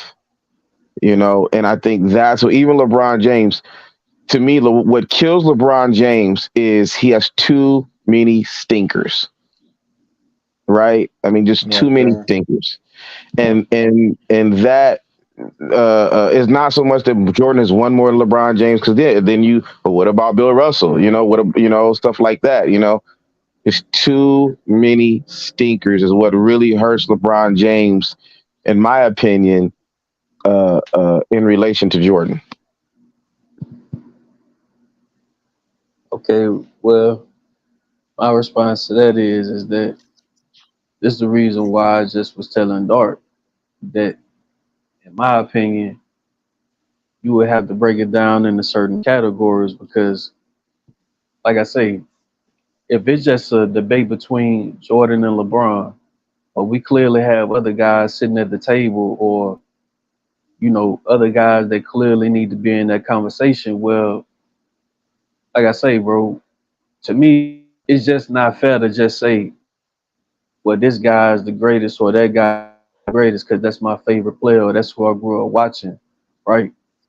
Like I say, Bill Russell won more than those guys put together. Bron's got 4 championships, Jordan has 6. But together, Bill Russell still has one more championship. So, like I say, if you wanna say he's the greatest you've seen, that's fine. But I'm not gonna sit up here and say that just because a guy lost, just like Bill Russell. Bill Russell lost one finals out of all of his trips, right? But that shouldn't take away from his greatness and what he displayed on the court. So one final Yeah, loss is, yeah. Go ahead, bro. Finish what you're gonna say. what I'm saying? Like one final loss shouldn't define him as a player. I mean, same thing with Will Chamberlain. He lost 4 times in the finals. So I think over time, a lot of people just started to try to like downplay a lot of you know, the so-called failures that these players have. It's understandable that no player is gonna win every year. I mean, Bill Russell showed you that with his one finals loss, right? Will Chamberlain showed you that losing multiple times in the finals. Jerry West has shown you that losing plenty of times in the finals. Elgin Baylor, the same way. I mean, hell, even look at Kareem and Magic Johnson, right? Both of those guys lost 4 times in the finals. But and people still walk around and say that they're great players. I mean, even Michael Jordan. Michael Jordan won 6 times, but he played 15 years, so he clearly didn't win every year. Same thing with Yeah, LeBron James. So yeah, but Michael Jordan I don't. never I'm lost. Michael Jordan never lost okay. with home court advantage. Okay. Here we go with the 6-0 talk. Now, bro, I don't do the whole thing because to me, like I said, you can look at it like that if you want to, but he has another guy on his team that was also 6-0. So that's why I told Dart, if you want to look at it like that, you have to break it down into certain categories. Because if we want to say he never lost in the finals, which is true, then I could bring up Scottie Pippen also being undefeated. But then we would have to say, okay, wait, Jordan had better stats. And see, that's what I'm saying. Now we have to go and switch it to something else instead of just staying on the one thing, right? Well, no. I wasn't. Like I say, I mean, I wouldn't use just the fact that Michael Jordan won, 6 championships, like that's the end all to be all. Because there's players that's won more championships or the same amount. But no, what I was saying was, like I said, I was more concentrated on the stinkers. Michael Jordan has never lost with home court advantage. It's never happened, right? Never. You can't say that about any other player. I mean, I think maybe Bill Russell, but Bill Russell didn't have the stats. You know what I mean? I could literally poke Kareem. Bill, Kareem, Bill Kareem. Russell did have Jordan, great stats. Bill Russell's number 2 for Bill, me all the time. The only reason I got Bill, Bill Russell number 2 is because MJ is just an absolute icon to the game. But Bill Russell is an absolute phenom. I mean, you know what I mean? Yeah, Like no, he lost one time and he didn't play 3 games out of that 6 game series. Um, he probably should have won every time outside of that 67 year against Wilt. That one time after he had smoked Wilt, I think 5 times in the Yeah, that's the finals. thing, bro. Or I excuse got me, not the me finals. Excuse personally. me. I don't want to misquote that, but Yeah, Eastern Conference, but they lost. Bill lost against Bob Pettit where he was injured, and I think he dealt with it. Yeah, he dealt with injury. He dealt with yeah, injury also in ankle. that Eastern Conference. yeah. But I got me personally. I got Bill as the GOAT because I mean even though Bill didn't score as well as Michael Jordan, Bill Russell had runs where when team needed to score, he had multiple playoff runs. He averaged 20 or more points per game. His rebounding numbers and plus the defense. I mean the greatest defender of all time. So I mean, Bill had all that. You know what I mean? And mind you, he also coached the team too. So it's like, Bill did things that we would never ever seen before. Like he has a 2K my career in real life type. No, Like you can't Bill. even make like The only reason, it's what yeah, you about to no, say, my fault. I'm not trying to interrupt you, but yeah, Bill is absolutely amazing, man. I don't understand, um, with any fans, let alone some Michael Jordan fans, but a lot of Michael Jordan fans appreciate how great Bill was in respect to his winning. But to the point is that Bill Russell, absolute, abs- he's not my actual grandfather, but that's my last name, um, Russell. Also a family name with William, but that's a sidebar. Anyway, what I'm saying is that that guy was a bad MFer for his time, you know, because I think greatness encompasses off the court too. The guy didn't care about the society he lived in. He was without getting into details, he wore the goatee on his face, which was a statement back in the day. Um, in respect to civil rights stuff. And he was just a monster in basketball, let alone just having, just being a man without being graphic, in respect to having the things that men have dangling in between their legs. He freaking, he was a man's man and he dominated the giant of the NBA and Wilt Chamberlain, in respect to winning. Not that Will Chamberlain didn't do well against him, but the guy was a monster, man. The only reason I got MJ above him is because MJ is by far and away a bigger icon and similarly as great to him on the court. Um, but to me, there, in respect to why I have him number two behind Michael is the biggest icon in NBA by far. Um, people don't talk about the Bill Russells of the world, the George Mikens of the world. Some people talk about the Wilt Chamberlains of the world, um, but because they just go and they rack up the numbers individually. But it didn't. People just take numbers at face value, and that's why I have some.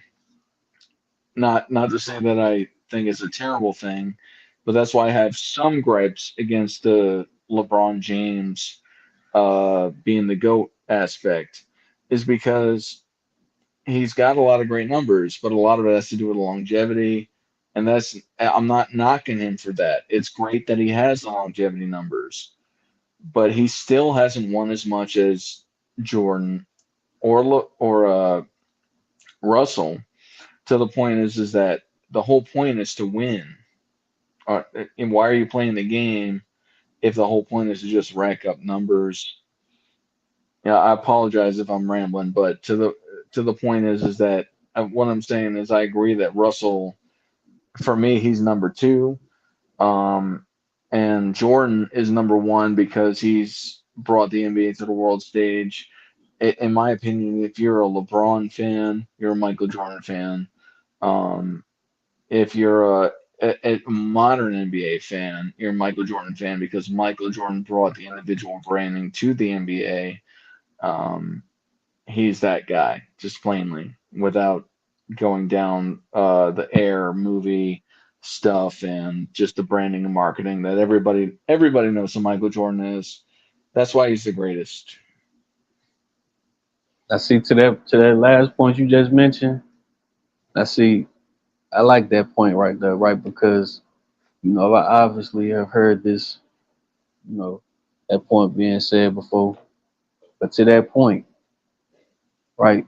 If you're a LeBron fan, you might be a Michael Jordan fan, or 9 times out of 10. But see, me, I'm different because, like I say, I grew up in the '90s. I was actually born 1990. So by the I'm time 3 years. Jordan, I'm 3 years older than you. Yeah. right? And see that what I'm saying, bro. By the time Jordan actually finished winning his last championship, I was about 8 years old.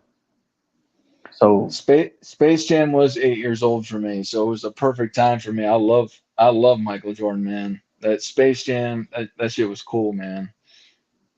hey, look, I mean, you know what I'm saying? I don't want people to think that I have this like for Jordan. It's just I believe once I saw him in the movies and stuff like that, I just thought he was a movie star. Like I say, I really didn't know he played basketball as a kid, you know. Or if I knew he played basketball, I just didn't really know what he was about and stuff like that. I was a Kobe guy growing up as a kid. So, like I say, I got older. But my point is that if you're a Michael Jordan, if you're a LeBron fan, that means you're a Michael Jordan fan. I only think that's true for guys that grew up Michael Jordan fans. And then once they No, but saw LeBron play and things like that, they ended up becoming LeBron fans. But I guess it depends on where you got Michael Jordan ranked at. If you got LeBron 1 and Jordan 2, and you had Jordan number 1 prior to that, I mean, who knows? Yeah, like I said, I just from my vantage point, Michael Jordan has the most unblemished career. That's really the only reason in my it's not one particular aspect. He just is everything. Like I said, everybody else, and I know you guys with Bill Russell. He's a great winner, but he also had a great team, with him, and like I said, just from the standpoint of he wasn't really much of a scorer. I mean, I really, to be honest with you, statistically speaking, uh, Dennis Rodman would put up very similar stats to Bill Russell. He would. I mean, oh, that's not So so that's not so yeah, so he you would. so I mean, so you I don't that's so really you not don't that's think not, disagree. huh? hold on, bro. So you don't think Jordan had a great team in his time? Yeah, no, no, no. I think the Bulls had the greatest team ever. What I'm saying is when we're talking about just all things considered, right? I'm not knocking Russell for the team he played on. Well, the point I'm trying to make is from an offensive standpoint, Bill Russell, he was solid, right? But you Right. know, he wasn't that guy. I mean, Michael Jordan didn't have any weakness in his own personal game. And then you go with the accolades, and you go with the team success. He like that's what I'm saying. He checks all the boxes. Something that Russell's never even finished Hey, top 10 in offense in scoring. hey, let me ask you a question real quick, bro. Yeah, So yeah. But that being hold on, said, though, hold on, my hold on, fault. true, hold on, true. Let me ask you this quick question right quick, bro. My bad. Let me just ask this question real quick. So you're saying that Michael Jordan's offensive game had no holes in it, and I'm not denying that, right? So I just wanted to ask this question, right? So Bill Russell then it was a certain time period where they didn't record steals and blocks for him, right? Certain awards were not given out, right? So and the man I believe have like the highest win shares in defense. He got like all the metrics in defense mostly, right? So my point to you is that to me, if Bill Russell is the greatest defender of all time and Michael Jordan to some is the best offensive player of all time, like why is it offensive? Like why are you leaning towards offense and saying, well, you know, I'm gonna give Michael Jordan a nod because he's the better offensive player versus Bill being the best defensive player of all time. Well, because I got one and I feel two. Jordan because I feel Jordan is also a great defensive player, and Russell is not a great offensive player. But how could that be true though? Like the man won MVP, not gonna win MVP just off of defense.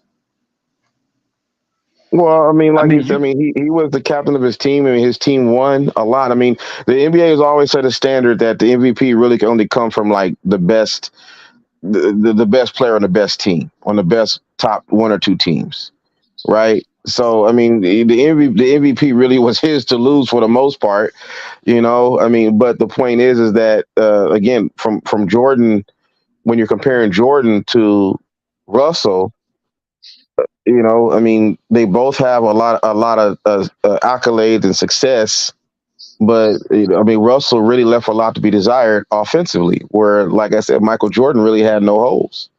hold on, bro. So you sitting there I telling mean, me with a straight face that other guys in the NBA, now look at this.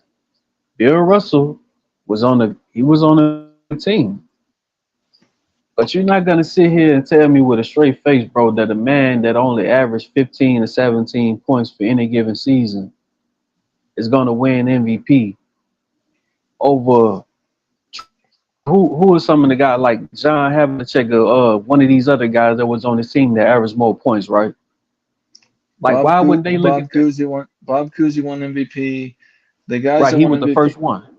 The guys that won MVP while Bill Russell was on the team was Bob Cousy, Bill Russell 5 times, Wilt Chamberlain 4 times, Jerry West 1 time, and Oscar Robertson 1 time, I believe. I think that that's Right. up. If not, then I might be missing one guy. So you're telling me with Bill Russell going up against all those offensive juggernauts. I mean Bob Cousy, when he wasn't the offensive juggernaut, you know what I'm saying? I Like mean, he was, but he just didn't score like that. But he was an offensive juggernaut. Same with Bill Russell, but he just didn't score like that. yeah, see that's what I'm Even with saying. Bill Russell, even when if you guys understand Bill Russell game offensively, yes, Jordan is a better offensive player, but people forget Bill Russell influence. You know what I mean? His innovation of offense, him Fast break. as a center, bring the ball up on a fast break, him outlet passes. He was a very underrated passer. Um, Offensive rebounding is part of offense also. So, I mean, yeah, granted, um, Michael Jordan, hell of a scorer, but Bill Russell also, and like I said, he had multiple playoff runs. We had, I mean, when he won championships, averaging 20 or more points per game.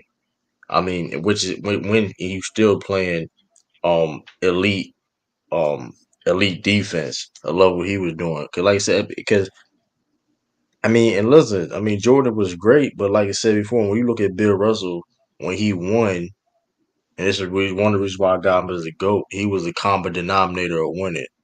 Like I said, Jordan didn't win without Phil Jackson. My People forget this, man. When Coach Red retired and asked Bill Russell to head, people forget this. Bill head coached and played at the same time.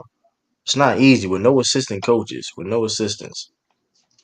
my question So I is mean, who you got higher, LeBron or MJ? I got LeBron.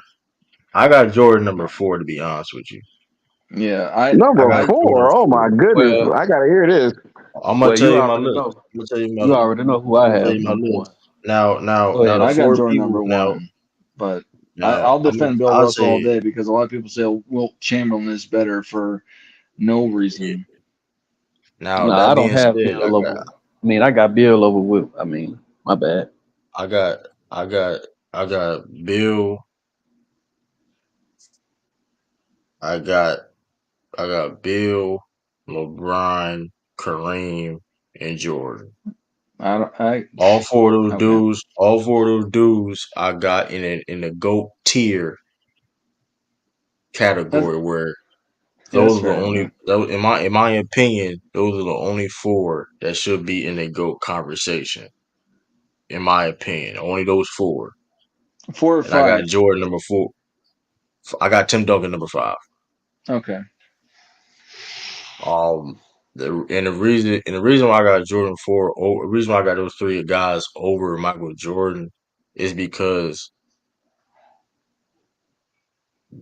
when it comes to winning in different ways, you know what I mean, in different ways and being consistent in different ways. Like for example, Kareem won. Like I said, Jordan had like Jordan brought Phil Jackson to a point, and this, like I said, Jordan one of them dudes, but Phil Jackson was the final ingredient of that dynasty. Where at when let's not Jordan retired because they wasn't gonna bring back Phil Jackson.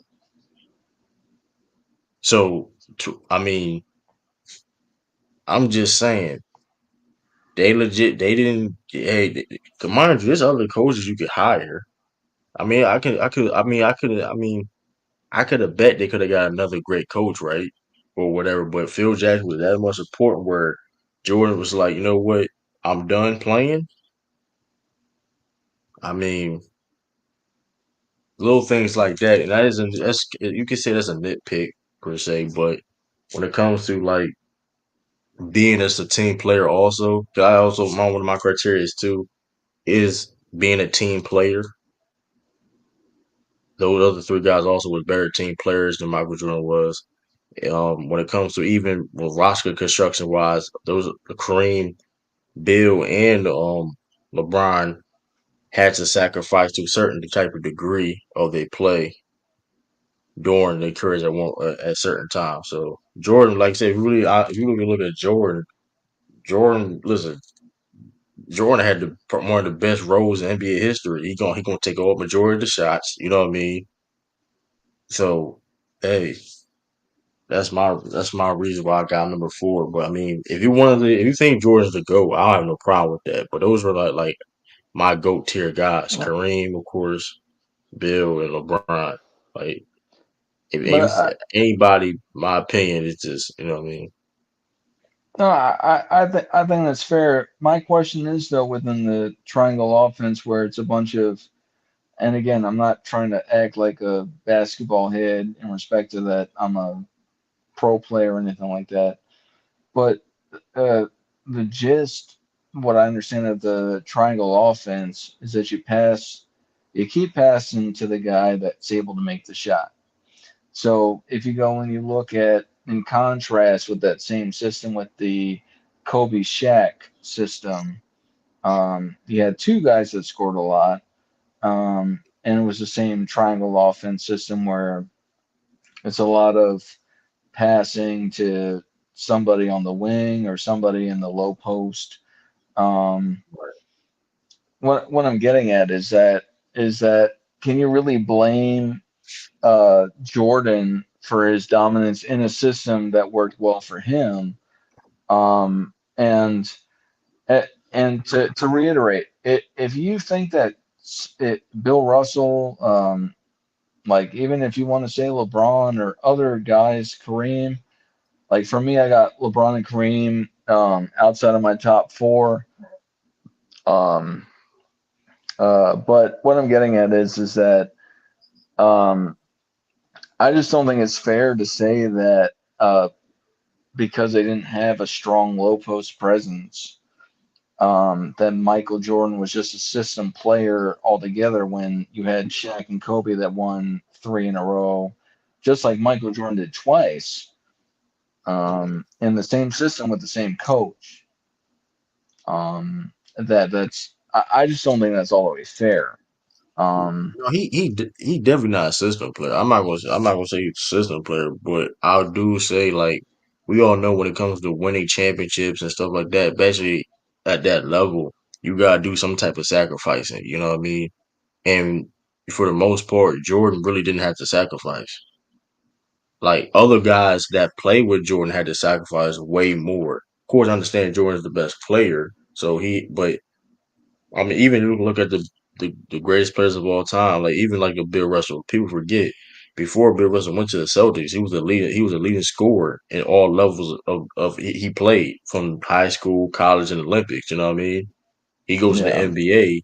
He has to sacrifice that. Even so, like even Kareem taking giving the keys to um the Magic per se. I mean Jordan, like I said, Jordan. I mean, and granted, you can't.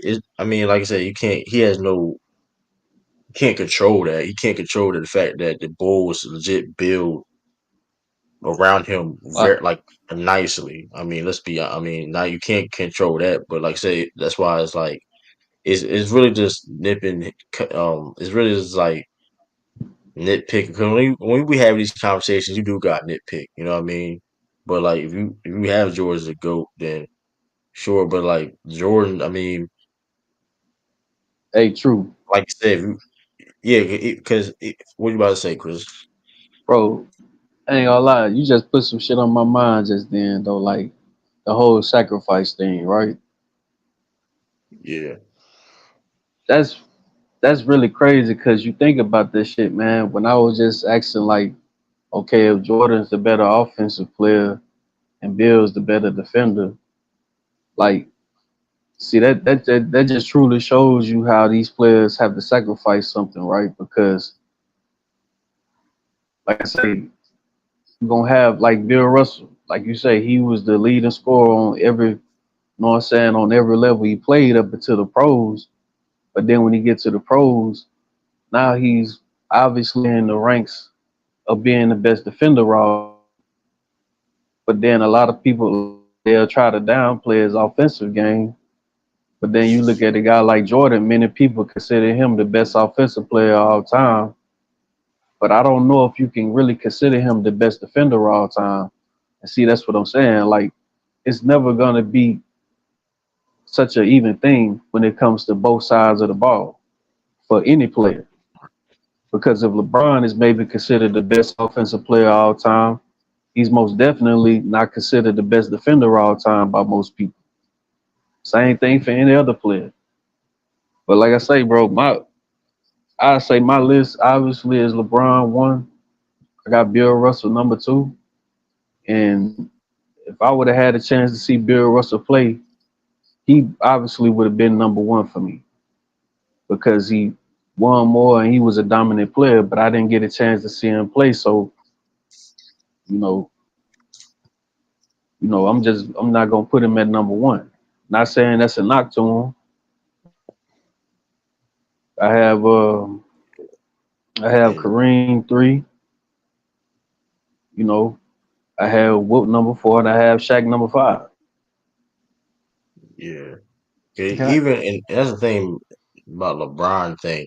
Even though LeBron James only got 4 championships, though, it's just like with the run that even he's still on even now, though, still playing the level he's playing at is ridiculous. And it's like, I mean, out of LeBron James didn't play on the same type of teams that uh, Kareem, Jordan, or Bill Russell played. To be fair, like I said, I understand can people got mad. I remember people got mad that he went to play for Miami, whatever. But if you really be honest, what all time great team LeBron James played for? I, Because if you look at any teams that LeBron James played for, if you rank them, they're not going to be really high. Yes, he definitely played with some talent. There ain't no denying that. He played with a lot of talent, especially he's been in the league for this long. Shoot, I mean, but I mean LeBron. I mean, listen, I mean, so, and I'm gonna be honest with you. I'm gonna say this now. But when it's all said and done, I'm probably gonna have LeBron James as the goat when he probably retires. So I mean, I, it's crazy. Like all time being scorer, he would project to get 40,000 points, 10,000 rebounds, and 10,000 assists. It's like 3 pointers made. He's on the top 10. Like I mean, it's insane. if you got LeBron as the GOAT because of his longevity and being able to accumulate all that, and that's It's the also the reason. dominance too, though. But it's also the dominance too. If I'm But why the didn't he? Why dominance didn't he still. beat Steph? Why didn't he beat the Spurs? Why didn't he beat all these guys Right, when he had the right, statistical exactly. dominance? Well, He had the but better here's the thing: team. them teams, Them teams was better. Okay, now let's be fair when we talk about Exactly. Michael Jordan. But here's the thing. So, Let's hold on. be fair with So you Michael. don't think Michael Jordan had the Hold better team when he played Hershey Hawkins? on. Right, but let me follow up with that though. Michael Jordan was always favored to every time they went to the finals. They were favored to win every single time. Because he brought Every the single team time. to, because he was the catalyst of that team. He was the guy that helped. He was a part of that team, and they were the best team in the league. Right, If but you want then to say yeah, if you want to say that Scottie Pippen, Ron Harper, B.J. Armstrong, Horace Grant, Dennis Rodman, amongst the other role players, and Phil Jackson and Tex Winter, if you want to accumulate it to that, it's a team game regardless. It Michael Jordan was just a catalyst of that team in a team game.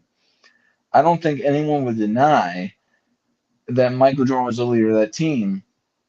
Those teams, excuse me. I spoke singularly, but I also would think that most people would not disagree that LeBron James has been the leader of all the teams that he won with slash went to the finals with, and with the multitude of coaches that he had issues with and or won with and or moved teams with, etc. Is a team game, and LeBron has been the catalyst for a lot of those team wins. He's one of the greatest of all time. But Michael Jordan was also the catalyst for all those team wins as well, also on great teams.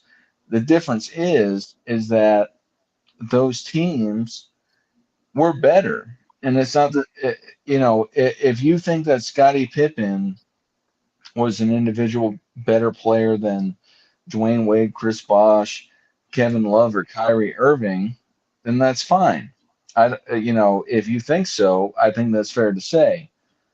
But I just think it's also fair to say that you have to say that the 90s and the 80s were equally relevant to the modern day era. If you're going to say that Scottie Pippen and Dennis Rodman and Horace Grant and Ron Harper and B.J. Armstrong were equivalent to these guys, then you have to give credit where credit is due.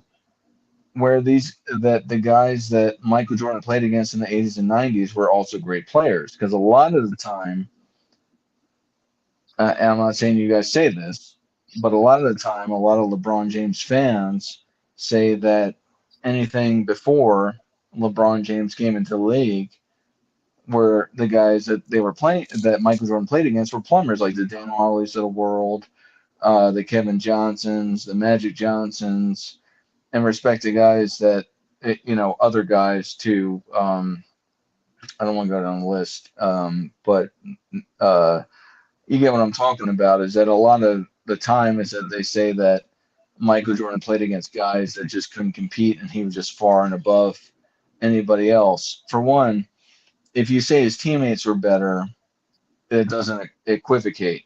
Two, even if you don't say that, if you say that all these other guys were better, then you have to admit that you can only just be as good as the against the guys that you played against. I think it's a twofold argument that you can't say that Michael Jordan was worse than somebody that didn't win as much as him, that uh, played significantly more time than him. Just plainly, with a lot of great players too. I Okay, mean, so but I think what a lot of guys issue with the whole plumber thing is that mainly the guys that say Jordan played against plumbers, they're more than likely LeBron guys, but it's only mentioned because we have a lot of guys that go for Jordan, or they may be even a Kobe fan that go for Jordan. They totally dismiss the 50s and 60s. They don't want Bill Russell being mentioned in no conversations because they know Bill I Russell don't have the dispute Trump. with me.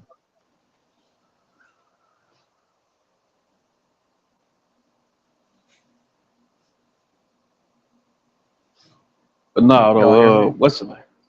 Yeah, No, I was just saying I don't dismiss Bill Russell. I have him number two, Right, and yeah. So I didn't mean to interrupt, but I'm just saying that like I've talked about him a lot.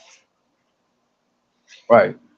I'm just saying, like for certain guys, but to that point about you know if Scottie Pippen or certain guys are on the level of guys today, like I say, my only issue with the '80s and '90s is that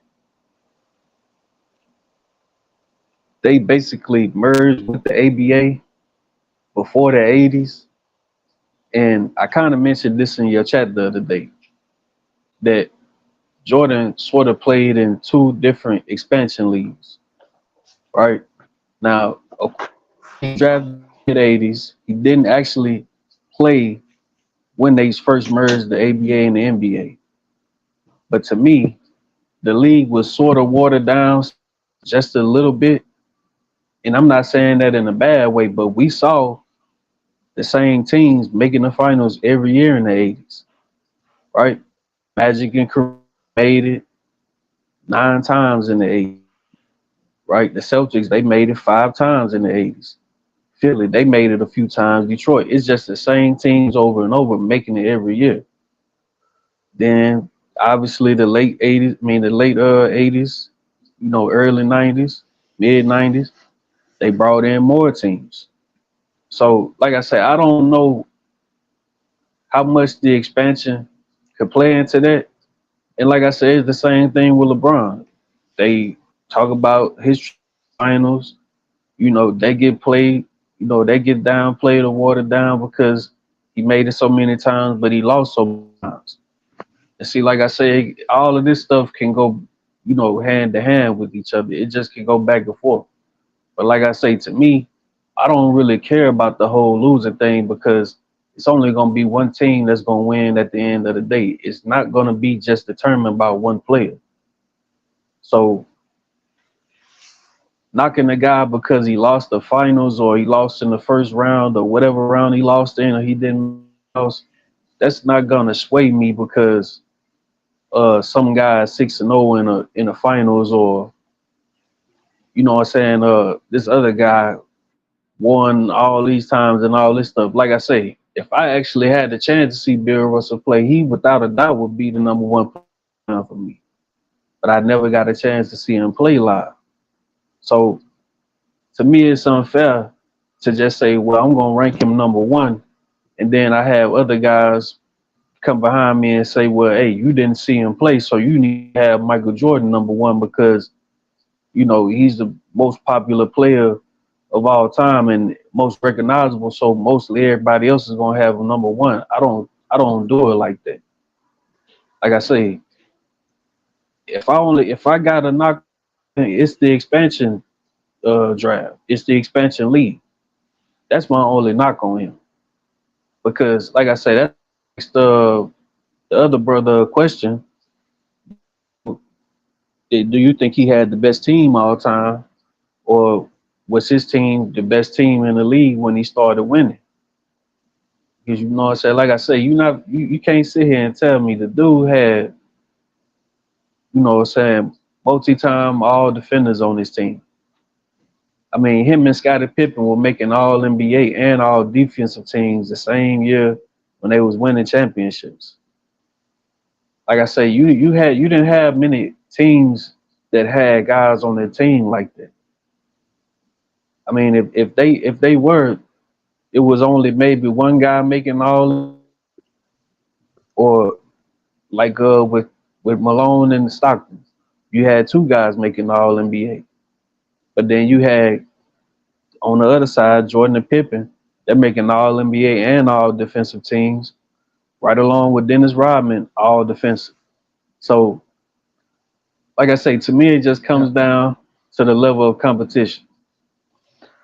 yeah. I mean, I'm not one to say that the Bulls were a bad team and that Michael Jordan carried them. I think they every year that they won the championship, they had a great team. I'm not one of those Michael Jordan fans that say that the team sucked. I think Scottie Pippen was a great player. Horace Grant and Dennis Rodman. Ron Harper was.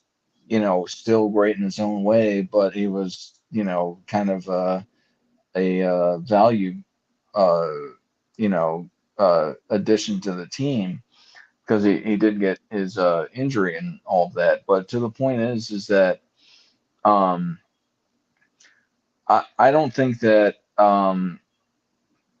you go and you look at the years even from outside of the 70s, you had dominant teams every decade. The 40s and the 50s, you had the Minneapolis Lakers. From the 50s to the 60s, you had the Boston Celtics. The 70s, you had a couple two-win teams like the Washington Bullets and the Boston Celtics. And then you had the New York Knicks too that won a couple times, and then you had the Lakers, you had the Sonics, and I Bucks think I'm won missing one year. somebody.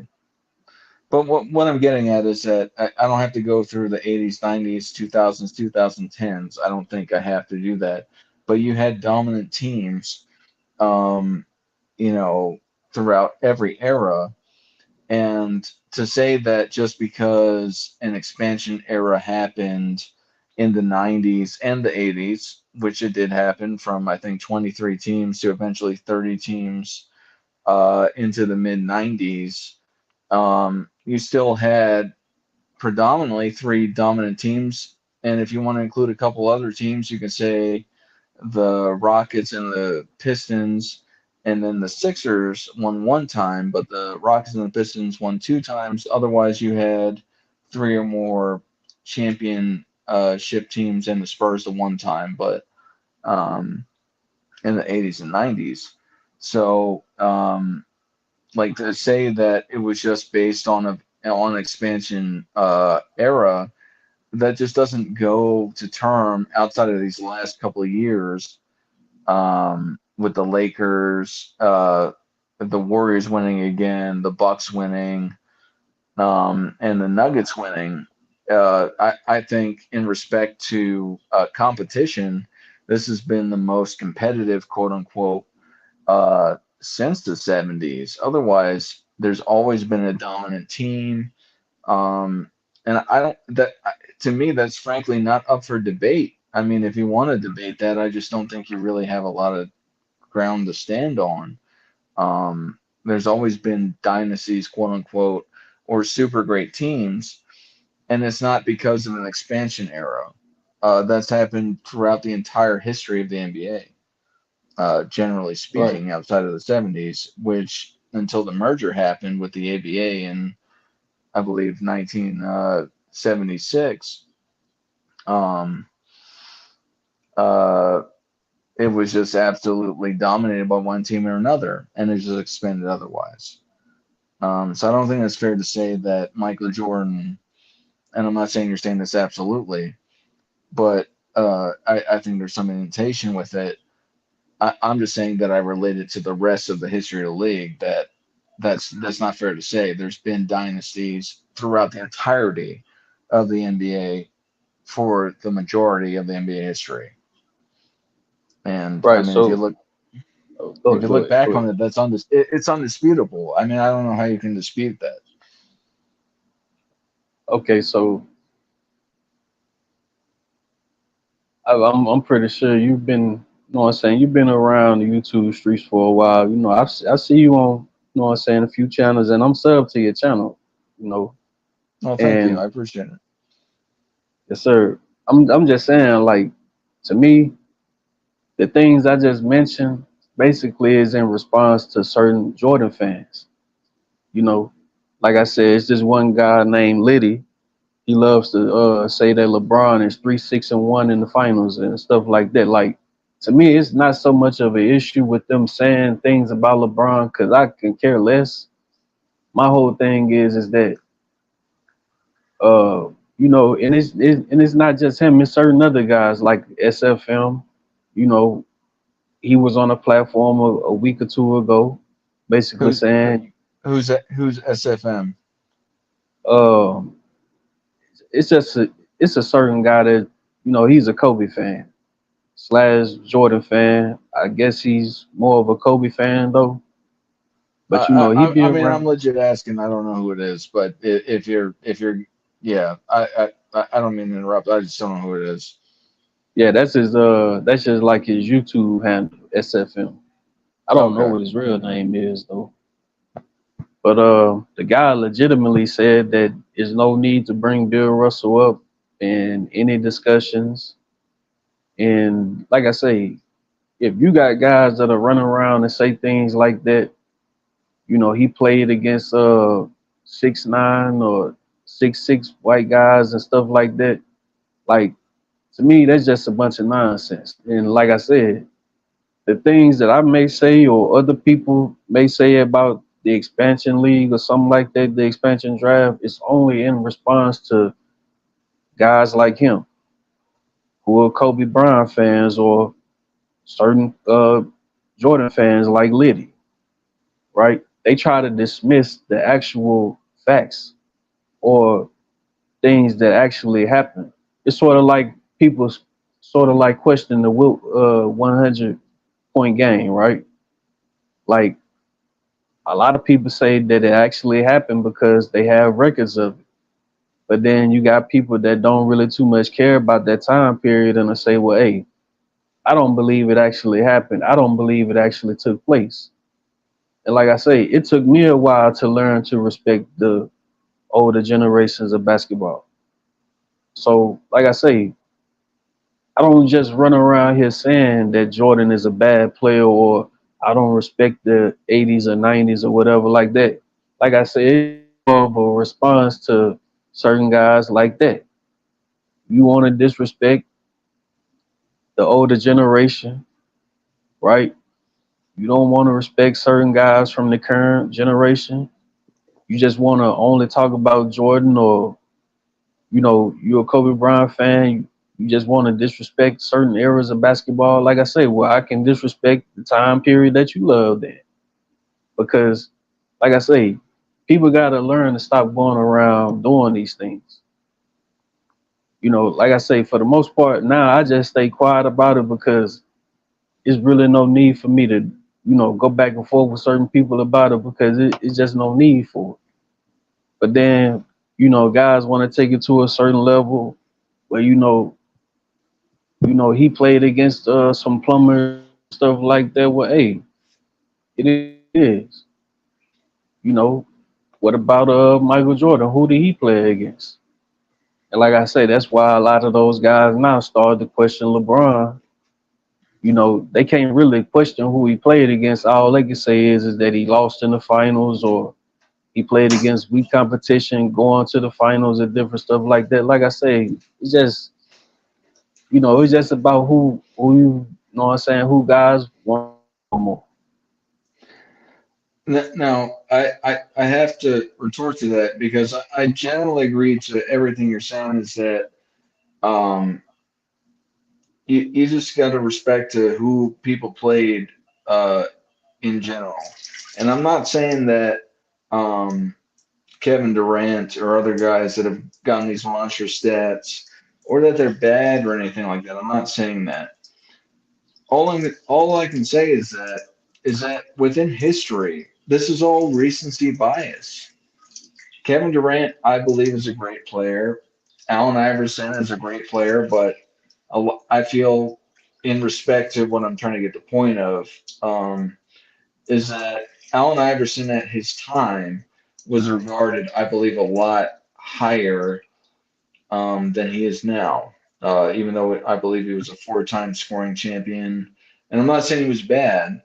I'm just saying as time goes by, they're going to look at guys like Allen Iverson and say, you won one MVP and you never won an NBA championship. What I'm getting at is that it seems that a lot of people will disrespect the past eras because of the dominance of the guys of like just broad stroking. Michael Jordan, Hakeem Olajuwon, Larry Bird, and Magic Johnson, and Kareem Abdul-Jabbar, is that a lot of new age NBA fans will say, well, the guys that they played against were garbage because they just didn't win. I mean, What I'm asking is, do you understand? Do you see some sort of correlation with that? Is that people will look at guys like, let's say, Dame Lillard, who I'm not saying is bad. I'm just saying that, uh, what has he done? I think he won one scoring title. Uh, what I'm getting at is that guys that are regarded as great players now, um, do you understand Right. how they could be dismissed in the future? Yeah, I could totally understand that, and I would say, it's kind of odd, right? Because now I'm thinking about it, they may consider those guys plumbers in the near future, right? I mean, I've heard certain people say 50 to 70 years from now, LeBron may get looked at as a guy like Bill Russell or a certain guy from back then. And, you know, like I say, bro, to me, you know, people just got to learn how to respect basketball as a whole.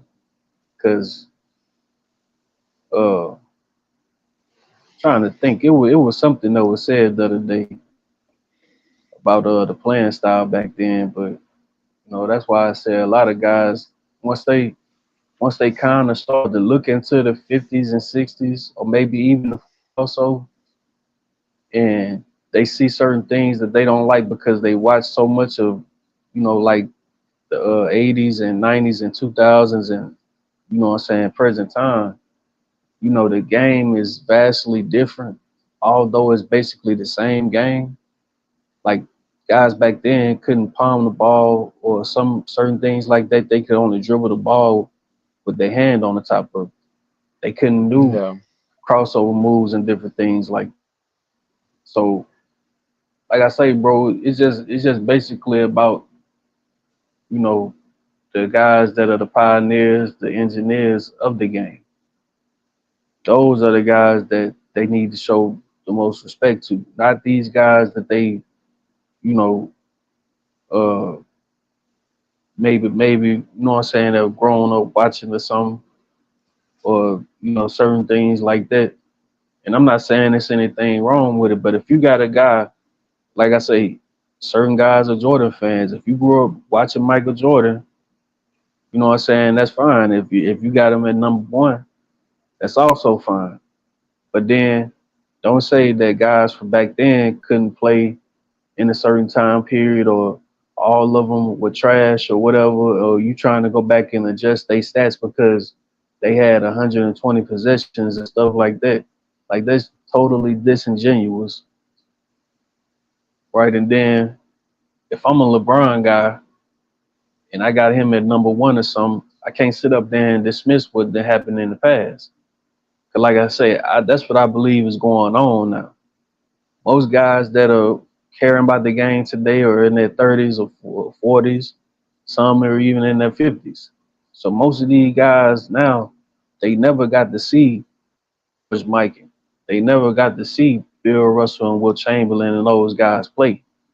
So like I said, it's sort of like how a person is to their like home team, quote unquote home team. They don't really too much care to follow any of the other teams like that. They only care about their team and their players. So like I say, it's just a respect thing that everybody need to have for the game. You know, No, like I s-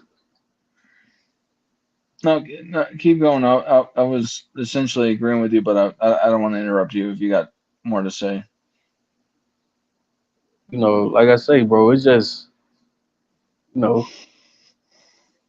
I've kind of got past the whole GOAT debate thing, like who's the greatest, because I mean you're starting to truly see that a lot of people just will not, you know, just change their guy because they another person is saying it.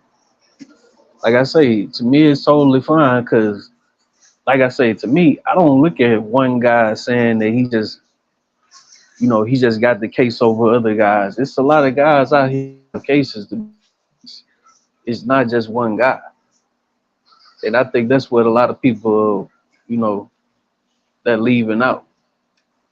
If you pick this guy, you're wrong because this guy, did this and did that. Or if you pick this guy, you know, you're this and you're that because I picked this guy. Nah, man, everybody's their own individual. They get to pick and choose who they want as or whatever. Like I said, it is what it is. Yeah, I mean, for me, there's a ton of pioneers, and LeBron James in his own way is a pioneer. Michael Jordan's a pioneer. Bill Russell, Wilt Chamberlain in their own ways. George Mikan, um, Dr. J, Magic Johnson, Larry Bird. They all have their Jerry West. All these guys have done their own thing for the game, and they all have their own individual cases amongst others. To your point, it all really matters on what you value, what you understand, what you care about, and then of course just the fun aspect of what you want to argue.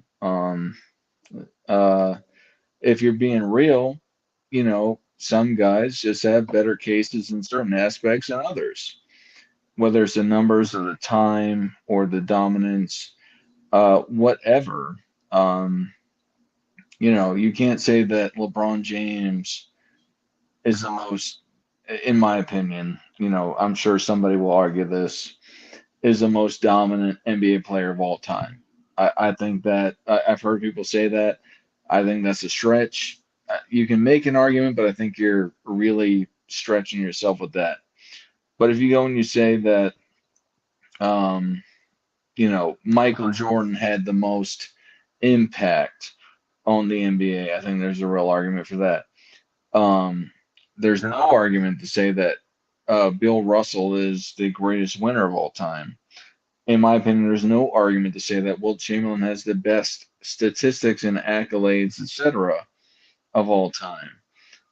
Without breaking it all down, I've heard, uh, let's just shout them out, the GOAT James Kingdom say that LeBron has the most. I don't know exactly what that means, but in general, I would think that Will Chamberlain is more, but I'm not going to say that they're wrong because I just don't know what they're saying. But in general, what I understand is Will Chamberlain has the most records slash accolades of all time, amongst other things. Not to go down that rabbit hole. There's a lot of things that are objective, and it just depends on what you value. Um, to me, I think that Michael Jordan has done the most for the NBA and has made the NBA what it is today, exponentially. I think, and my top four guys are Michael Jordan, Bill Russell, George Mikan, and Magic Johnson, and I feel that they all exponentially grew the game in their own ways by rules changes, popularity, dominance, etc. I think those guys are the most impactful guys and dominant guys in the game of basketball. And I personally don't think that's debatable. Obviously, other people do, but I think those guys have done so much for the game more than anybody else. But um, if you say somebody else has done more and you want to add it all up, that's whatever to me. But yeah. So those are your four Mount Rushmore guys.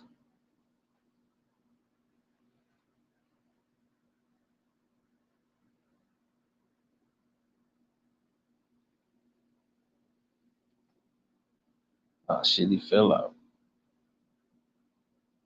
True, you still there? Yeah, I'm still here. Bro.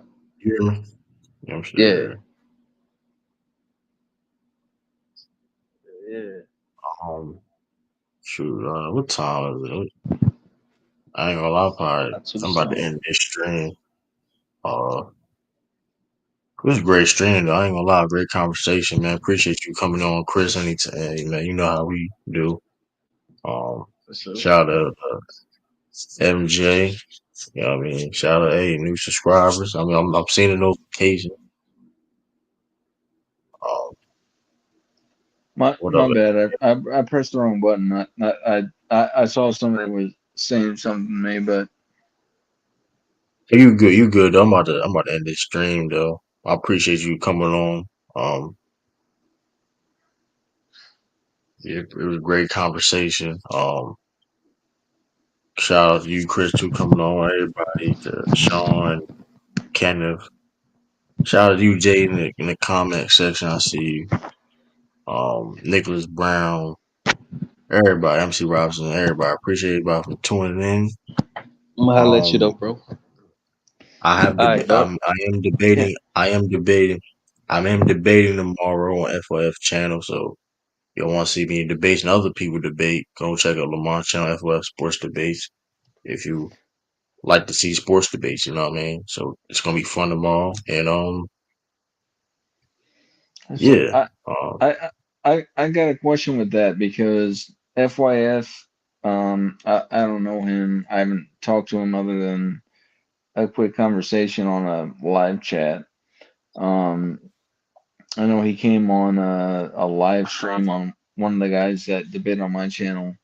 Did you watch my the debate I hosted with Go James Kingdom and NMB Sports with their debate over MJ versus LeBron? Who's the I GOAT? seen I think I seen clips of it. I didn't see like the whole entirety. Yeah, I think I okay. saw like clips of it. I'm gonna check it out though. Yeah, no, I was just curious because he had apparently FYF I don't know how it worked out because it didn't happen with me, but I know that he came on the Go James Kingdom live stream and was saying he was watching, and then I was just curious if you had seen the debates prior and what you thought of them that I had hosted. But if you haven't, that's I'm cool. definitely check 'em. Yeah, I'm definitely gonna check them out though. Yeah, because um, I'm seeing so I'll probably check one of them out before I go to sleep. Be honest with you. Um, I just subscribed. I think I saw you. Like you said, so when you're in the algorithm and all that, you be seeing stuff. It's like, oh snap! It's like, so I just subscribed. I think I seen Sergeant. I think he was debating Go Kingdom. One of the videos I think I saw. So yeah, I'm definitely gonna check it out. But yeah, that was fun. I'm about to watch it again. Oh yeah, okay. I'm definitely gonna check it out. Definitely gonna check it out. Um, but yeah, appreciate you coming through. Appreciate you coming through. Uh, I'm definitely gonna check your content, more of your content out. Shout out to Chris. Shout out to everybody. You know what I mean. Like I said, I'm debating tomorrow on FYF Sports Channel, FYF Sports Debates. Stay tuned in for that. Um, shoot. Um, what else? Oh yeah, I may do a Celtics Clipper preview. We'll see. We'll see. But shout out to everybody. Peace, deuces, love. It's your boy True the King. And I'm out. Michael Jordan fans are the best. Let's do it.